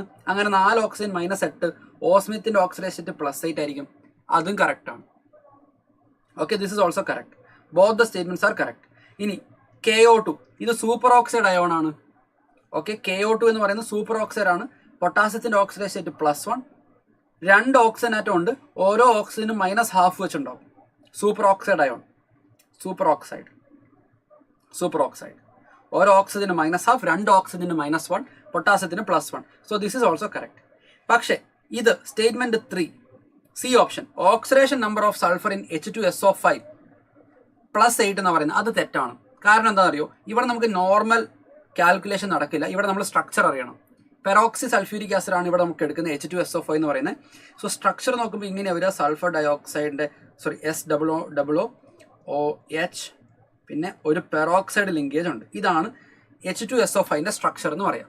ഇവിടെ നിങ്ങൾ ഓക്സിഡൈസ് സ്റ്റേറ്റ് നോക്കുമ്പോൾ ഹൈഡ്രജന്റെ ഓക്സിഡൈസ് സ്റ്റേറ്റ് +1 ആയിരിക്കും. ഈ ഡബിൾ ബോണ്ട് വെച്ച് കണക്ട് ആയിട്ടുള്ള ഓക്സിജന്റെ ഓക്സിഡൈസ് സ്റ്റേറ്റ് എന്ന് പറയുന്നത് -2. അതുപോലെ ഇവന്റെ ഓക്സിഡൈസ് സ്റ്റേറ്റ് -2 ആയിരിക്കും. പക്ഷേ ഈ 2 ഓക്സിജൻ ഉണ്ടല്ലോ, അവയുടെ ഓക്സിഡൈസ് സ്റ്റേറ്റ് -1 ആയിരിക്കും. കാരണം this is a peroxide linkage. ഇതൊരു പെറോക്സൈഡ് ബോണ്ട് ആയതുകൊണ്ട് ഈ 2 ഓക്സിജന്റെയും ഓക്സിഡൈസ് സ്റ്റേറ്റ് -1 വെച്ചായിരിക്കും. എഫക്റ്റീവ് ഓക്സിഡൈസ് സ്റ്റേറ്റ് സൾഫറിന് കാൽക്കുലേറ്റ് ചെയ്യുമ്പോൾ നമുക്ക് കിട്ടും ദ വാല്യൂ വിൽ ബി +6. പക്ഷെ ഇവിടെ തന്നിരിക്കുന്നത് എന്താ? +8. +8 എന്ന് പറയുന്നത് തെറ്റാണ്, +6 ആണ് കറക്റ്റ് ആൻസർ. അപ്പോൾ ഇവിടുത്തെ ചോദ്യം എന്താണെന്ന് നോക്കിയേ, which is not the correct statement. ഏതാണ് നോട്ട് കറക്റ്റ് അല്ലാത്ത സ്റ്റേറ്റ്മെന്റ്? തെറ്റായിട്ടുള്ള സ്റ്റേറ്റ്മെന്റ് ഏതാ? Option C. അതാണ് നമ്മുടെ ആൻസർ എന്ന് പറയുന്നത്. So our correct answer will be option C here. നോക്കിയേ, ഇത് നമ്മുടെ 5ാമത്തെ ക്വസ്റ്റ്യൻ ആയിരുന്നു. 5ാമത്തെ ക്വസ്റ്റ്യൻ കഴിഞ്ഞു. 6ാമത്തെ question, at the top of the mountain the thermometer read 0 degree Celsius. അപ്പോൾ നമുക്ക് 2 കണ്ടീഷനാണ് പറയുന്നത്. നോക്കിയേ, ഒരു മലയുടെ മുകളിൽ, ഓക്കെ, ഒരു മലയുടെ മുകളിൽ 0 ഡിഗ്രി സെൽഷ്യസും ഉണ്ട്. ഇവിടെ 0 ഡിഗ്രി സെൽഷ്യസ് ആണ്. പ്രഷർ 710 mmHg ആണ്. താഴെ 30 ഡിഗ്രി സെൽഷ്യസ് ഉണ്ട്, പക്ഷെ പ്രഷർ എന്ന് പറയുന്നത് 760 mmHg, അതായത് 180 m പ്രഷർ ഉണ്ട്. എന്നിട്ട് ചോദിച്ചേക്കുന്നത് ratio of densities of air, അതായത് ടോപ്പിലുള്ള ഡെൻസിറ്റിയും താഴെയുള്ള ഡെൻസിറ്റിയും തമ്മിലുള്ള റിലേഷൻ എന്താണ്, അല്ലെങ്കിൽ അതിന്റെ റേഷ്യോ എന്താണെന്നുള്ളതാണ് ചോദ്യം. അപ്പോൾ നമ്മളിത് എങ്ങനെയാണ് ചെയ്യുക? നമുക്ക് ഡെൻസിറ്റിന്റെ ഇക്വേഷൻ അറിയാം, ഐഡിയൽ ഗ്യാസ് ഇക്വേഷന്റെ ഫോർമാറ്റിൽ. PM = DRT എന്നുള്ള ഇക്വേഷൻ എല്ലാവർക്കും അറിയാം. ഡെൻസിറ്റിയുടെ ഇക്വേഷൻ എന്ന് പറയുക D is equal to PM/RT ആണ്. സോ നമുക്ക് density at the top position, density on the top position divide by density of bottom, ഇതാണ് നമുക്ക് കണ്ടുപിടിക്കേണ്ടത്. സോ നമുക്ക് എഴുതി നോക്കാം. P into M divided by R into T of top divided by P into M divided by R into T of bottom. Molecular mass same ആണ്, 6 common value ആണ്, നമുക്ക് അതൊക്കെ ക്യാൻസൽ ചെയ്യാം. ഓക്കെ, അപ്പോൾ ബാക്കി വരിക temperature of the bottom will go to numerator. So the ബാക്കിയുള്ള calculation വരിക D top divided by D bottom. ഇത് വരിക temperature of bottom into pressure of top divided by temperature of top pressure of bottom. അതായത് denominator of the denominator ന്യൂമറേറ്ററിലേക്ക് കൊണ്ടുപോയി, numerator of the denominator അതിനെ ഡിനോമിനേറ്ററിലേക്ക് കൊണ്ടുപോയി. നമ്മുടെ സാധാ റീഅറേഞ്ച്മെന്റ് മാത്രം. ഇനി വാല്യൂസ് സബ്സ്റ്റിറ്റ്യൂട്ട് ചെയ്താൽ മതി. ബോട്ടം ടെമ്പറേച്ചർ 30 ഡിഗ്രി സെൽഷ്യസ് എന്ന് പറയുന്നത്, പക്ഷേ നമുക്ക് ഡിഗ്രി സെൽഷ്യസിൽ സബ്സ്റ്റിറ്റ്യൂട്ട് ചെയ്യാൻ പാടില്ല. 30 ഡിഗ്രി സെൽഷ്യസിന് വരെ നമുക്ക് 303 കെൽവിൻ എന്ന് സബ്സ്റ്റിറ്റ്യൂട്ട് ചെയ്യാം. കെൽവിൻ യൂണിറ്റിലാണ് നമ്മൾ സബ്സ്റ്റിറ്റ്യൂട്ട് ചെയ്യുക. സോ 30 ഡിഗ്രി സെൽഷ്യസ് എന്ന് പറഞ്ഞാൽ എത്രയാണത്? അത് 303 കെൽവിൻ ആണ്. 27 ഡിഗ്രി സെൽഷ്യസോ, sorry 0 degree Celsius, 0 degree Celsius എന്ന് പറഞ്ഞാലോ 0 ഡിഗ്രി സെൽഷ്യസ് ഈസ് 273 കെൽവിൻ. ഈ വാല്യൂസ് എല്ലാം സബ്സ്റ്റിറ്റ്യൂട്ട് ചെയ്താൽ മാത്രം മതി. നമുക്കിനി വാല്യൂ സബ്സ്റ്റിറ്റ്യൂട്ട് ചെയ്യാം. ടെമ്പറേച്ചർ ഓഫ് ബോട്ടം, ബോട്ടത്തിലുള്ള ടെമ്പറേച്ചർ എന്ന് പറയുന്നത് 303 ആണ്, നമുക്ക് സബ്സ്റ്റിറ്റ്യൂട്ട് ചെയ്യാം 303. ടോപ്പിലെ പ്രഷർ 710 mmHg ആണ്. ടോപ്പ് ടെമ്പറേച്ചർ എന്ന് പറയുന്നത് 273 കെൽവിൻ ആണ്. ടോപ്പിലെ പ്രഷർ എന്ന് പറയുന്നത്, സോറി ബോട്ടത്തിലെ പ്രഷർ എന്ന് പറയുന്നത് 760 mm. ഇതിൻ്റെ ആൻസർ എത്രയായിരിക്കും വരുന്നതെന്ന് പറയാൻ പറ്റുമോ? ഇവിടെ നിങ്ങൾ നോക്കിയാൽ മനസ്സിലാവുന്ന ഒരു കാര്യം, ഈ അൾട്ടിമേറ്റ് ആൻസർ എന്ന് പറയുന്നത് it will B slightly greater than 1. This value will be greater than 1. ആ ഒരു കാര്യമാണ് നമ്മളോട് മനസ്സിലാക്കേണ്ടത്. The answer, this entire value will be greater than 1. Greater than 1 ആണെങ്കിൽ ഇവിടെ ഒരേ ഒരു ഓപ്ഷൻ നമുക്ക് കറക്റ്റായിട്ട് ചൂസ് ചെയ്യാൻ പറ്റുന്ന ഒരേ ഒരു ഓപ്ഷൻ എന്താ? ഓപ്ഷൻ ബി ആയിരിക്കും. ഓപ്ഷൻ ബി ആണ് ഇവിടെ നമുക്ക് ചൂസ് ചെയ്യാൻ പറ്റുന്ന ഒരേ ഒരു ഓപ്ഷൻ എന്ന് പറയുന്നത്. സോ ഇതിൻ്റെ വാല്യൂ എന്ന് പറയുക അപ്രോക്സിമേറ്റ്ലി നിങ്ങൾ ചെയ്യുകയാണെങ്കിൽ വരിക, ചെയ്ത് കഴിയുമ്പോഴത്തേക്കും ഈ വാല്യൂ വരിക 1.04 എന്ന് വരിക. സോ 1.04:1 എന്നുള്ളതാണ് ഇവിടുത്തെ കറക്റ്റ് ആൻസർ എന്ന് പറയുന്നത്. So answer is option B. So ഒരിക്കൽ കൂടി ഞാൻ പറയാം ഞാൻ എന്താ ചെയ്തതെന്നുള്ളത്. നമ്മൾ PM = DRT എന്നുള്ള ഇക്വേഷൻ വെച്ചിട്ട് ഡെൻസിറ്റിയുടെ ഇക്വേഷൻ നമ്മൾ എഴുതുന്നു. ചോദ്യം ടോപ്പിലെ ഡെൻസിറ്റിയും താഴത്തെ ബോട്ടത്തിലെ ഡെൻസിറ്റിയും തമ്മിലുള്ള റേഷ്യോ ആണ്. ഇവിടെ മോളിക്കുലാർ മാസും ആറും ഒക്കെ കോമൺ ആയിട്ടുള്ള ടേംസ് ആണ്. അത് ഞാൻ ന്യൂമറേറ്ററിലും ഡിനോമിനേറ്ററിലും ഞാൻ അത് കട്ട് ചെയ്ത് കളഞ്ഞു. അതാണ് ഞാൻ ഇവിടെ കട്ട് ചെയ്ത്. ബാക്കിയുള്ളത് പ്രഷറും ടെമ്പറേച്ചറും മാത്രം, ആ ടേംസ് മാത്രമേ ബാക്കിയുള്ളൂ. നമ്മൾ വാല്യൂസ് സബ്സ്റ്റിറ്റ്യൂട്ട് ചെയ്യുമ്പോഴത്തേക്കും നമുക്ക് എന്ത് കിട്ടിയത്? അൾട്ടിമേറ്റ് ആൻസർ കിട്ടി. 1.04:1 എന്നുള്ളതായിരിക്കും ഇവിടുത്തെ കറക്റ്റ് ആൻസർ എന്ന് പറയും. സോ ഇനി നമുക്ക് 7ാമത്തെ ക്വസ്റ്റ്യനിലേക്ക് പോകാം. 7ാമത്തെ ക്വസ്റ്റ്യൻ ഇതാ നമ്മളിവിടെ. The pressure of real gas is less than the pressure of ideal gas. നിങ്ങളൊന്ന് ആലോചിച്ച് നോക്കണേ. According to ideal gas, ideal ഗ്യാസിൻ്റെ കേസിൽ നമ്മൾ പറയുക ഇന്റർമോളിക്കുലാർ ഫോഴ്സസ് എന്ന് പറയുന്ന സാധനം 0 ആണെന്നാണ് നമ്മൾ ഐഡിയൽ ഗ്യാസിൽ പറയാം. പക്ഷെ റിയൽ ഗ്യാസിൽ നമുക്കറിയാം ഇന്റർമോളിക്കുലാർ ഫോഴ്സ് ഉണ്ട്. നിങ്ങളൊന്ന് ആലോചിച്ച് നോക്കിയേ, ഇതെൻ്റെ വാൾ ഓഫ് ദ കണ്ടെയ്നർ ആണെന്ന് വിചാരിക്കുക. വാൾ ഓഫ് ദ കണ്ടെയ്നർ, ഇവിടെ നിന്നൊരു പാർട്ടിക്കിൾ ഇതേ ഈ വാളിലേക്ക് കൊളൈഡ് ചെയ്യാൻ വേണ്ടി പോവുക. ഓക്കെ, അപ്പോൾ ആ കൊളിഷൻ വഴിയാണ് നമുക്ക് എന്ത് കിട്ടുക? പ്രഷർ വരിക. പാർട്ടിക്കിൾസ് വാൾസുമായിട്ട് കൊളൈഡ് ചെയ്യുമ്പോൾ, ഓക്കെ, കാരണം ഈ പാർട്ടിക്കിൾ കൊളൈഡ് ചെയ്യാൻ പോവാണ്. കൊളൈഡ് ചെയ്യാൻ പോകുമ്പോഴത്തേക്കും ബാക്കിയുള്ള ആൾക്കാർ ഇന്റർമോളിക്കുലാർ ഫോഴ്സസ് ഉള്ളതുകൊണ്ട് അതൊക്കെ പിടിച്ച് വലിക്കും. അപ്പോൾ ഈ പാർട്ടിക്കിൾ എഫക്റ്റീവായിട്ട് കൊളൈഡ് ചെയ്യില്ല. അപ്പോൾ നമുക്ക് എന്ത് പറയാൻ പറ്റും? റിയൽ പ്രഷർ എന്ന് പറയുക ഐഡിയൽ പ്രഷറിനേക്കാളും കുറവായിരിക്കും. റിയൽ പ്രഷർ എന്ന് പറയുന്നത് ഐഡിയൽ പ്രഷറിനേക്കാളും കുറവായിരിക്കും. So real gas pressure is less than ideal gas pressure, which is a correct statement. അതുപോലെ റീസൺ കൊടുത്തേക്കുന്ന ഇന്റർമോളിക്കുലാർ ഫോഴ്സ് ഓഫ് അട്രാക്ഷൻ ഉണ്ട് റിയൽ ഗ്യാസിൽ എന്നുള്ളതാണ്. അത് കറക്റ്റ് എക്സ്പ്ലനേഷനുമാണ്, കറക്റ്റ് ആയിട്ടുള്ള സ്റ്റേറ്റ്മെന്റുമാണ്. അപ്പോൾ ഇവിടുത്തെ കറക്റ്റ് ആൻസർ എന്തായിരിക്കും? വിത്തൗട്ട് ഡൗട്ട് നമുക്ക് പറയാൻ പറ്റും ഇവിടുത്തെ കറക്റ്റ് ആൻസർ എന്ന ഓപ്ഷൻ എ ആയിരിക്കും. Both assertion and reason are correct and the reason is a correct explanation. Intermolecular force ഉള്ളത് കൊണ്ടാണ് റിയൽ പ്രഷർ എന്ന് പറയുന്നത് ഐഡിയൽ പ്രഷറിനേക്കാളും താഴെ വരുന്നത്. So that is a correct statement. ഇനി നമ്മൾ മുമ്പോട്ട് പോകുന്നു. 8ാമത്തെ ക്വസ്റ്റ്യനിലേക്ക് വരുന്നു. നിങ്ങൾക്ക് നോക്കിയാൽ കാണാം 4 കേസുകളാണ് തന്നേക്കുന്നത്. The dissociation constant of monobasic acid ABCD 4 എണ്ണം നിങ്ങൾക്ക് തന്നിട്ടുണ്ട്. അപ്പോൾ ഞാൻ അതിൻ്റെ വാല്യൂസ് ജസ്റ്റ് ഒന്ന് ഇവിടെ എടുത്തെഴുതാം. എയിൻ്റെ ഡിസോസിയേഷൻ കോൺസ്റ്റന്റ് എന്ന് പറയുന്നത് 6 × 10⁻⁻⁴ ആണ്. ബിൻ്റെ എന്ന് പറയുന്നത് 5 × 10⁻⁻5 ആണ്. സിൻ്റെത് 3.6 × 10⁻⁻6 ആണ്. അതുപോലെ ഡിൻ്റെത് 7 × 10⁻10 ആണ്. ഓക്കെ, ഇതെല്ലാം ഡിസോസിയേഷൻ കോൺസ്റ്റന്റ് ആണ്. ഫോർ എക്സാമ്പിൾ നമുക്കൊരു HA എന്ന് പറഞ്ഞൊരു ആസിഡ് ഉണ്ടെങ്കിൽ ഇത് ഡിസോസ് ചെയ്തിട്ട് H+ഉം A- കിട്ടുന്നതിന്റെ ഇക്വിലിബ്രിയം കോൺസ്റ്റന്റിന്റെ വാല്യൂ ആണ് ഈ എഴുതിയേക്കുന്നത് KA വാല്യൂസ്. ഇപ്പം ഇവിടെ നിങ്ങൾ അറിയേണ്ട ഒരു കാര്യം, ഡിസോസിയേഷൻ കൂടിയെന്ന് വിചാരിക്കാം. അതായത് ഈ ഡിസോസിയേഷൻ ഈസ് ലാർജർ, നമുക്ക് കൂടുതൽ ഡിസോസിയേഷൻ ഉണ്ടെന്ന് വിചാരിക്കാം. ഡിസോസിയേഷൻ ഈസ് മോർ, ഡിസോസിയേഷൻ കൂടിയാൽ എന്താ ഉണ്ടാവുക? H+ ആയതുകൊണ്ട് കോൺസെൻട്രേഷൻ കൂടും അല്ലേ? ഡിസോസിയേഷൻ കൂടിക്കഴിഞ്ഞാൽ കൂടുതൽ H+ ആയതുകൊണ്ട് ഉണ്ടാവും. ഡിസോസിയേഷൻ കൂടുന്നതിൻ്റെ എങ്ങനെ നമുക്ക് മനസ്സിലാവും ഡിസോസിയേഷൻ കൂടുകയോ ഇല്ലയോ എന്നുള്ളത്? ഡിസോസിയേഷൻ കൂടിക്കഴിഞ്ഞാൽ കറസ്പോണ്ടിങ് ആയിട്ട് KA വാല്യൂ കൂടും, KA ഇൻക്രീസസ്. അപ്പോൾ നിങ്ങൾ മനസ്സിലാക്കുക, ഒരു വീക്ക് ആസിഡ് കൂടുതൽ ഡിസോസിയേറ്റ് ചെയ്ത് കഴിഞ്ഞാൽ കൂടുതൽ H+ അയോൺ ഉണ്ടാവും. അതുപോലെ തന്നെ KA വാല്യൂ, ഡിസോസിയേഷൻ കോൺസ്റ്റന്റിന്റെ വാല്യൂയും കൂടുതലായിരിക്കും. ഇവിടെ നമുക്ക് മനസ്സിലാവും KA വാല്യൂ കൂടിക്കഴിഞ്ഞാൽ H+ അയോണിന്റെ കോൺസെൻട്രേഷൻ കൂടും. അപ്പോൾ pH എന്താ പറ്റുക? pH എന്ന് പറയുന്നത് നമുക്കറിയാം, pH is nothing but pH എന്ന് പറയുന്നത് negative log of H+ ion ആണ്, നെഗറ്റീവ് ലോഗ്. അപ്പോൾ H+ അയോണിന്റെ കോൺസെൻട്രേഷൻ കൂടിക്കഴിഞ്ഞാൽ pHന്റെ വാല്യൂ എന്താ പറ്റുക? കുറയും. സോ നമുക്കിവിടെ അൾട്ടിമേറ്റ്ലി മനസ്സിലാക്കാൻ പറ്റുന്ന ഈ കാര്യങ്ങളെല്ലാം അവിടെ കൂട്ടിച്ചേർത്ത് വായിച്ചാൽ നമുക്ക് മനസ്സിലാവുക, if KA value increases pH value decreases. ഇതൊരു ആസിഡിന്റെ കേസിൽ മാത്രമാണ് കേട്ടോ, ഒരു ആസിഡിന്റെ കേസിൽ മാത്രമാണ് നമുക്ക് ഇതെങ്ങനെ എഴുതാൻ പറ്റുക. 4 വാല്യൂ നമ്മളിവിടെ എഴുതിയിട്ടുണ്ട്. അതിൽ നമുക്ക് മനസ്സിലാക്കാൻ പറ്റുന്ന ഒരു കാര്യം, ഡിസോസിയേഷൻ കൂടിക്കഴിഞ്ഞാൽ കൂടുതൽ H+ അയോൺ ഉണ്ടാവും. അതുപോലെ തന്നെ KAന്റെ വാല്യൂയും കൂടും. pH എന്ന് പറഞ്ഞാൽ negative log of H+ ion ആണ്. H+ അയോണിന്റെ വാല്യൂ കൂടിക്കഴിഞ്ഞാൽ pH വാല്യൂ കുറയുക ചെയ്യുക അല്ലേ? അതായത് H+ അയോൺ കൂടിക്കഴിഞ്ഞാൽ നമ്മുടെ കൂടുതൽ സീറോയിൻ്റെ സൈഡിലേക്ക്, നമ്മുടെ pH സ്കെയിലിൽ സീറോയിൻ്റെ സൈഡിലേക്ക് വരും. pH decreases, acidity increases. അങ്ങനെ ഇപ്പം ഇവിടെ നിങ്ങൾക്ക് മനസ്സിലാവും 4 തന്നിട്ടുണ്ട്, ABCD. ഈ 4 ഡിസോസിയേഷൻ കോൺസ്റ്റന്റ് നോക്കുകയാണെങ്കിൽ 10⁻⁻⁴, -5, -6, -10. ഏറ്റവും വലിയ വാല്യൂ ആർക്കാ? എക്കാണ് ഏറ്റവും വലിയ വാല്യൂ. സോ ഇതാണ് KA ഇൻക്രീസ് ചെയ്യുന്ന ഡയറക്ഷൻ. ഏറ്റവും കൂടുതലുള്ള വാല്യൂ, പിന്നെ അതിൽ താഴെയുള്ളത്, പിന്നെ അതിൽ താഴെയുള്ള ഏറ്റവും ചെറിയ വാല്യൂ. ഏറ്റവും ചെറിയ വാല്യൂ Dക്കാണ് 10⁻⁻10 വരുന്നത്. അപ്പോൾ നമ്മൾ പഠിച്ചൊരു കാര്യം എന്ന് പറയുന്നത്, KA വാല്യൂ കൂടിക്കഴിഞ്ഞാൽ pH വാല്യൂ കുറയുന്നതാണ്. pH വാല്യൂ കുറയുന്ന ഡയറക്ഷൻ ഏതായിരിക്കും? അപ്പം pH വാല്യൂ കുറയുന്ന ഡയറക്ഷൻ എന്ന് പറഞ്ഞാൽ തിരിച്ചായിരിക്കും. pH വാല്യൂ കുറയുന്ന ഡയറക്ഷൻ എന്ന് പറഞ്ഞാൽ തിരിച്ചായിരിക്കും. pH value decreases. അപ്പോൾ ഇവിടെ ഏറ്റവും ഈ ഡയറക്ഷനിൽ KA കൂടിക്കഴിയുമ്പോൾ pH കുറയും. അപ്പോൾ ഏറ്റവും കൂടുതൽ pH ഉള്ള ആളായിരിക്കും? ഏറ്റവും കൂടുതൽ pH ഉള്ള ആൾ D ആയിരിക്കും, പിന്നെ C, പിന്നെ B, പിന്നെ A. ഇങ്ങനെയായിരിക്കും വരിക.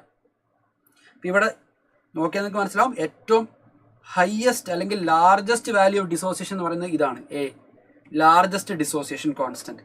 സോ KA കൂടിക്കഴിഞ്ഞാൽ pH വിൽ ബി ഡിക്രീസിങ്. അപ്പോൾ ഇവിടെ നമുക്ക് കറക്റ്റായിട്ട് ആൻസർ മാർക്ക് ചെയ്യാൻ പറ്റും. ഏറ്റവും ചെറിയ വാല്യൂ pHന് ഏറ്റവും ചെറിയ വാല്യൂ Aക്കായിരിക്കും, പിന്നെ B, പിന്നെ C, പിന്നെ D ആയിരിക്കും ഏറ്റവും വലിയ വാല്യൂ.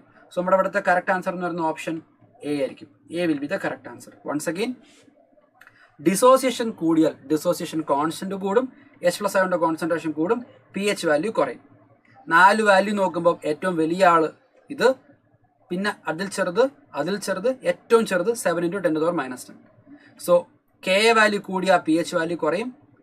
ഏറ്റവും ചെറിയ pH Aക്ക്, പിന്നെ B, പിന്നെ C, പിന്നെ D ആയിരിക്കും ഏറ്റവും വലുത്. സോ കറക്റ്റ് ആൻസർ എന്ന് പറഞ്ഞാൽ ഓപ്ഷൻ A ആയിരിക്കും. ഓക്കെ, ഇതാണ് നമ്മുടെ 8ാമത്തെ ക്വസ്റ്റ്യൻ എന്ന് പറയുക. സമയം കളയുന്നില്ല, നമ്മളിത് 9ാമത്തെ ക്വസ്റ്റ്യനിലേക്ക് പോകുന്നു. 9ാമത്തെ question, KSP of Ag2CO3. Silver കാർബണേറ്റിന്റെ സൊലിബിലിറ്റി പ്രൊഡക്റ്റ് KSP തന്നിട്ടുണ്ട്. മോളാർ സൊലിബിലിറ്റി വാല്യൂ ആണ് കണ്ടുപിടിക്കേണ്ടത്. അപ്പോൾ നമ്മൾ എങ്ങനെയാണ് കണ്ടുപിടിക്കുക? നമുക്ക് സാധാരണ പോലെ നമ്മൾ ഡിസോസിയേഷൻ ഇക്വേഷൻ എഴുതാം. Ag2CO3 ഡിസോസിയേറ്റ് ചെയ്തിട്ട് 2 Ag+ അയോൺ ഉണ്ടാവും, ഒരു കാർബണേറ്റ് അയോണും ഉണ്ടാവും. ഓക്കെ, സാധാരണ നമ്മൾ എഴുതുക ഇവിടെ S എന്നും ഇവിടെ 2S എന്നുമാണ് എഴുതുക. പക്ഷെ നിങ്ങളോട് ശ്രദ്ധിക്കണം ഒരു കാര്യം, നമ്മൾ പറയുന്നത് silver carbonate 0.1 molar silver nitrate dissolve ചെയ്യുമ്പോൾ എന്നാണ് പറയുന്നത്. അതായത് Ag+ന്റെ കോൺസെൻട്രേഷൻ ഓൾറെഡി 0.1 മോളാർ ഉണ്ട് ഇവിടെ. നോക്കിയേ, ഡിസോൾവിങ് ഇൻ സിൽവർ നൈട്രേറ്റ്. അപ്പോൾ സിൽവർ നൈട്രേറ്റിനകത്ത് സിൽവർ അയോൺ ഓൾറെഡി ഉണ്ട്. AgNO3 കംപ്ലീറ്റ് ആയിട്ട് ഡിസോസിയേറ്റ് ചെയ്തിട്ട് Ag+ഉം NO3- ഉണ്ടാക്കിയിട്ടുണ്ട്. 0.1 molar silver plus ion already ഉണ്ട്. അതിനകത്തേക്കാണ് നമ്മൾ ആരെ ഡിസോൾവ് ചെയ്യുന്നത്? സിൽവർ കാർബണേറ്റിനെ ഡിസോൾവ് ചെയ്യുന്നത്. അപ്പോൾ Ag+ അയോണിന്റെ കോൺസെൻട്രേഷൻ 2s പുറമെ ഞാനൊരു 0.1 കൂടെ ആഡ് ചെയ്യും. കാരണം ഈ 0.1 എന്ന് പറയുന്നത് എവിടെ നിന്ന് വന്നതാ? It is from silver nitrate. ഈ 2sോ it is from silver carbonate. ഇനി നമുക്ക് സൊല്യൂബിലിറ്റി പ്രൊഡക്റ്റ് എഴുതാം. സോ സൊല്യൂബിലിറ്റി പ്രൊഡക്റ്റിന്റെ ഇക്വേഷൻ എങ്ങനെ വരിക? സൊല്യൂബിലിറ്റി പ്രൊഡക്റ്റിന്റെ equation KSP is equal to concentration of Ag plus power stoichiometric coefficient 2 into concentration of CO3 2 minus. Values എല്ലാം നമുക്ക് സബ്സ്റ്റിറ്റ്യൂട്ട് ചെയ്യാം. Ag പ്ലസിന്റെ കോൺസെൻട്രേഷൻ എന്ന് പറയുന്നത് 2s പ്ലസ് 0.1 ആണ് ഹോൾ സ്ക്വയർ. കാർബണേറ്റ് അയോണിന്റെ കോൺസെൻട്രേഷൻ എന്ന് പറയുന്നത് S ആണ്. പ്രൊഡക്റ്റ് KSPന്റെ വാല്യൂ നമുക്ക് തന്നിട്ടുണ്ട് 8 × 10⁻12. ഇനി നിങ്ങൾ നോക്കിയ ഒരു കാര്യം മനസ്സിലാവും. ഇവിടെ നിങ്ങൾ നോക്കിയാൽ മനസ്സിലാവുന്ന ഒരു കാര്യം, എസിന്റെ വാല്യൂ നമുക്ക് കണ്ടുപിടിക്കേണ്ട S ആണ് സൊല്യൂബിലിറ്റി. എസിന്റെ വാല്യൂ നോക്കി ഭയങ്കര ചെറിയ വാല്യൂ ആണ്. സോ ഇവിടെ നമുക്ക് മനസ്സിലാവുന്ന കാര്യം 10⁻11 10⁻13 അത്രയും ചെറിയ വാല്യൂസ് ആണ് നമുക്ക് ഓപ്ഷനിലൊക്കെ ഉള്ളത്. അപ്പോൾ നമുക്ക് ഇവിടെ നിന്ന് മനസ്സിലാവുന്ന ഒരു കാര്യം, ഓപ്ഷൻസിൽ നിന്ന് മനസ്സിലാക്കാൻ പറ്റുന്ന ഒരു കാര്യം എന്ന് പറയുന്നത്, ഈ എസിനെ കമ്പയർ ചെയ്യുമ്പോൾ 0.1 എന്ന് പറയുന്ന വാല്യൂ വളരെ വലുതാണ്. 0.1 is very large comparing to 0.1 is very large comparing to S value. അപ്പോൾ നമുക്ക് എന്ത് എഴുതാം? 2s പ്ലസ് 0.1 എന്നതിനെ അപ്രോക്സിമേറ്റ്ലി നമുക്ക് വേണമെങ്കിൽ 0.1 തന്നെ എഴുതാം. കാരണം S ഈസ് ടു ടൈനി. നിങ്ങൾക്ക് നോക്കിയാൽ കാണാം എസിന്റെ വാല്യൂ വളരെ ചെറുതായിട്ടാണ് കൊടുത്തേക്കുന്നത്. അപ്പോൾ ഞാനിവിടെ എന്ത് ചെയ്യുന്നു? ഈ 2sനെ നമുക്ക് നെഗ്ലക്ട് ചെയ്യാം ഇവിടെ. എന്നിട്ട് കണ്ടിന്യൂ ചെയ്യാൻ നമ്മുടെ ബാക്കി calculation S × 8 × 10⁻12 is equal to 0.1 square, അതായത് 10⁻2 ഇൻറ്റു S. 0.1 സ്ക്വയർ ആണ് 10⁻2 എന്ന് ഞാൻ എഴുതിയത്. So S will be 8 × 10⁻10. ഈ -2 ഇപ്പുറത്തേക്ക് എടുത്താൽ മതി. സോ ബാക്കി എസിന്റെ വാല്യൂ കിട്ടുക 8 × 10⁻10 എന്നാണ് നമുക്ക് കിട്ടുക. സോ ഇവിടുത്തെ കറക്റ്റ് ആൻസർ എന്ന് പറയുന്ന ഓപ്ഷൻ സി ആയിരിക്കും. C will be the correct answer. 8 × 10⁻10 molar. അപ്പോൾ ആ ക്വസ്റ്റ്യൻ്റെ ആൻസർ നമ്മൾ കണ്ടുപിടിച്ചു. ഇത് നമ്മുടെ 9ാമത്തെ ക്വസ്റ്റ്യൻ ആണ്. സമയം കളയാതെ 10ാമത്തെ ക്വസ്റ്റ്യനിലേക്ക് എത്താം. നോക്കിയേ, H2 + I2 giving you 2HI. നമ്മുടെ 10ാമത്തെ question. So H2 + I2 giving you 2HI. ∆Hന്റെ വാല്യൂ +Q കാലറി ആണ്. അതിൻ്റെ അർത്ഥം എന്താ? ഇതൊരു എൻഡോതെർമിക് പ്രോസസ് ആണെന്നല്ലേ അർത്ഥം? Endothermic process. ∆H is +Q എന്ന് ഉദ്ദേശിച്ചാൽ, അല്ലെങ്കിൽ അതെന്താണ് ഉദ്ദേശിക്കുക? ഇത് ഹീറ്റ് അബ്സോർബ് ചെയ്യുന്ന ഒരു എൻഡോതെർമിക് പ്രോസസ് ആണെന്നാണ് ഉദ്ദേശം. ഓക്കെ, എന്നിട്ട് ചോദിക്കുന്നത് നമുക്കിവിടെ HIന്റെ ഫോർമേഷൻ ഫേവർ ചെയ്യണം. അതായത് ഫോർവേഡ് റിയാക്ഷൻ നമുക്ക് കൂടുതലായിട്ട് നടത്തണം. We need to increase the rate of forward reaction. So forward reaction favour ചെയ്യണം. ഫോർവേഡ് റിയാക്ഷൻ ഫേവർ ചെയ്യണമെങ്കിൽ നമ്മൾ എന്ത് ചെയ്യണം? ഒരു എൻഡോതെർമിക് പ്രോസസ് ആകുമ്പോൾ നമ്മൾ ടെമ്പറേച്ചർ കൂട്ടണം. ഒന്നാമത്തെ പോയിന്റ്, ടെമ്പറേച്ചർ കൂട്ടണം. പ്രഷറോ നോക്കിയേ, ലെഫ്റ്റ് ഹാൻഡ് സൈഡിൽ 2U. Pressure has no effect. പ്രഷറിന് എഫക്റ്റ് ഒന്നുമില്ല. There is no effect for the pressure. അങ്ങനെയാണ് എങ്കിൽ ഇവിടുത്തെ കറക്റ്റ് ആൻസർ എന്തായിരിക്കും?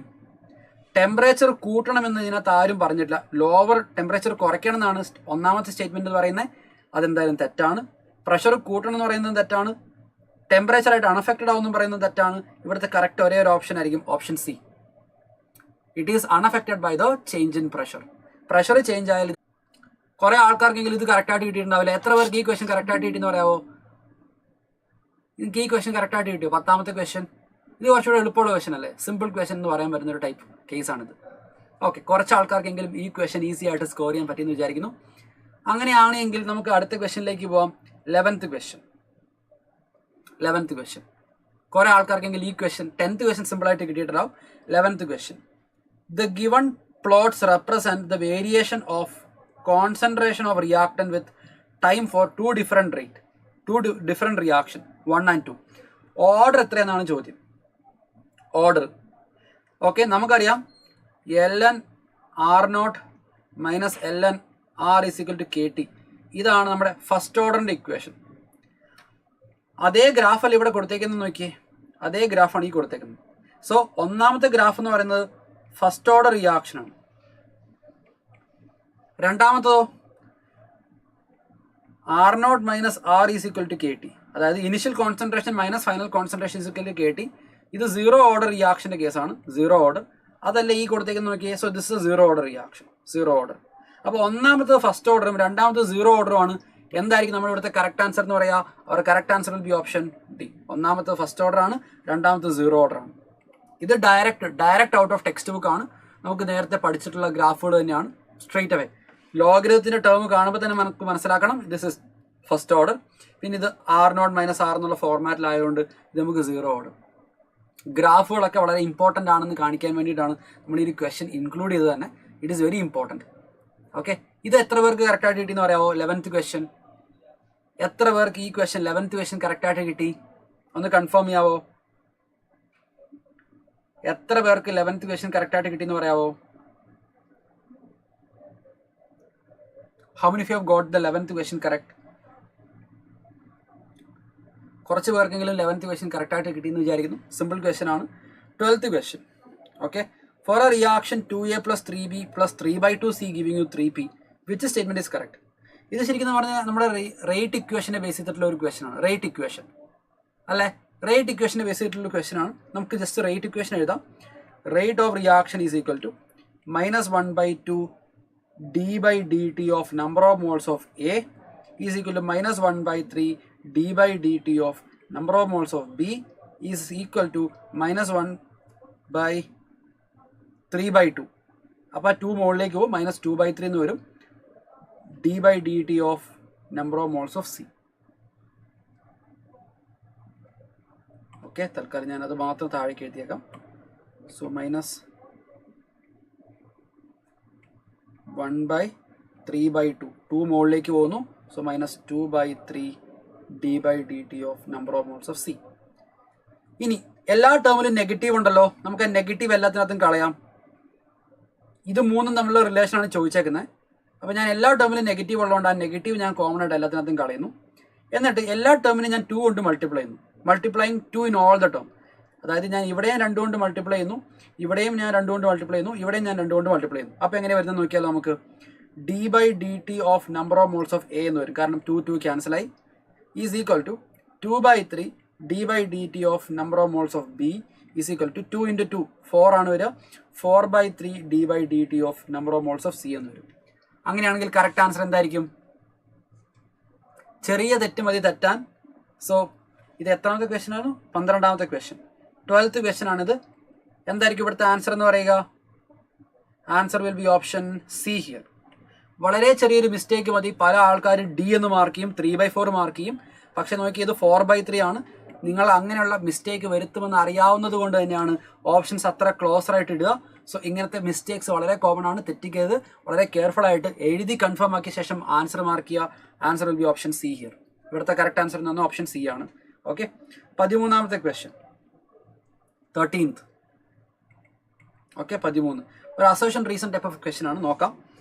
If the activation energy of reaction is 0, temperature will have no effect on the rate constant. Okay, നമുക്ക് നോക്കി നോക്കാം. നമുക്കറിയാം ln k is equal to a e power minus EA/RT. Arrhenius equation നിങ്ങൾക്ക് എല്ലാവർക്കും അറിയാം. നമ്മൾ ന്റെ വാല്യൂ 0 എന്ന് കൊടുത്തു വിചാരിക്കാം. ആക്ടിവേഷൻ എനർജി 0 ആക്കി. ആക്ടിവേഷൻ എനർജി 0 ആയി കഴിഞ്ഞാൽ ബാക്കിയുള്ള ടേം എന്താ? ഈ എൻറ്റയർ ടേം 0 ആയി. അപ്പോൾ വരിക k is equal to a × e⁻0 എന്ന് വരിക. അതായത് a itself. അപ്പോൾ ഇവിടെ നമുക്ക് മനസ്സിലാവും rate constant is a constant. അവിടെ ടെമ്പറേച്ചറിന്റെ ഇനി ഇൻഫ്ലുവൻസ് ഉണ്ടോ? ടെമ്പറേച്ചറിന് ഒരു ഇൻഫ്ലുവൻസും ഇല്ല. No influence of temperature. ടെമ്പറേച്ചറിന് ഇൻഫ്ലുവൻസ് ഇല്ല. So statement number 1 is correct. ഒന്നാമത്തെ സ്റ്റേറ്റ്മെന്റ് എന്ന് പറയുന്നത് ഇവിടെ കറക്റ്റ് ആണ്. ഓക്കെ, രണ്ടാമത്തെ സ്റ്റേറ്റ്മെന്റ് നോക്കാം. Lower the activation energy faster is a reaction. നമുക്ക് അതൊന്ന് അനലൈസ് ചെയ്ത് നോക്കാം.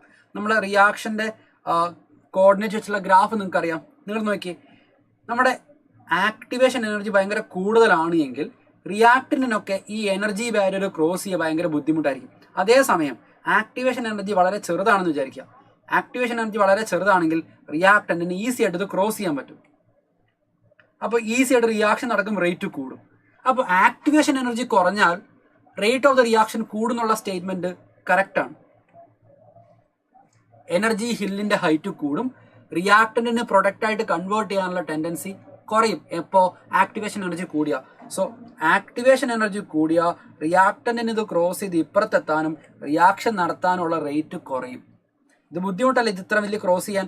പക്ഷെ ചെറിയ ആക്ടിവേഷൻ എനർജി ആണെങ്കിൽ ഈസി ആയിട്ട് അതിനെ ഓവർകം ചെയ്യും. നമ്മുടെ റിയാക്ഷൻ റേറ്റ് കൂടുതലായിരിക്കും. So statement 2 is also correct. പക്ഷേ ഈ ഒന്നാമത്തെ രണ്ടാമത്തെ സ്റ്റേറ്റ്മെന്റ് തമ്മിൽ എന്തെങ്കിലും കണക്ഷൻ ഉണ്ടോ?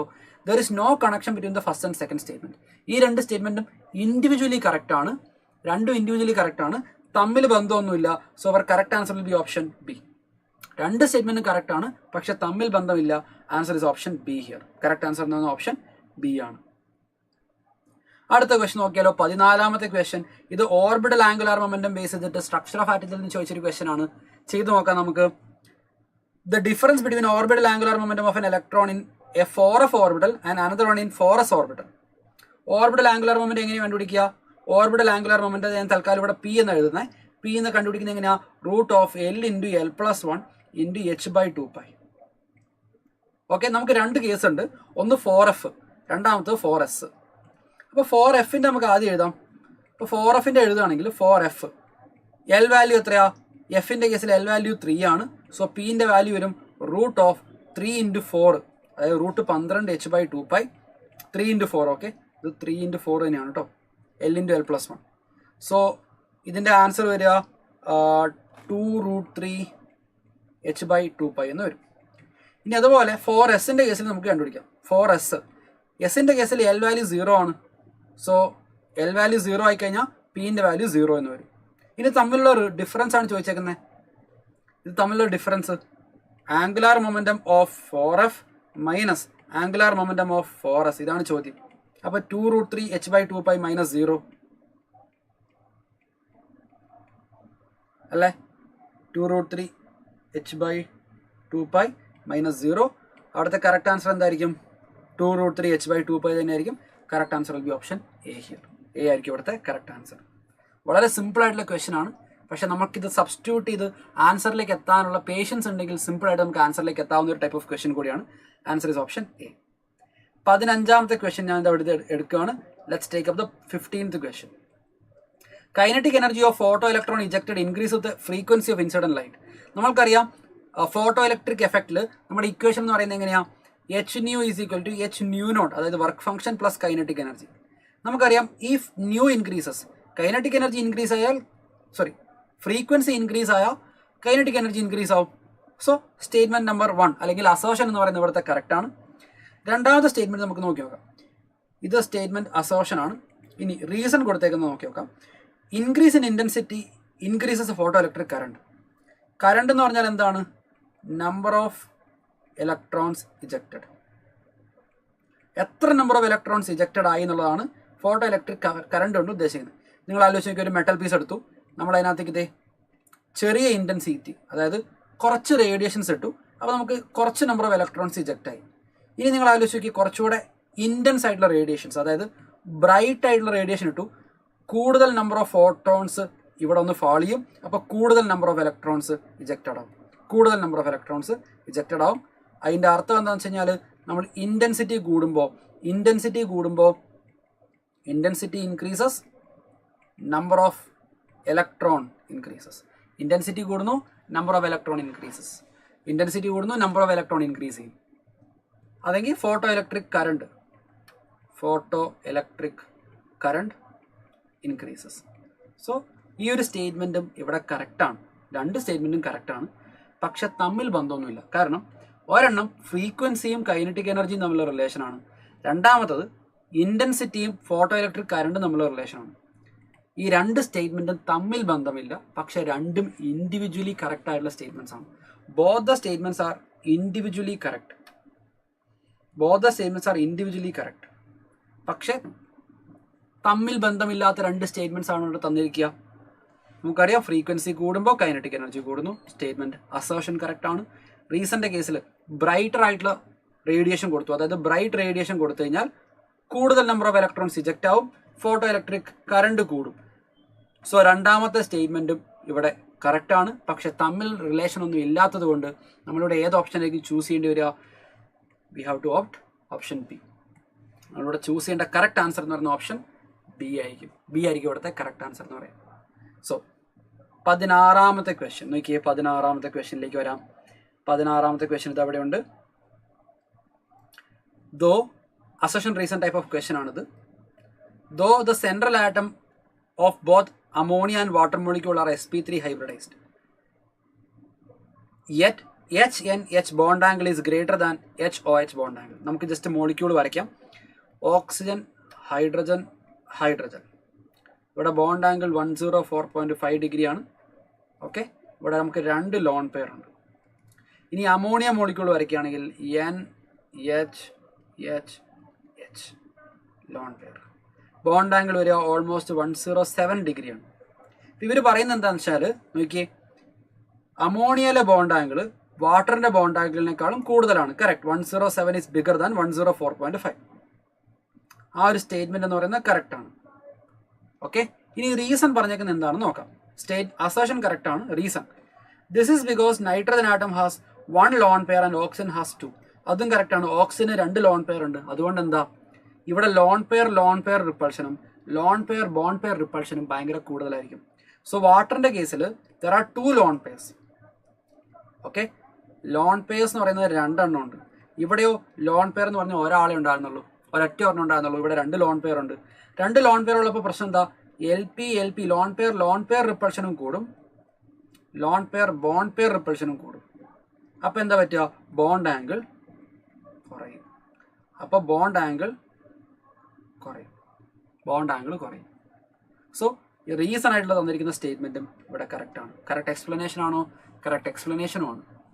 So assertion and reason both of them are correct and reason is a correct explanation.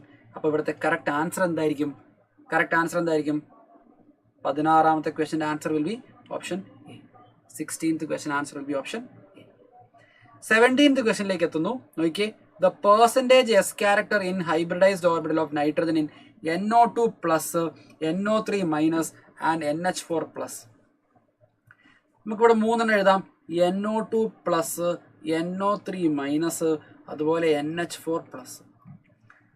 ഓരോന്നിനകത്തെയും percentage S character ആണ് നമ്മളോട് ചോദിച്ചിരിക്കുക. അപ്പോൾ നമ്മൾ ഇതിനകത്തെ ഹൈബ്രിഡൈസേഷൻ കണ്ടുപിടിക്കണ്ടേ? NO2 പ്ലസിലെ ഹൈബ്രിഡൈസേഷൻ എന്താ വരുന്നതെന്ന് അറിയാവോ? Number of electron in the valence shell. നമ്മൾ ഹൈബ്രിഡൈസേഷൻ ഫോർമുല യൂസ് ചെയ്യാം. Number of electron in the valence shell എന്ന് പറയുന്ന നൈട്രജൻ്റെ 5 ആണ്.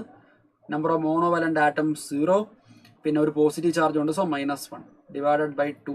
സോ ഇവിടെ നമുക്ക് വാല്യൂ വരിക 4/2 2 എന്നാണ്. It indicated is SP hybridisation.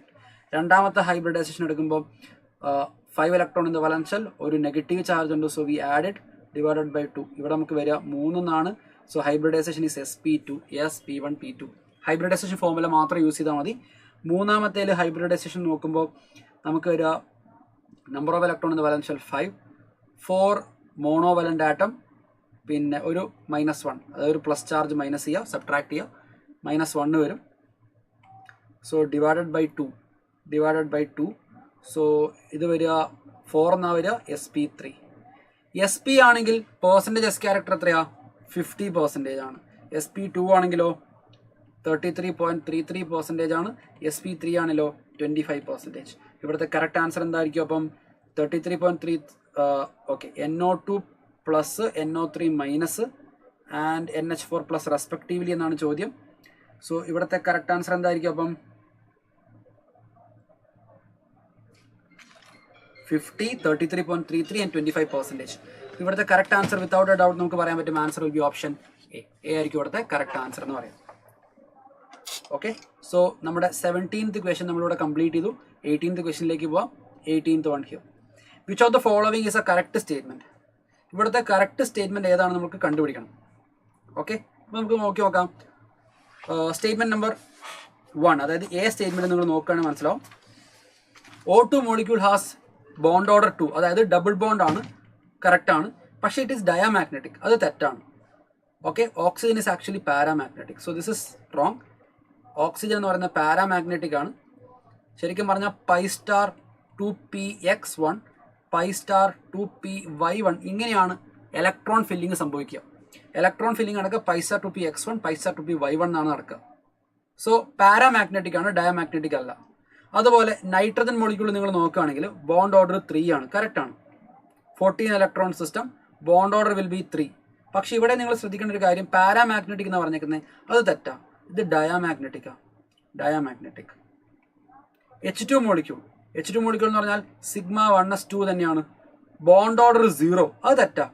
Bond order നിങ്ങൾ ഇവിടെ കാൽക്കുലേറ്റ് ചെയ്യുകയാണെങ്കിൽ σ1s2, ബോണ്ടിങ്ങിൽ 2, ആന്റി ബോണ്ടിങ്ങിൽ 0 ഡിവൈഡഡ് ബൈ 2, ബോണ്ട് ഓർഡർ 1 ആണ് വരേണ്ടത്. പക്ഷെ ഇവരെ കൊടുത്തേക്കുന്ന ബോണ്ട് ഓർഡർ 0 എന്നാണ്. So this is a completely wrong statement. ഇത് തെറ്റാണ്. Making our answer option C. C2 molecule നിങ്ങൾ നോക്കുകയാണെങ്കിൽ ബോണ്ട് ഓർഡർ 2 തന്നെ വരിക. 12 ഇലക്ട്രോൺ ഉള്ള system. The bond order will be 2 itself. So ഇവിടുത്തെ is a correct statement. Sorry my mistake. Correct statement ആണ് ചോദിച്ചേക്കുന്നത്. ഈ ഒരു സ്റ്റേറ്റ്മെന്റ് തെറ്റാണ്. ഡി ഓപ്ഷൻ ആയിരിക്കും ഇവിടുത്തെ കറക്റ്റ് ആൻസർ എന്ന് പറയുന്നത്. കാരണം ഈ ഒരു സ്റ്റേറ്റ്മെന്റ് കറക്റ്റ് ആണ്. ഡയാമാഗ്നറ്റിക് ആണ്. 12 ഇലക്ട്രോൺ ഉള്ള C2 എന്ന് പറയുന്ന സിസ്റ്റത്തിനകത്ത് C2 എന്ന് പറയുന്ന 12 ഇലക്ട്രോൺ ആണ് വരിക. ഇപ്പം ഇവിടുത്തെ കറക്റ്റായിട്ടുള്ള എന്താ പറയുക ക്യാരക്ടറിസ്റ്റിക്സ് ആണ് ഡിസ്ക്രൈബ് ചെയ്തിരിക്കുന്നത്. ഇത് ഡയാമാഗ്നറ്റിക് സിസ്റ്റം ആയിരിക്കും. Diamagnetic all the electrons will be paired dia. So ഇവിടുത്തെ കറക്റ്റ് ആൻസർ എന്ന് പറയുന്നത് 18th ക്വസ്റ്റിൻ്റെ കറക്റ്റ് ആൻസർ പറയുന്നത് ഓപ്ഷൻ 2 ആയിരിക്കും. ഇനിയിപ്പോൾ ഞാൻ ഇലക്ട്രോണിക് കോൺഫിഗറേഷൻ എഴുതണമെങ്കിൽ sigma 1s2 sigma star 1s2 sigma 2s2 sigma star 2s2 പിന്നെ പൈ 2px2 പൈ 2py2 ഇങ്ങനെയാണ് വരിക കോൺഫിഗറേഷൻ കാർബണിൻ്റെ. ഇവിടെ നിങ്ങൾ നോക്കിയാൽ കാണാം ബോണ്ട് ഓർഡർ വരിക 2 ആയിരിക്കും. 12 electron all the electron will be paired. എല്ലാ ഇലക്ട്രോണും പെയർഡ് ആണ്. സോ ഇവിടുത്തെ റോങ് ആയിട്ടുള്ള സ്റ്റേറ്റ്മെന്റ് എന്ന് പറയുന്നത് എയും ബിയും സിയും ആണ്. കറക്റ്റ് ആയിട്ടുള്ള സ്റ്റേറ്റ്മെന്റ് എന്ന് പറയുന്നത് ഓപ്ഷൻ ഡി ആണ്. So our correct answer will be correct statement option D. അപ്പോൾ 18th ക്വസ്റ്റൻ നമ്മൾ ഫിനിഷ് ചെയ്തു. 19th ക്വസ്റ്റനിലേക്ക് പോവാം. ഇത് നിങ്ങൾ പല ആവർത്തി നിങ്ങളുടെ ബോർഡ് എക്സാമിനൊക്കെ എഴുതി പഠിച്ചൊരു കാര്യമാണ്. NS3യും NF3യും കമ്പയർ ചെയ്യാം. NS3 NF3 ഇത് വളരെ റിപ്പീറ്റഡ് ആയിട്ട് പല തവണ കോമ്പറ്റേറ്റീവ് എക്സാമിനും ബോർഡ് എക്സാമിനും പല ആവർത്തി ചോദിച്ചൊരു ക്വസ്റ്റൻ ആണ്. The electron negativity difference between nitrogen and fluorine is greater than that of nitrogen and hydrogen. പക്ഷേ yet the dipole moment of NH3 is larger than that of NF3. എന്തുകൊണ്ടാണ് NH3യുടെ dipole moment എന്ന് പറയുന്നത് NF3നെക്കാളും കൂടുതലുള്ളത്? നമുക്കറിയാം NH3യിൽ ഇങ്ങനെയാണ് നമ്മുടെ മോളിക്യൂളിൻ്റെ shape വരിക. ഇവിടെ നിങ്ങൾ ശ്രദ്ധിക്കുക, നൈട്രജനാണ് കൂടുതൽ electron negative. So dipole moments ഞാൻ ഇവിടെ വരയ്ക്കുന്നുണ്ട്. അതുപോലെ തന്നെ ലോൺ പെയറിനൊരു ഡൈപോൾ മൊമെന്റ് ഉണ്ടാവും. നെറ്റ് ഡൈപോൾ മൊമെന്റ് എല്ലാം ഒരേ ഡയറക്ഷനിലേക്കാണ്. നിങ്ങൾ നോക്കിയാൽ കാണാം ബോണ്ടിന്റെ ഡൈപോൾ മൊമെന്റും അതുപോലെ തന്നെ ലോൺ പെയറിന്റെ ഡൈപോൾ മൊമെന്റും എല്ലാം സെയിം ഡയറക്ഷനിൽ തന്നെയാണ്. ഒരു നല്ല അടിപൊളി റിസൾട്ടന്റ് ഡൈപോൾ മൊമെന്റ് വാല്യൂ ഇവിടെ ഉണ്ടാവും. There will be A effective dipole moment value. പക്ഷേ NF3 എന്നുള്ള മോളിക്യൂൾ നമ്മൾ നോക്കുകയാണെങ്കിൽ NF3 മോളിക്യൂൾ ഷേപ്പ് സിമിലർ ആയിരിക്കും, ഹൈബ്രിഡൈസേഷൻ സെയിം ആയിരിക്കും. പക്ഷെ ഒരു ചെറിയൊരു വ്യത്യാസമുണ്ട്. എന്താ? ഇവിടെ നിങ്ങൾ നോക്കുകയാണെങ്കിൽ ലോൺ പെയർ ഇത് ഇങ്ങോട്ടായിരിക്കും എക്സേർട്ട് ചെയ്യുക. പക്ഷേ ഫ്ലൂറിനാണ് നൈട്രജനേക്കാളും കൂടുതൽ ഇലക്ട്രോൺ നെഗറ്റീവ്. ഇവിടെ ഡൈപോൾ മൊമെന്റ് ഇത് ഈ ഡയറക്ഷനിലാണ്. ഇവിടെ നിങ്ങൾക്ക് മനസ്സിലാവും നെറ്റ് ഡൈപോൾ മൊമെന്റ് എന്ന് പറയുന്നത് വളരെ ചെറിയൊരു വാല്യൂ ആയിരിക്കും. കാരണം എന്താ? It will be A small value. കാരണം എന്താ? ഇവിടെ എല്ലാം ഒരേ ഡയറക്ഷനിലായിരുന്നു ആക്ട് ചെയ്തത്. പക്ഷേ ഇവിടെ ലോൺ പെയർ ഇങ്ങോട്ടും ബാക്കിയുള്ളതെല്ലാം തിരിച്ച് ഓപ്പോസിറ്റ് ഡയറക്ഷനിലാണ് ആക്ട് ചെയ്യുക. അതുകൊണ്ടാണ് NF3യിൽ ഡൈപോൾ മൊമെന്റ് കുറവ്. സോ ഡൈപോൾ മൊമെന്റ് നോക്കുകയാണെങ്കിൽ mu of NH3 will be greater than mu of NF3. ഇത് കറക്റ്റായിട്ട് പറയുന്ന സ്റ്റേറ്റ്മെന്റ് ഏതാന്ന് നോക്കിയേ, അത് ഡി ആയിരിക്കും. In NH3 atomic dipole and bond dipole are in the same direction.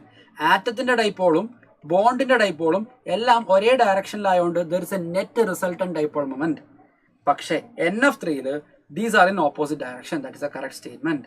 Answer is option D. നിങ്ങളെ confuse ചെയ്യാൻ വേണ്ടിയിട്ടാണ് ഇതേ സംഭവത്തിന്റെ ഉൾട്ട ഓപ്ഷൻ ബിയിൽ കൊടുത്തേക്കുന്നത്. NH3യിൽ ഓപ്പോസിറ്റും NF3യിൽ സെയിം ഡയറക്ഷൻ എന്ന് പറയുന്നു. This a completely wrong statement. ഇതിനകത്തൊന്നും വീഴരുത്. ഓപ്ഷൻസ് എപ്പോഴും കംപ്ലീറ്റ് ആയിട്ട് വായിച്ചു നോക്കിയ ശേഷം മാത്രം ആൻസറിലേക്ക് എത്തുക. Correct answer will be option D here. 20ാമത്തെ ക്വസ്റ്റ്യനിലേക്ക് എത്തുന്നു. The molecular shape of SF4, CF4 and XCF4 are given. അതിനകത്ത് നിന്ന് നമ്മൾ എന്ത് കണ്ടുപിടിക്കണം? ഷേപ്പും പിന്നെ നമ്പർ ഓഫ് ലോൺ പേഴ്സ് ഒക്കെയാണ് കണ്ടുപിടിക്കേണ്ടത്. നമുക്ക് ഓരോന്നോരോന്ന് ഇവിടെ എഴുതി നോക്കാം. SF4 എന്ന് പറയുന്നത് sp3d ഹൈബ്രിഡൈസേഷൻ ആണ് വരിക. സോ സീസോ സ്ട്രക്ചറാണ് SF4 വരിക. ഇങ്ങനെയായിരിക്കും വരിക. സീസോ ഷേപ്പ്, ഒരു ലോൺ പെയർ. ഇതാണ് നമ്മുടെ SF4 എന്ന് പറയാം. sp3d ഹൈബ്രിഡൈസേഷൻ വരും. ഇനി CF4 നോക്കുകയാണെങ്കിൽ നോർമൽ ടെട്രാഹെഡ്രൽ ഷേപ്പ് ആയിരിക്കും. Fluorine fluorine fluorine fluorine 108.5 degree ആയിരിക്കും ഇവിടെ ഉണ്ടാവുക. ഹൈബ്രിഡൈസേഷൻ sp3 ആയിരിക്കും. sp3 hybridisation. ഇനിയുള്ളത് XCF4 ആണ്. XCF4ന് ഹൈബ്രിഡൈസേഷൻ എന്ന് പറയുന്നത് sp3d2 ആണ്. sp3d2 ഹൈബ്രിഡൈസേഷനുള്ള. പക്ഷേ ഷേപ്പ് എന്ന് പറയുന്നത് സ്ക്വയർ പ്ലേനാറാണ്. ഒരു ലോൺ പെയർ മുകളിൽ ഒരു ലോൺ പെയർ താഴെ. അപ്പോൾ ഇതിൻ്റെ ഷേപ്പുകൾ ഞാൻ എഴുതാം. ഇത് സ്ക്വയർ പ്ലേനാറാണ്, ഇത് ടെട്രാഹെഡ്രൽ ആണ്, ഈ ആദ്യത്തെ ആൾ സീസോ ആണ്. അപ്പോൾ നമുക്ക് അവിടെ മനസ്സിലാവുന്ന ഒരു കാര്യം, ഷേപ്സ് ആർ ഡിഫറെൻറ്റ്. എല്ലാ ഷേപ്പും ഡിഫറെൻ്റ് ആണ്. ഇവർ പറയുന്നത് സെയിം ഷേപ്പ് എന്നാണ് പറയുന്നത്. അത് ഇത് രണ്ടും തെറ്റാണ്. സോ സെയിം ഷേപ്പ് തെറ്റാണ്, സെയിം ഷേപ്പ് തെറ്റാണ്. Different is correct. എത്ര ലോൺ പെയർ ഉണ്ട്? ലോൺ പെയർ ഇവിടെ നോക്കുകയാണെങ്കിൽ ഒരു lone pair, 1 lone pair, 0 lone pair. ഇവിടെ നമുക്ക് കാണാം 2 lone pair. So correct answer എന്താ? 102. കറക്റ്റ് ആൻസർ എന്ന ഓപ്ഷൻ ഡിയിലാണത് പറയുന്നത്. So answer is option D. ഇവിടുത്തെ കറക്റ്റ് ആൻസർ എന്ന ഓപ്ഷൻ ഡി ആണ്. Correct answer will be option D. Correct answer will be option D. ഇനി നമുക്ക് മുമ്പോട്ട് പോവാം. 21ാമത്തെ ക്വസ്റ്റ്യൻ, അതായത് പാർട്ട് ബി ആണ്. 21ാമത്തെ ക്വസ്റ്റ്യൻ ആണ് നമ്മളിവിടെ എടുക്കുന്നത്. ഇവിടെ നമ്മളോട് ചോദിച്ചിരിക്കുന്നത് which of the following oxide how many of them are amphoteric. ഇതിനകത്ത് എത്ര എണ്ണമാണ് ആംഫോട്ടറിക് എന്നാണ് ചോദിച്ചേക്കുന്നത്. How many of them are amphoteric. Amphoteric ആയിട്ടുള്ള ഓക്സൈഡ് എത്ര എണ്ണം ഉണ്ടെന്നാണ് ചോദ്യം. ആംഫോട്ടറിക് എന്ന് പറഞ്ഞാൽ എന്താ? ആംഫോട്ടറിക് എന്ന് പറഞ്ഞാൽ oxidising, it can be acting as an acid and it can be acting as A base. അങ്ങനെയുള്ളത് ആരൊക്കെയാ? ഇവിടെ നിങ്ങൾ നോക്കിയാൽ മനസ്സിലാക്കേണ്ട ഒരു കാര്യം, ഇത് പല ഗ്രൂപ്പുകളിലും, അതായത് നമ്മുടെ പി ബ്ലോക്ക് എലമെന്റ്സിന്റെ ടോപ്പിക്കിലൊക്കെ പല സ്ഥലങ്ങളിലായിട്ട് കൊടുത്തിരിക്കുന്ന ഒരു കാര്യമാണ്. ഇവിടെ നിങ്ങൾ ശ്രദ്ധിച്ചാൽ മനസ്സിലാവും. Al2O3 എന്ന് പറയുന്ന ആംഫോട്ടറിക് ആണ്, സിങ്ക് ഓക്സൈഡ് ആംഫോട്ടറിക് ആണ്, പിന്നെ ഗാലിയം ഓക്സൈഡ് ആംഫോട്ടറിക് ആണ്, പിന്നെ ടിൻ ഓക്സൈഡ്, ലെഡ് ഓക്സൈഡ് രണ്ടും ആംഫോട്ടറിക് ആണ്, ബെർലിയം ഓക്സൈഡ് ആംഫോട്ടറിക് ആണ്. ഇതൊക്കെയാണ് ആംഫോട്ടറിക് ആയിട്ടുള്ള ഓക്സൈഡ്സ് പറയുന്നത്. ഇവിടെ മൊത്തത്തോടെ നമുക്ക് 6 ആംഫോട്ടറിക് ഓക്സൈഡ്സ് ആണുള്ളത്. സോ ഇവിടുത്തെ numerical value answer will be option 6. The value will B 6 here. 6 ആണ് ഇവിടുത്തെ ആൻസർ എന്ന് പറയാം. 6 എണ്ണമാണ് ആംഫോട്ടറിക് ആയിട്ടുള്ള ഓക്സൈഡുകളായിട്ട് ഇവിടെ നമുക്കുള്ള 6 എണ്ണം. So correct answer will be option, correct answer will B 6. So 21th question നമ്മൾ കഴിഞ്ഞു. 22nd ക്വസ്റ്റ്യനിലേക്ക് നമ്മൾ പോവുകയാണ്. 22nd ഇത് വളരെ അടിപൊളിയായിട്ടൊരു ക്വസ്റ്റ്യൻ ആണ്. കുറേ കോൺസെപ്റ്റ്സ് ചെക്ക് ചെയ്യുന്ന ഒരു ക്വസ്റ്റ്യൻ ആണ് ഈ 22nd ക്വസ്റ്റ്യൻ എന്ന് പറയുന്നത്. Among the following total number of reactions or processes in which the entropy increases. ഇതിനകത്ത് ഏതൊക്കെ കേസുകളിലാണ് എൻട്രോപ്പി ഇൻക്രീസ് ആവുന്നതെന്നാണ് ചോദ്യം. നമുക്ക് 1 by 1 ചെയ്ത് നോക്കാം. നിങ്ങൾക്ക് നോക്കുമ്പോൾ മനസ്സിലാവും. ഒന്നാമത്തെ റിയാക്ഷൻ നോക്കിയേ, NaHCO3 സോളിഡ് ആണ്. അത് ബ്രേക്ക് ഡൗൺ ചെയ്തിട്ട് സോളിഡ്, ഗ്യാസ് ഒക്കെ ഉണ്ടാകുന്നു. അപ്പോൾ നോക്കിയേ, ഒരു റിയാക്ഷൻ്റെ പ്രൊഡക്റ്റ് ആയിട്ട് കുറേ അധികം ഗ്യാസുകൾ വരുവാണെങ്കിൽ, അതായത് solid is getting converted to gas. നോക്കിയേ, ഇവിടെ സോളിഡ്സ് മാത്രം, ഇവിടെ സോളിഡ്, ഗ്യാസ് അങ്ങനെയൊക്കെ ഉള്ളത്. സോ എന്തായാലും പ്രൊഡക്റ്റ് സൈഡിൽ വരുമ്പോഴത്തേക്കും റാൻഡംനെസ് കൂടും, എൻട്രോപ്പി ഇൻക്രീസ് ചെയ്യും. സോ എ എന്ന് പറയുന്നത് നമുക്ക് കൺസിഡർ ചെയ്യാൻ പറ്റുന്ന ഒരാളാണ്. So I'm giving A tick mark. ഞാനിവിടെ ഒരു ടിക്ക് മാർക്ക് ഇടുന്നുണ്ട് എക്ക്.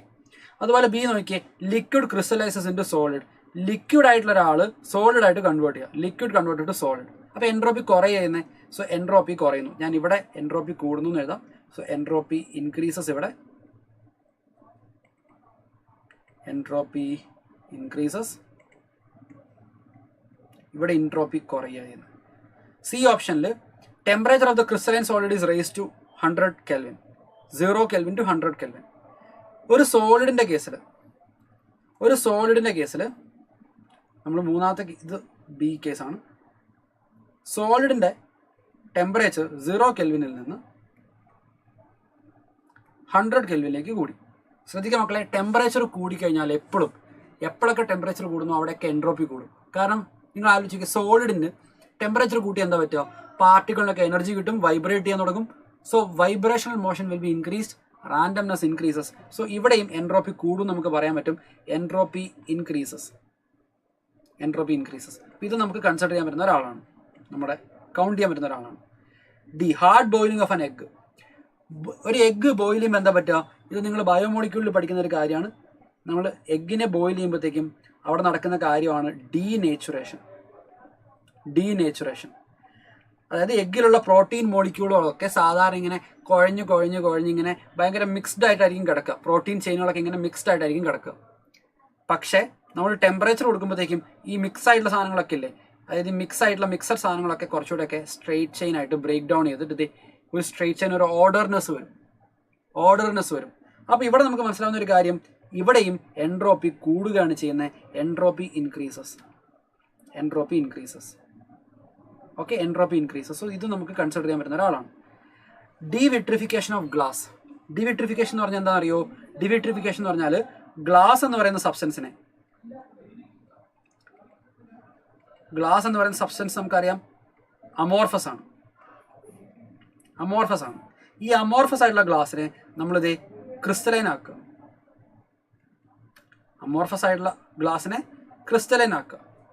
അമോർഫസിനെ ക്രിസ്റ്റലൈൻ ആക്കുമ്പോൾ എന്താ പറ്റുക? റാൻഡംനെസ് കുറേ ചെയ്യുന്നത്. കാരണം നമുക്കറിയാം അമോർഫസ് സോളിഡിൽ പാർട്ടികളൊക്കെ റാൻഡം ആയിട്ടായിരിക്കും ഇരിക്കുക.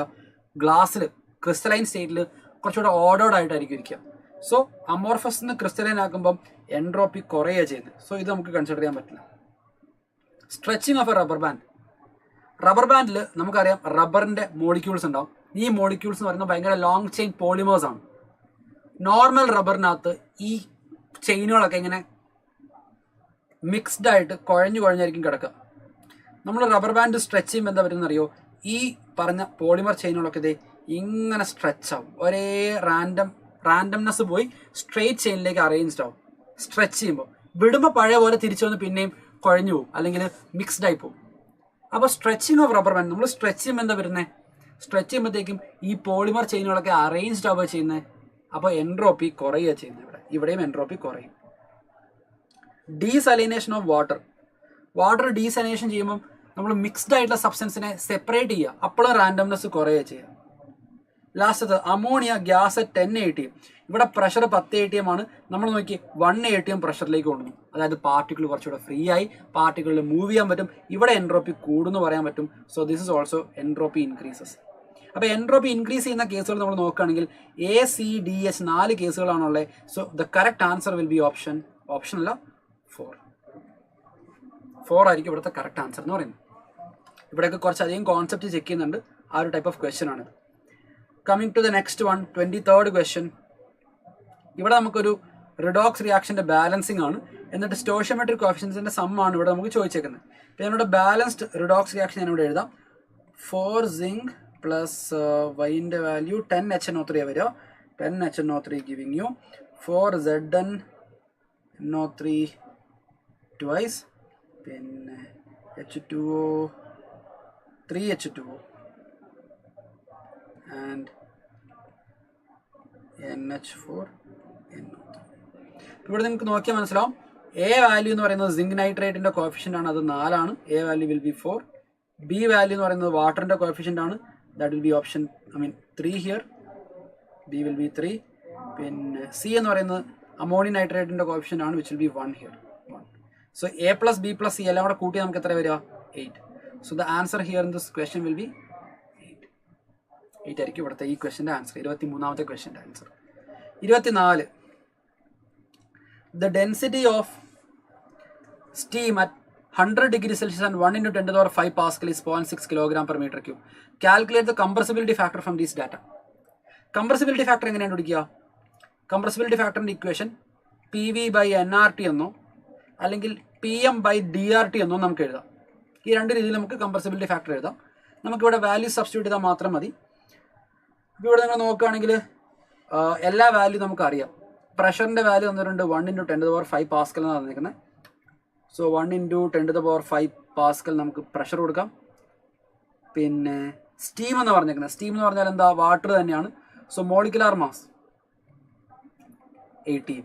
സോ മോളിക്കുലാർ മാസ് നമുക്ക് ഇവിടെ 18 എന്ന് സബ്സ്റ്റിറ്റ്യൂട്ട് ചെയ്യാം. 18. പക്ഷെ നമുക്ക് SI യൂണിറ്റിലേക്ക് വേണം. ഇത് 18 gram/mol ആണ്. ഇതെല്ലാം SI യൂണിറ്റിലല്ലേ. സോ നമ്മൾ 10⁻³ കൊണ്ട് മൾട്ടിപ്ലൈ ചെയ്യുന്നു. കാരണം എന്താ? നമ്മളിത് kg/m³ എന്നുള്ള സ്റ്റേറ്റിലേക്ക് കൊണ്ടുവരാൻ വേണ്ടിയിട്ടാണ്.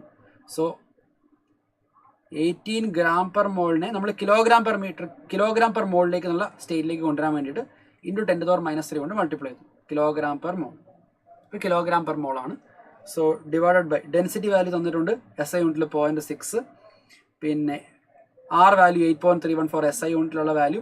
ടെമ്പറേച്ചർ കെൽവിനിലാണ് സബ്സ്റ്റിറ്റ്യൂട്ട് ചെയ്യാൻ. 100 + 273. ടെമ്പറേച്ചറിൻ്റെ വാല്യൂ 373 എന്ന് വരും. അതും കൂടി ഇവിടെ നമുക്ക് സബ്സ്റ്റിറ്റ്യൂട്ട് ചെയ്യാം. ഇത് സോൾവ് ചെയ്യുന്നതിലേക്ക് എത്ര വാല്യൂ വരുന്നതെന്ന് അറിയോ? The value will be 0.967. ഇവിടെ വരുന്ന ആൻസർ എന്ന് പറയുന്നത് 0.967 ആയിരിക്കും. So answer of this question will be 0.967. ഇതായിരിക്കും ഇവിടുത്തെ ആൻസർ എന്ന് പറയുന്നത്. Coming to 25th question. 25. 10 ml of 1 molar barium chloride solution and 5 ml of 0.5 molar K2SO4 potassium sulfate are mixed together to precipitate out barium sulfate. The amount of barium sulfate precipitated is. ഇതാണ് നമ്മുടെ ചോദ്യം. അപ്പോൾ നമുക്കിത് എങ്ങനെ ചെയ്യാമെന്ന് നോക്കാം.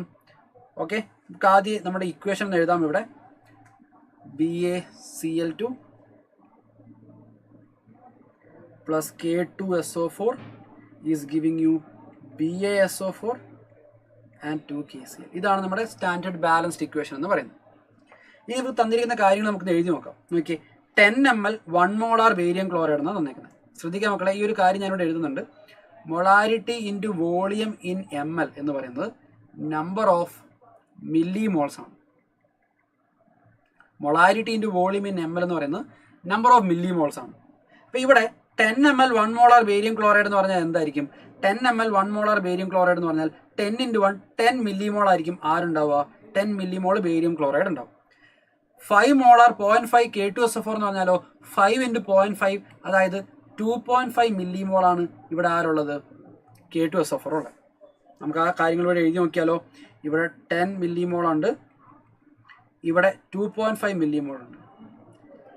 Millimole ഇത് കാണുമ്പോൾ തന്നെ നമുക്ക് മനസ്സിലാവും ഇവിടുത്തെ ലിമിറ്റിംഗ് റിയേജന്റ് എന്ന് പറയുന്നത് K2SO4 ആണ്. K2SO4 ആണ് ഇവിടുത്തെ ലിമിറ്റിംഗ് റിയേജന്റ്. ആ കാര്യം നമ്മളിവിടെ ഐഡന്റിഫൈ ചെയ്യാം. Limiting reagent is K2SO4. നോക്കിയാൽ മനസ്സിലാവും. ഒരു K2SO4 റിയാക്ട് ആയാൽ ഒരു ബേരിയം സൾഫേറ്റ് പ്രൊഡ്യൂസ് ആവും. 2.5 നോക്കിയേ, 1 K2SO4 വിൽ ഗീവ് 1 BaSO4. അങ്ങനെയാണെങ്കിൽ 2.5 millimole K2SO4 will give 2.5 millimole of barium sulfate. ഒന്ന് തരുന്നു, 2.5 തരുന്നു. So 2.5 millimole of barium sulfate നമുക്ക് കിട്ടും. Okay, amount of barium sulphate ആണ് ചോദിച്ചേക്കുന്നത്. 2.5 മില്ലിമോൾ ആണ് നമുക്ക് കറക്റ്റ് ആൻസർ എന്ന് പറയുന്നത്. ഈ മില്ലിമോൾ എന്ന് പറഞ്ഞാൽ നമുക്കിത് മോളിലേക്ക് കൺവേർട്ട് ചെയ്യാം. സോ 2.5 മില്ലിമോൾ എന്ന് പറഞ്ഞാൽ 2.5 × 10⁻³ എന്ത് മോൾ.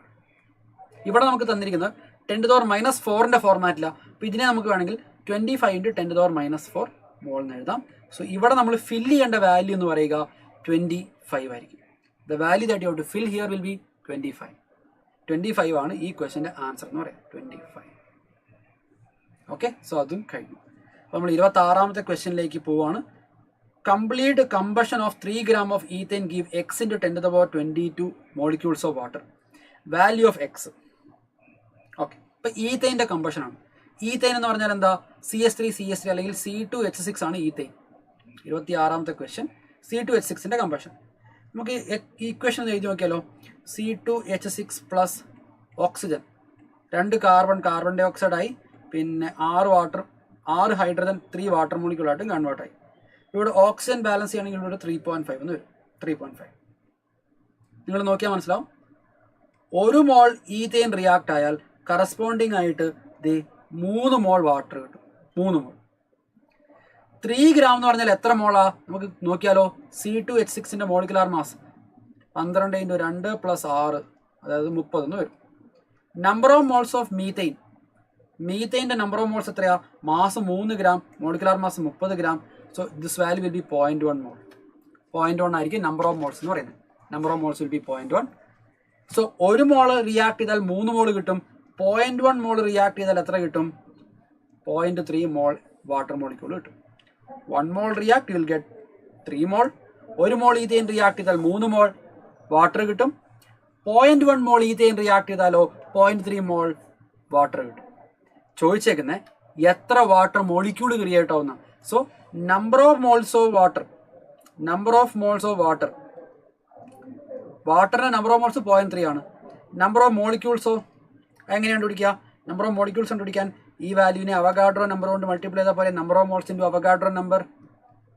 So 3 × 6 18. So this answer will B 1.8 × 10⁻23 എന്നും.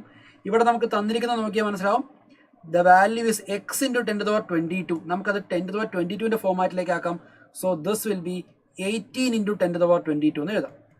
18 × 10⁻22. സോ ഇവിടെ നമ്മൾ ഫില്ല് ചെയ്യേണ്ട ആൻസർ എന്ന് പറയുന്നത് 18 ആയിരിക്കും. The X value will B 18 ആണ് ഇവിടെ നമ്മൾ ഫിൽ ഔട്ട് ചെയ്യേണ്ട ആൻസർ എന്ന് പറയുന്നത്. 18. Okay, good job. കുറേ ആൾക്കാർക്കെങ്കിലും ഈ ക്വസ്റ്റ്യൻസ് ഒക്കെ കറക്റ്റായിട്ട് കിട്ടി എന്നുള്ള കാര്യം എനിക്ക് മനസ്സിലായി. Amazing, good job.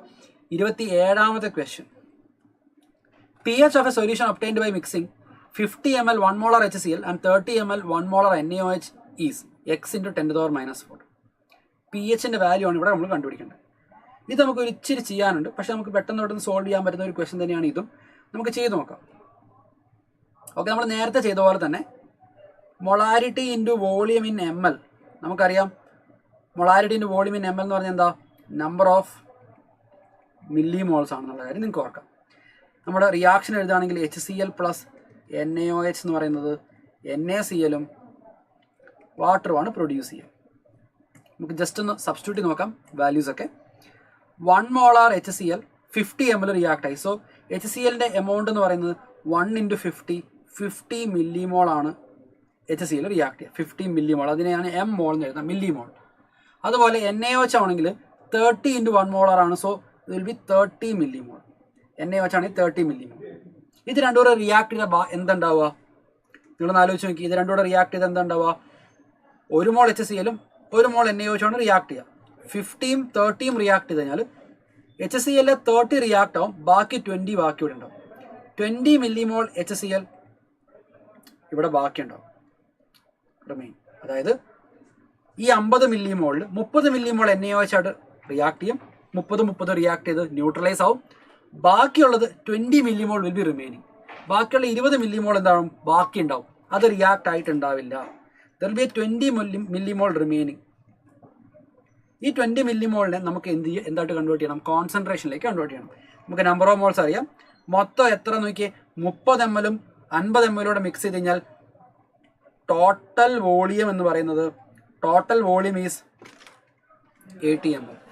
Total volume 80 ml ആണ്. അതിനകത്ത് നമുക്ക് എത്ര മില്ലിമോൾ ഉണ്ടെന്ന് മനസ്സിലായ, millimole is 20 millimole. Total volume 80 ml, 20 millimole അതിനകത്ത് നമുക്ക് സബ്സ്റ്റൻസ് ഉണ്ട്. അങ്ങനെയാണെങ്കിൽ നമുക്ക് കോൺസെൻട്രേഷൻ കണ്ടുപിടിക്കാമല്ലോ. കോൺസെൻട്രേഷൻ ഓഫ് HCl എന്ന് പറയുന്നത് 20 മില്ലിമോൾ ഡിവൈഡഡ് ബൈ 80. നമുക്ക് കിട്ടുക ഇതിൻ്റെ വാല്യൂ എന്ന് പറയുക 20 divide by 80, it will be 1/4 molar നമുക്ക് കിട്ടും. 1/4 മോളാർ, അതായത് 0.25. ഇത് കോൺസെൻട്രേഷൻ ഓഫ് HCl ആണ്, which is nothing but concentration of H+ ion. Concentration of H+ ion കിട്ടി. നമുക്ക് ഇനി കണ്ടുപിടിക്കേണ്ടത് pH ആണ്. pHലേക്ക് പോവാം. pH നമ്മൾ എങ്ങനെ കണ്ടുപിടിക്കുക, pH എന്ന് പറയുന്നത് negative log of concentration of H+ ion ആണ്. So this will be negative log of concentration of H+ ion 0.25. Okay, ഈ വാല്യൂ നിങ്ങൾ ചെയ്യുമ്പോൾ നിങ്ങൾക്ക് കിട്ടുക 0.6021 എന്നാണ് കിട്ടുക. പക്ഷേ ഇവർ തന്നേക്കുന്നത് നോക്കിയേ, ഇതിനെ into 10 to the power minus 4 എന്നുള്ള ഫോർമാറ്റിലേക്ക് എഴുതണം. അപ്പോൾ നമുക്ക് ഇതേ കാര്യത്തെ 6021 into 10 to the power minus 4 എന്ന് എഴുതാം. ഇവിടെ നമ്മൾ ഫിൽ ഔട്ട് ചെയ്യേണ്ട വാല്യൂ 6021 ആയിരിക്കും. So correct answer will B 6021 here. ഇത് കുറച്ച് ഒരു ലോങ്ങർ മെത്തേഡിൽ നമ്മൾ സോൾവ് ചെയ്ത് കൊണ്ടുവരേണ്ട ഒരു ക്വസ്റ്റ്യൻ ആണ്. പക്ഷേ ഇവിടെ ആൻസർ കിട്ടാവുന്നതേ ഉള്ളൂ. 6021 ആണ് ഇവിടുത്തെ ഫൈനൽ ആൻസർ വരിക. Answer will B 6021. കറക്റ്റ് ആയിട്ടുള്ള ഫോർമാറ്റിലേക്ക് എത്തിക്കുക. അതായത് 10 to the power minus 4 എന്നുള്ള ഫോർമാറ്റിലാണ് പറഞ്ഞേക്കുന്നത്, x into 10 to the power minus 4. So നിങ്ങൾ കമ്പയർ ചെയ്യുകയാണെങ്കിൽ എക്സ് വാല്യൂ വിൽ ബി 6021. ഇവിടുത്തെ 6021 എന്നുള്ള വാല്യൂ ആണ് ഇവിടെ X value. So 27th question നമ്മൾ കംപ്ലീറ്റ് ചെയ്തു. 28th ക്വസ്റ്റ്യനിലേക്ക് വരാം. സോ വേറെ റിയാക്ഷൻ തന്നിട്ടുണ്ട്. For the reaction AA plus BB giving you CC and DD, plot of log K versus 1/T തന്നിട്ടുണ്ട്. log K versus 1/T. ഇവിടെ നിങ്ങൾക്ക് നോക്കിയാൽ മനസ്സിലാവും സ്ലോപ്പിൻ്റെ വാല്യൂ -10,000 ആണ്.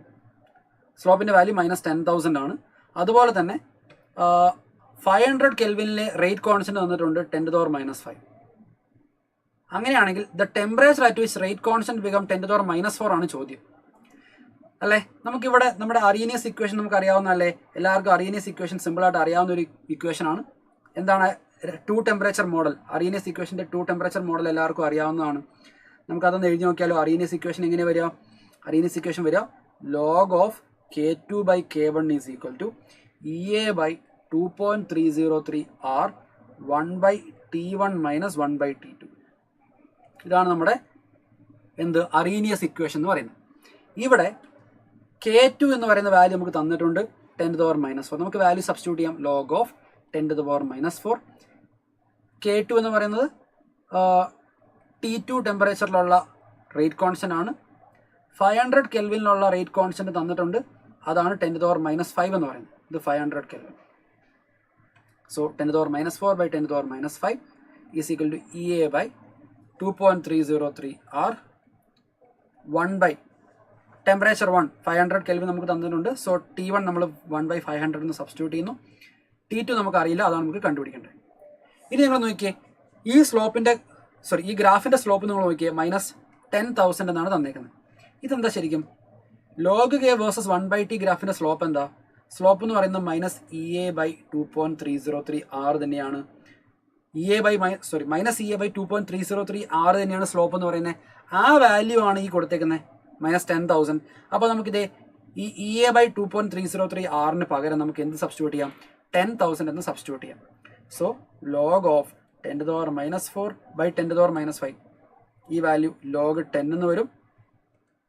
log 10 is equal to 10,000 into 1 by 500 minus 1 by T2. ഇവിടെ നമ്മൾ T2ൻ്റെ value ആണ് കണ്ടുപിടിക്കേണ്ടത്. log 10 എന്ന് പറയുന്നത് 1 ആണ്. So this is 1.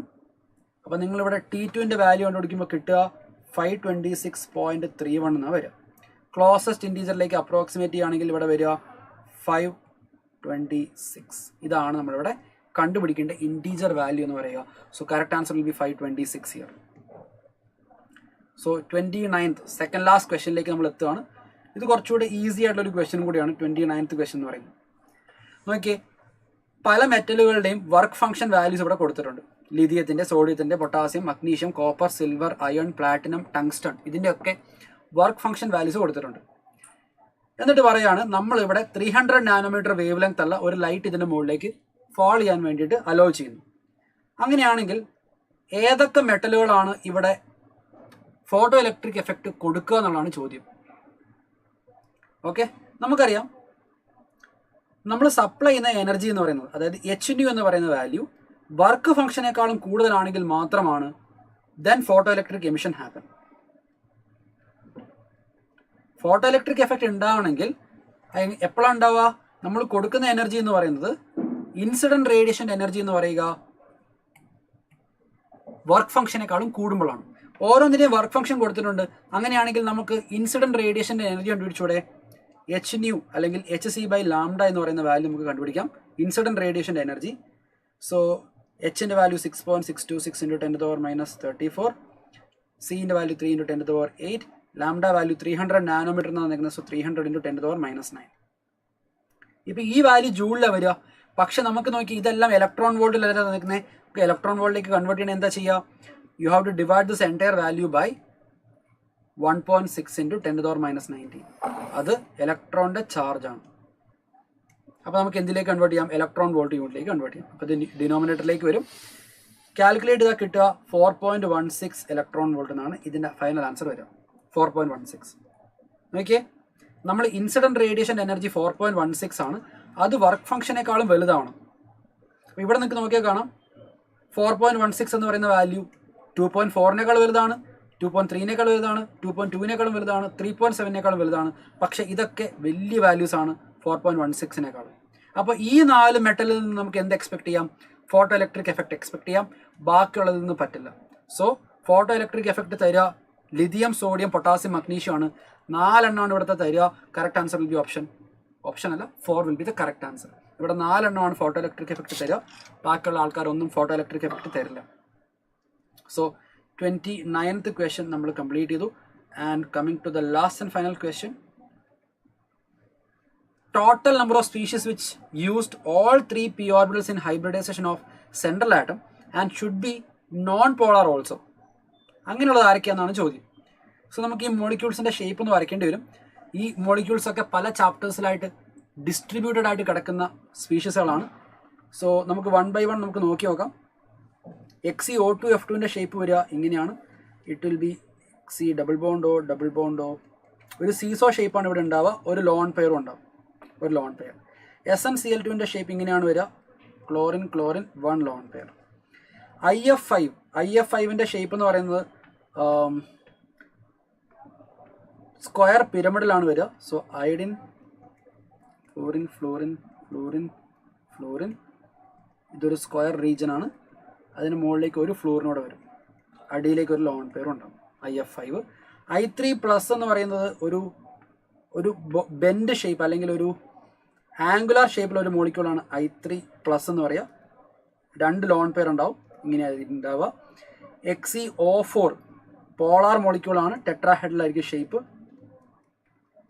XeO4 ഇങ്ങനെ ഉണ്ടാവും. പിന്നെ SnO2 ഇങ്ങനെ ഉണ്ടാവുക, ഡബിൾ ബോണ്ടോ ഒരു ലോൺ പെയർ ഉണ്ടാവും.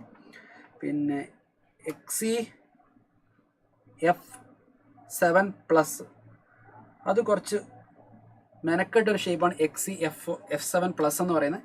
അതിൻ്റെ ഷേപ്പ് ഇറക്കുവരുത് ഇങ്ങനെ വരും. XeF മുകളിലേക്കൊരു F, താഴേക്കൊരു F, ഇങ്ങനെ.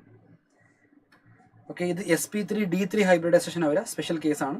പിന്നെ SFO എന്ന് പറയുന്നത് നമ്മൾ നേരത്തെ കണ്ട ഒരു കേസാണ്. സീസോ ഷേപ്പ്, സീസോ ഒരു ലോൺ പെയർ ഉണ്ടാവും. ഇവിടെ നമ്മൾ പൊളാരിറ്റി നോക്കുകയാണെങ്കിൽ നമുക്ക് മനസ്സിലാവും കുറേ മോളിക്യൂൾസ് പോളറാണ്.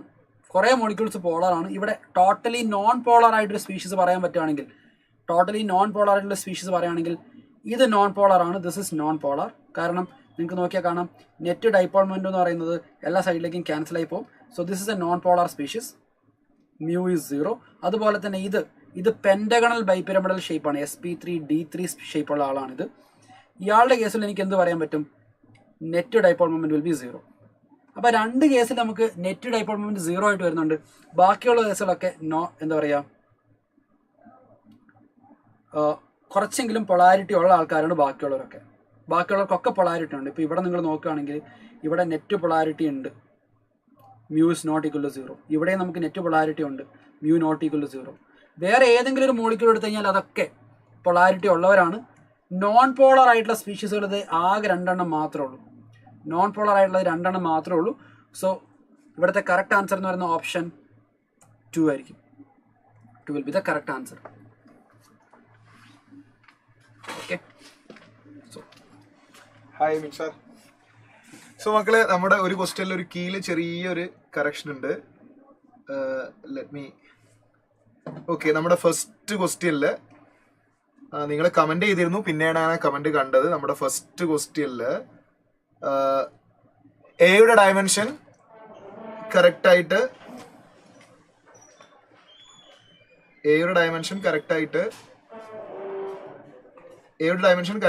T² വരും. ആൻഡ് ആഫ്റ്റർ ദാറ്റ് ബിന്റെ ഡയമെൻഷൻ ഫൈൻഡ് ഔട്ട് ചെയ്യണം, എന്നിട്ട് A/B ഡയമെൻഷൻ ഫൈൻഡ് ഔട്ട് ചെയ്യണം. അപ്പൊ അവിടെ പ്രഷറിന്റെ ഡയമെൻഷൻ നമുക്ക് അറിയാം, mL⁻⁻⁻1 T⁻⁻². That is equal to ഇവിടെ RHSൽ A - T² ഏതെങ്കിലും ഒന്ന് മതി, that is T² divided by ഡിനോമിനേറ്ററിൽ ബിയും എക്സും, എക്സ് ഡിസ്റ്റൻസ് ആണ്, ദാറ്റ് ഇസ് L. അപ്പൊ നമുക്ക് ബീനെ അങ്ങോട്ടേക്ക് കൊണ്ടുപോകാം. അല്ലെങ്കിൽ നമുക്ക് ഇവിടെ എല്ലിനെ അങ്ങോട്ടേക്ക് കൊണ്ടുപോയി കഴിഞ്ഞാൽ mT⁻², എല്ലും L⁻⁻1 ക്യാൻസൽ ആവും, that is equal to T² divide by B. So ബിയുടെ ഡയമെൻഷൻ വരിക T² divided by mT⁻². T⁻² മുകളിലേക്ക് പോയാൽ +2 ആവും, m മുകളിലേക്ക് പോയാൽ m⁻⁻1 ആവും. അപ്പൊ m⁻⁻1 T⁻⁴ വരും. ആൻഡ് ആഫ്റ്റർ ദാറ്റ് A/Bയുടെ ഡയമെൻഷൻ ചെക്ക് ചെയ്യുക. എന്റെ ഡയമെൻഷൻ T⁻², ബിയുടെ ഡയമെൻഷൻ m⁻⁻1 T⁻⁴. 2ഉം 4ഉം കട്ട് ചെയ്യുമ്പോൾ ഇവിടെ 2 വരും. 2 മുകളിലേക്ക് പോവും, m⁻⁻1 മുകളിലേക്ക് പോവും. അപ്പൊ mT⁻² വരും. So that is option B. Right, option B is the right answer. Okay, so അത് കറക്റ്റ് ചെയ്തിട്ടുണ്ട് കേട്ടോ, ഒന്ന് നോട്ട് ചെയ്യണേ. അപ്പൊ ശരി മക്കളെ.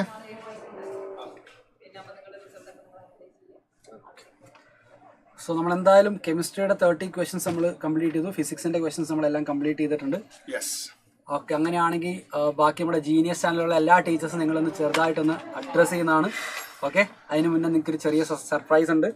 യെസ്, നമ്മുടെ ഫിസിക്സിലെ ലെജൻഡ്, നിങ്ങൾ എപ്പോഴും ആവശ്യപ്പെട്ടുകൊണ്ടിരിക്കുന്ന ഫമീൽ സാർ, FM സാർ നിങ്ങളോട് സംസാരിക്കാൻ വരികയാണ്. Sir, FM sir. Okay, thank you. Hello, എങ്ങനെയുണ്ട്? GIB ഒക്കെ ഗംഭീരമായിട്ട് എഴുതിയില്ല എല്ലാവരും? ഒറിജിനൽ JEE എക്സാമിനേഷൻ എങ്ങനെയാണോ ഏകദേശം അതുപോലെയുള്ള ഒരു എക്സാമിനേഷൻ ആണ് ഇന്നലെ നിങ്ങൾ അറ്റൻഡ് ചെയ്തിട്ടുള്ളത്. ഇന്നത്തെ പിന്നെ ഡിസ്കഷൻ കൊണ്ട് നിങ്ങൾക്ക് നന്നായിട്ട് ഉപകാരപ്പെട്ടിട്ടുണ്ടാവും എനിക്കറിയാം. കാരണം ഇന്നലെ നിങ്ങൾക്ക് വന്നിട്ടുള്ള ചെറിയ ചെറിയ സംശയങ്ങളൊക്കെ അതുവഴി ക്ലിയർ ആയിട്ടുണ്ടാവും അല്ലേ? ഓക്കെ, അപ്പോ ഇത്തരം എക്സാമുകൾ വളരെ സീരിയസ് ആയിട്ട് കാണുക കേട്ടോ. വളരെ സീരിയസ് ആയിട്ട് വേണം നിങ്ങൾ ഇത്തരം എക്സാമുകൾ അപ്പിയർ ചെയ്യാൻ. പിന്നെ ഒരിക്കൽ നമ്മൾ ചെയ്തിട്ടുള്ള അല്ലെങ്കിൽ ഒരിക്കൽ നമ്മൾ അറ്റൻഡ് ചെയ്തിട്ടുള്ള ക്വസ്റ്റ്യൻ പിന്നെ ഒരിക്കലും നമുക്ക് പിന്നീട് അത് തെറ്റ് സംഭവിക്കരുത്. നമുക്ക് അത് നിങ്ങൾ പ്രത്യേകം ശ്രദ്ധിക്കണം. അപ്പോൾ ഈ കഴിഞ്ഞ GIBയിൽ ഇന്നലെ നടന്ന എക്സാമിൽ എന്തൊക്കെ ക്വസ്റ്റ്യൻസുകളാണോ ഉള്ളത് അതിലുള്ള ഏത് ചോദ്യം നിങ്ങൾക്ക് ഇനി വന്നു കഴിഞ്ഞാൽ നിങ്ങൾക്ക് ആൻസർ ചെയ്യാൻ പറ്റണം. അതുമായി ബന്ധപ്പെട്ടതും നിങ്ങൾക്ക് ആൻസർ ചെയ്യാൻ കഴിയണം.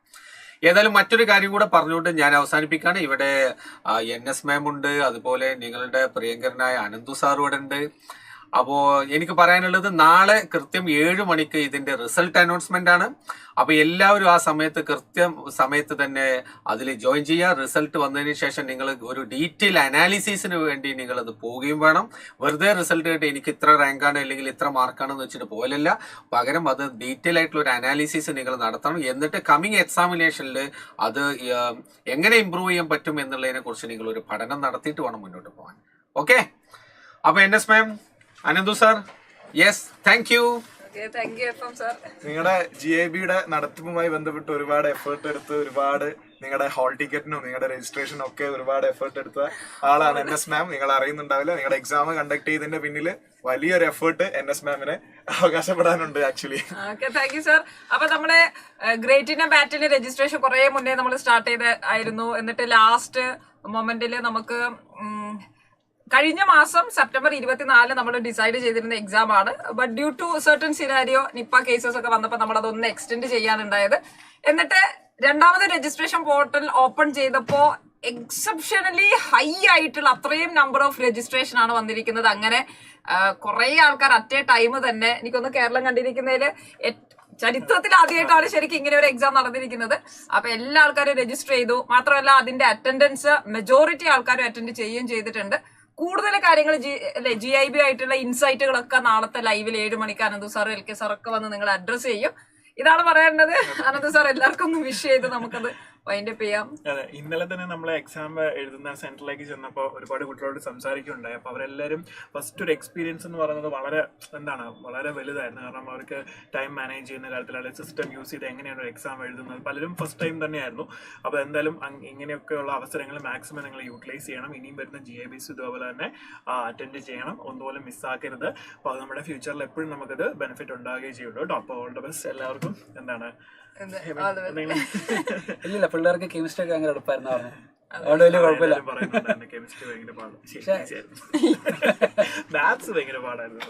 പക്ഷെ കുഴപ്പമില്ല. എന്തായാലും ശരിക്കും പറഞ്ഞാൽ ഒരു computer simulated test ambience create ചെയ്യാനും അത് നല്ലോണം യൂട്ടിലൈസ് ചെയ്യാനും ഒരുമാതിരിപ്പെട്ടവർക്കൊക്കെ പറ്റിയിട്ടുണ്ട്. ഒരു നല്ല കാര്യമാണ്.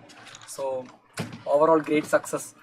അതെ, അപ്പോൾ എന്തായാലും നമുക്ക് അടുത്ത GIBക്ക് വരെ കാത്തിരിക്കാം. അതിന് മുന്നേ നാളെ റിസൾട്ട് അനൗൺസ്മെന്റ് ഉണ്ടാവും, നേരത്തെ പറഞ്ഞ പോലെ തന്നെ. സോ എല്ലാവരും ഉണ്ടാകുക വൈകുന്നേരം ആകുമ്പോഴത്തേക്കും 7 മണിക്ക്. ഓക്കെ, അപ്പോൾ ശരി എന്നാൽ.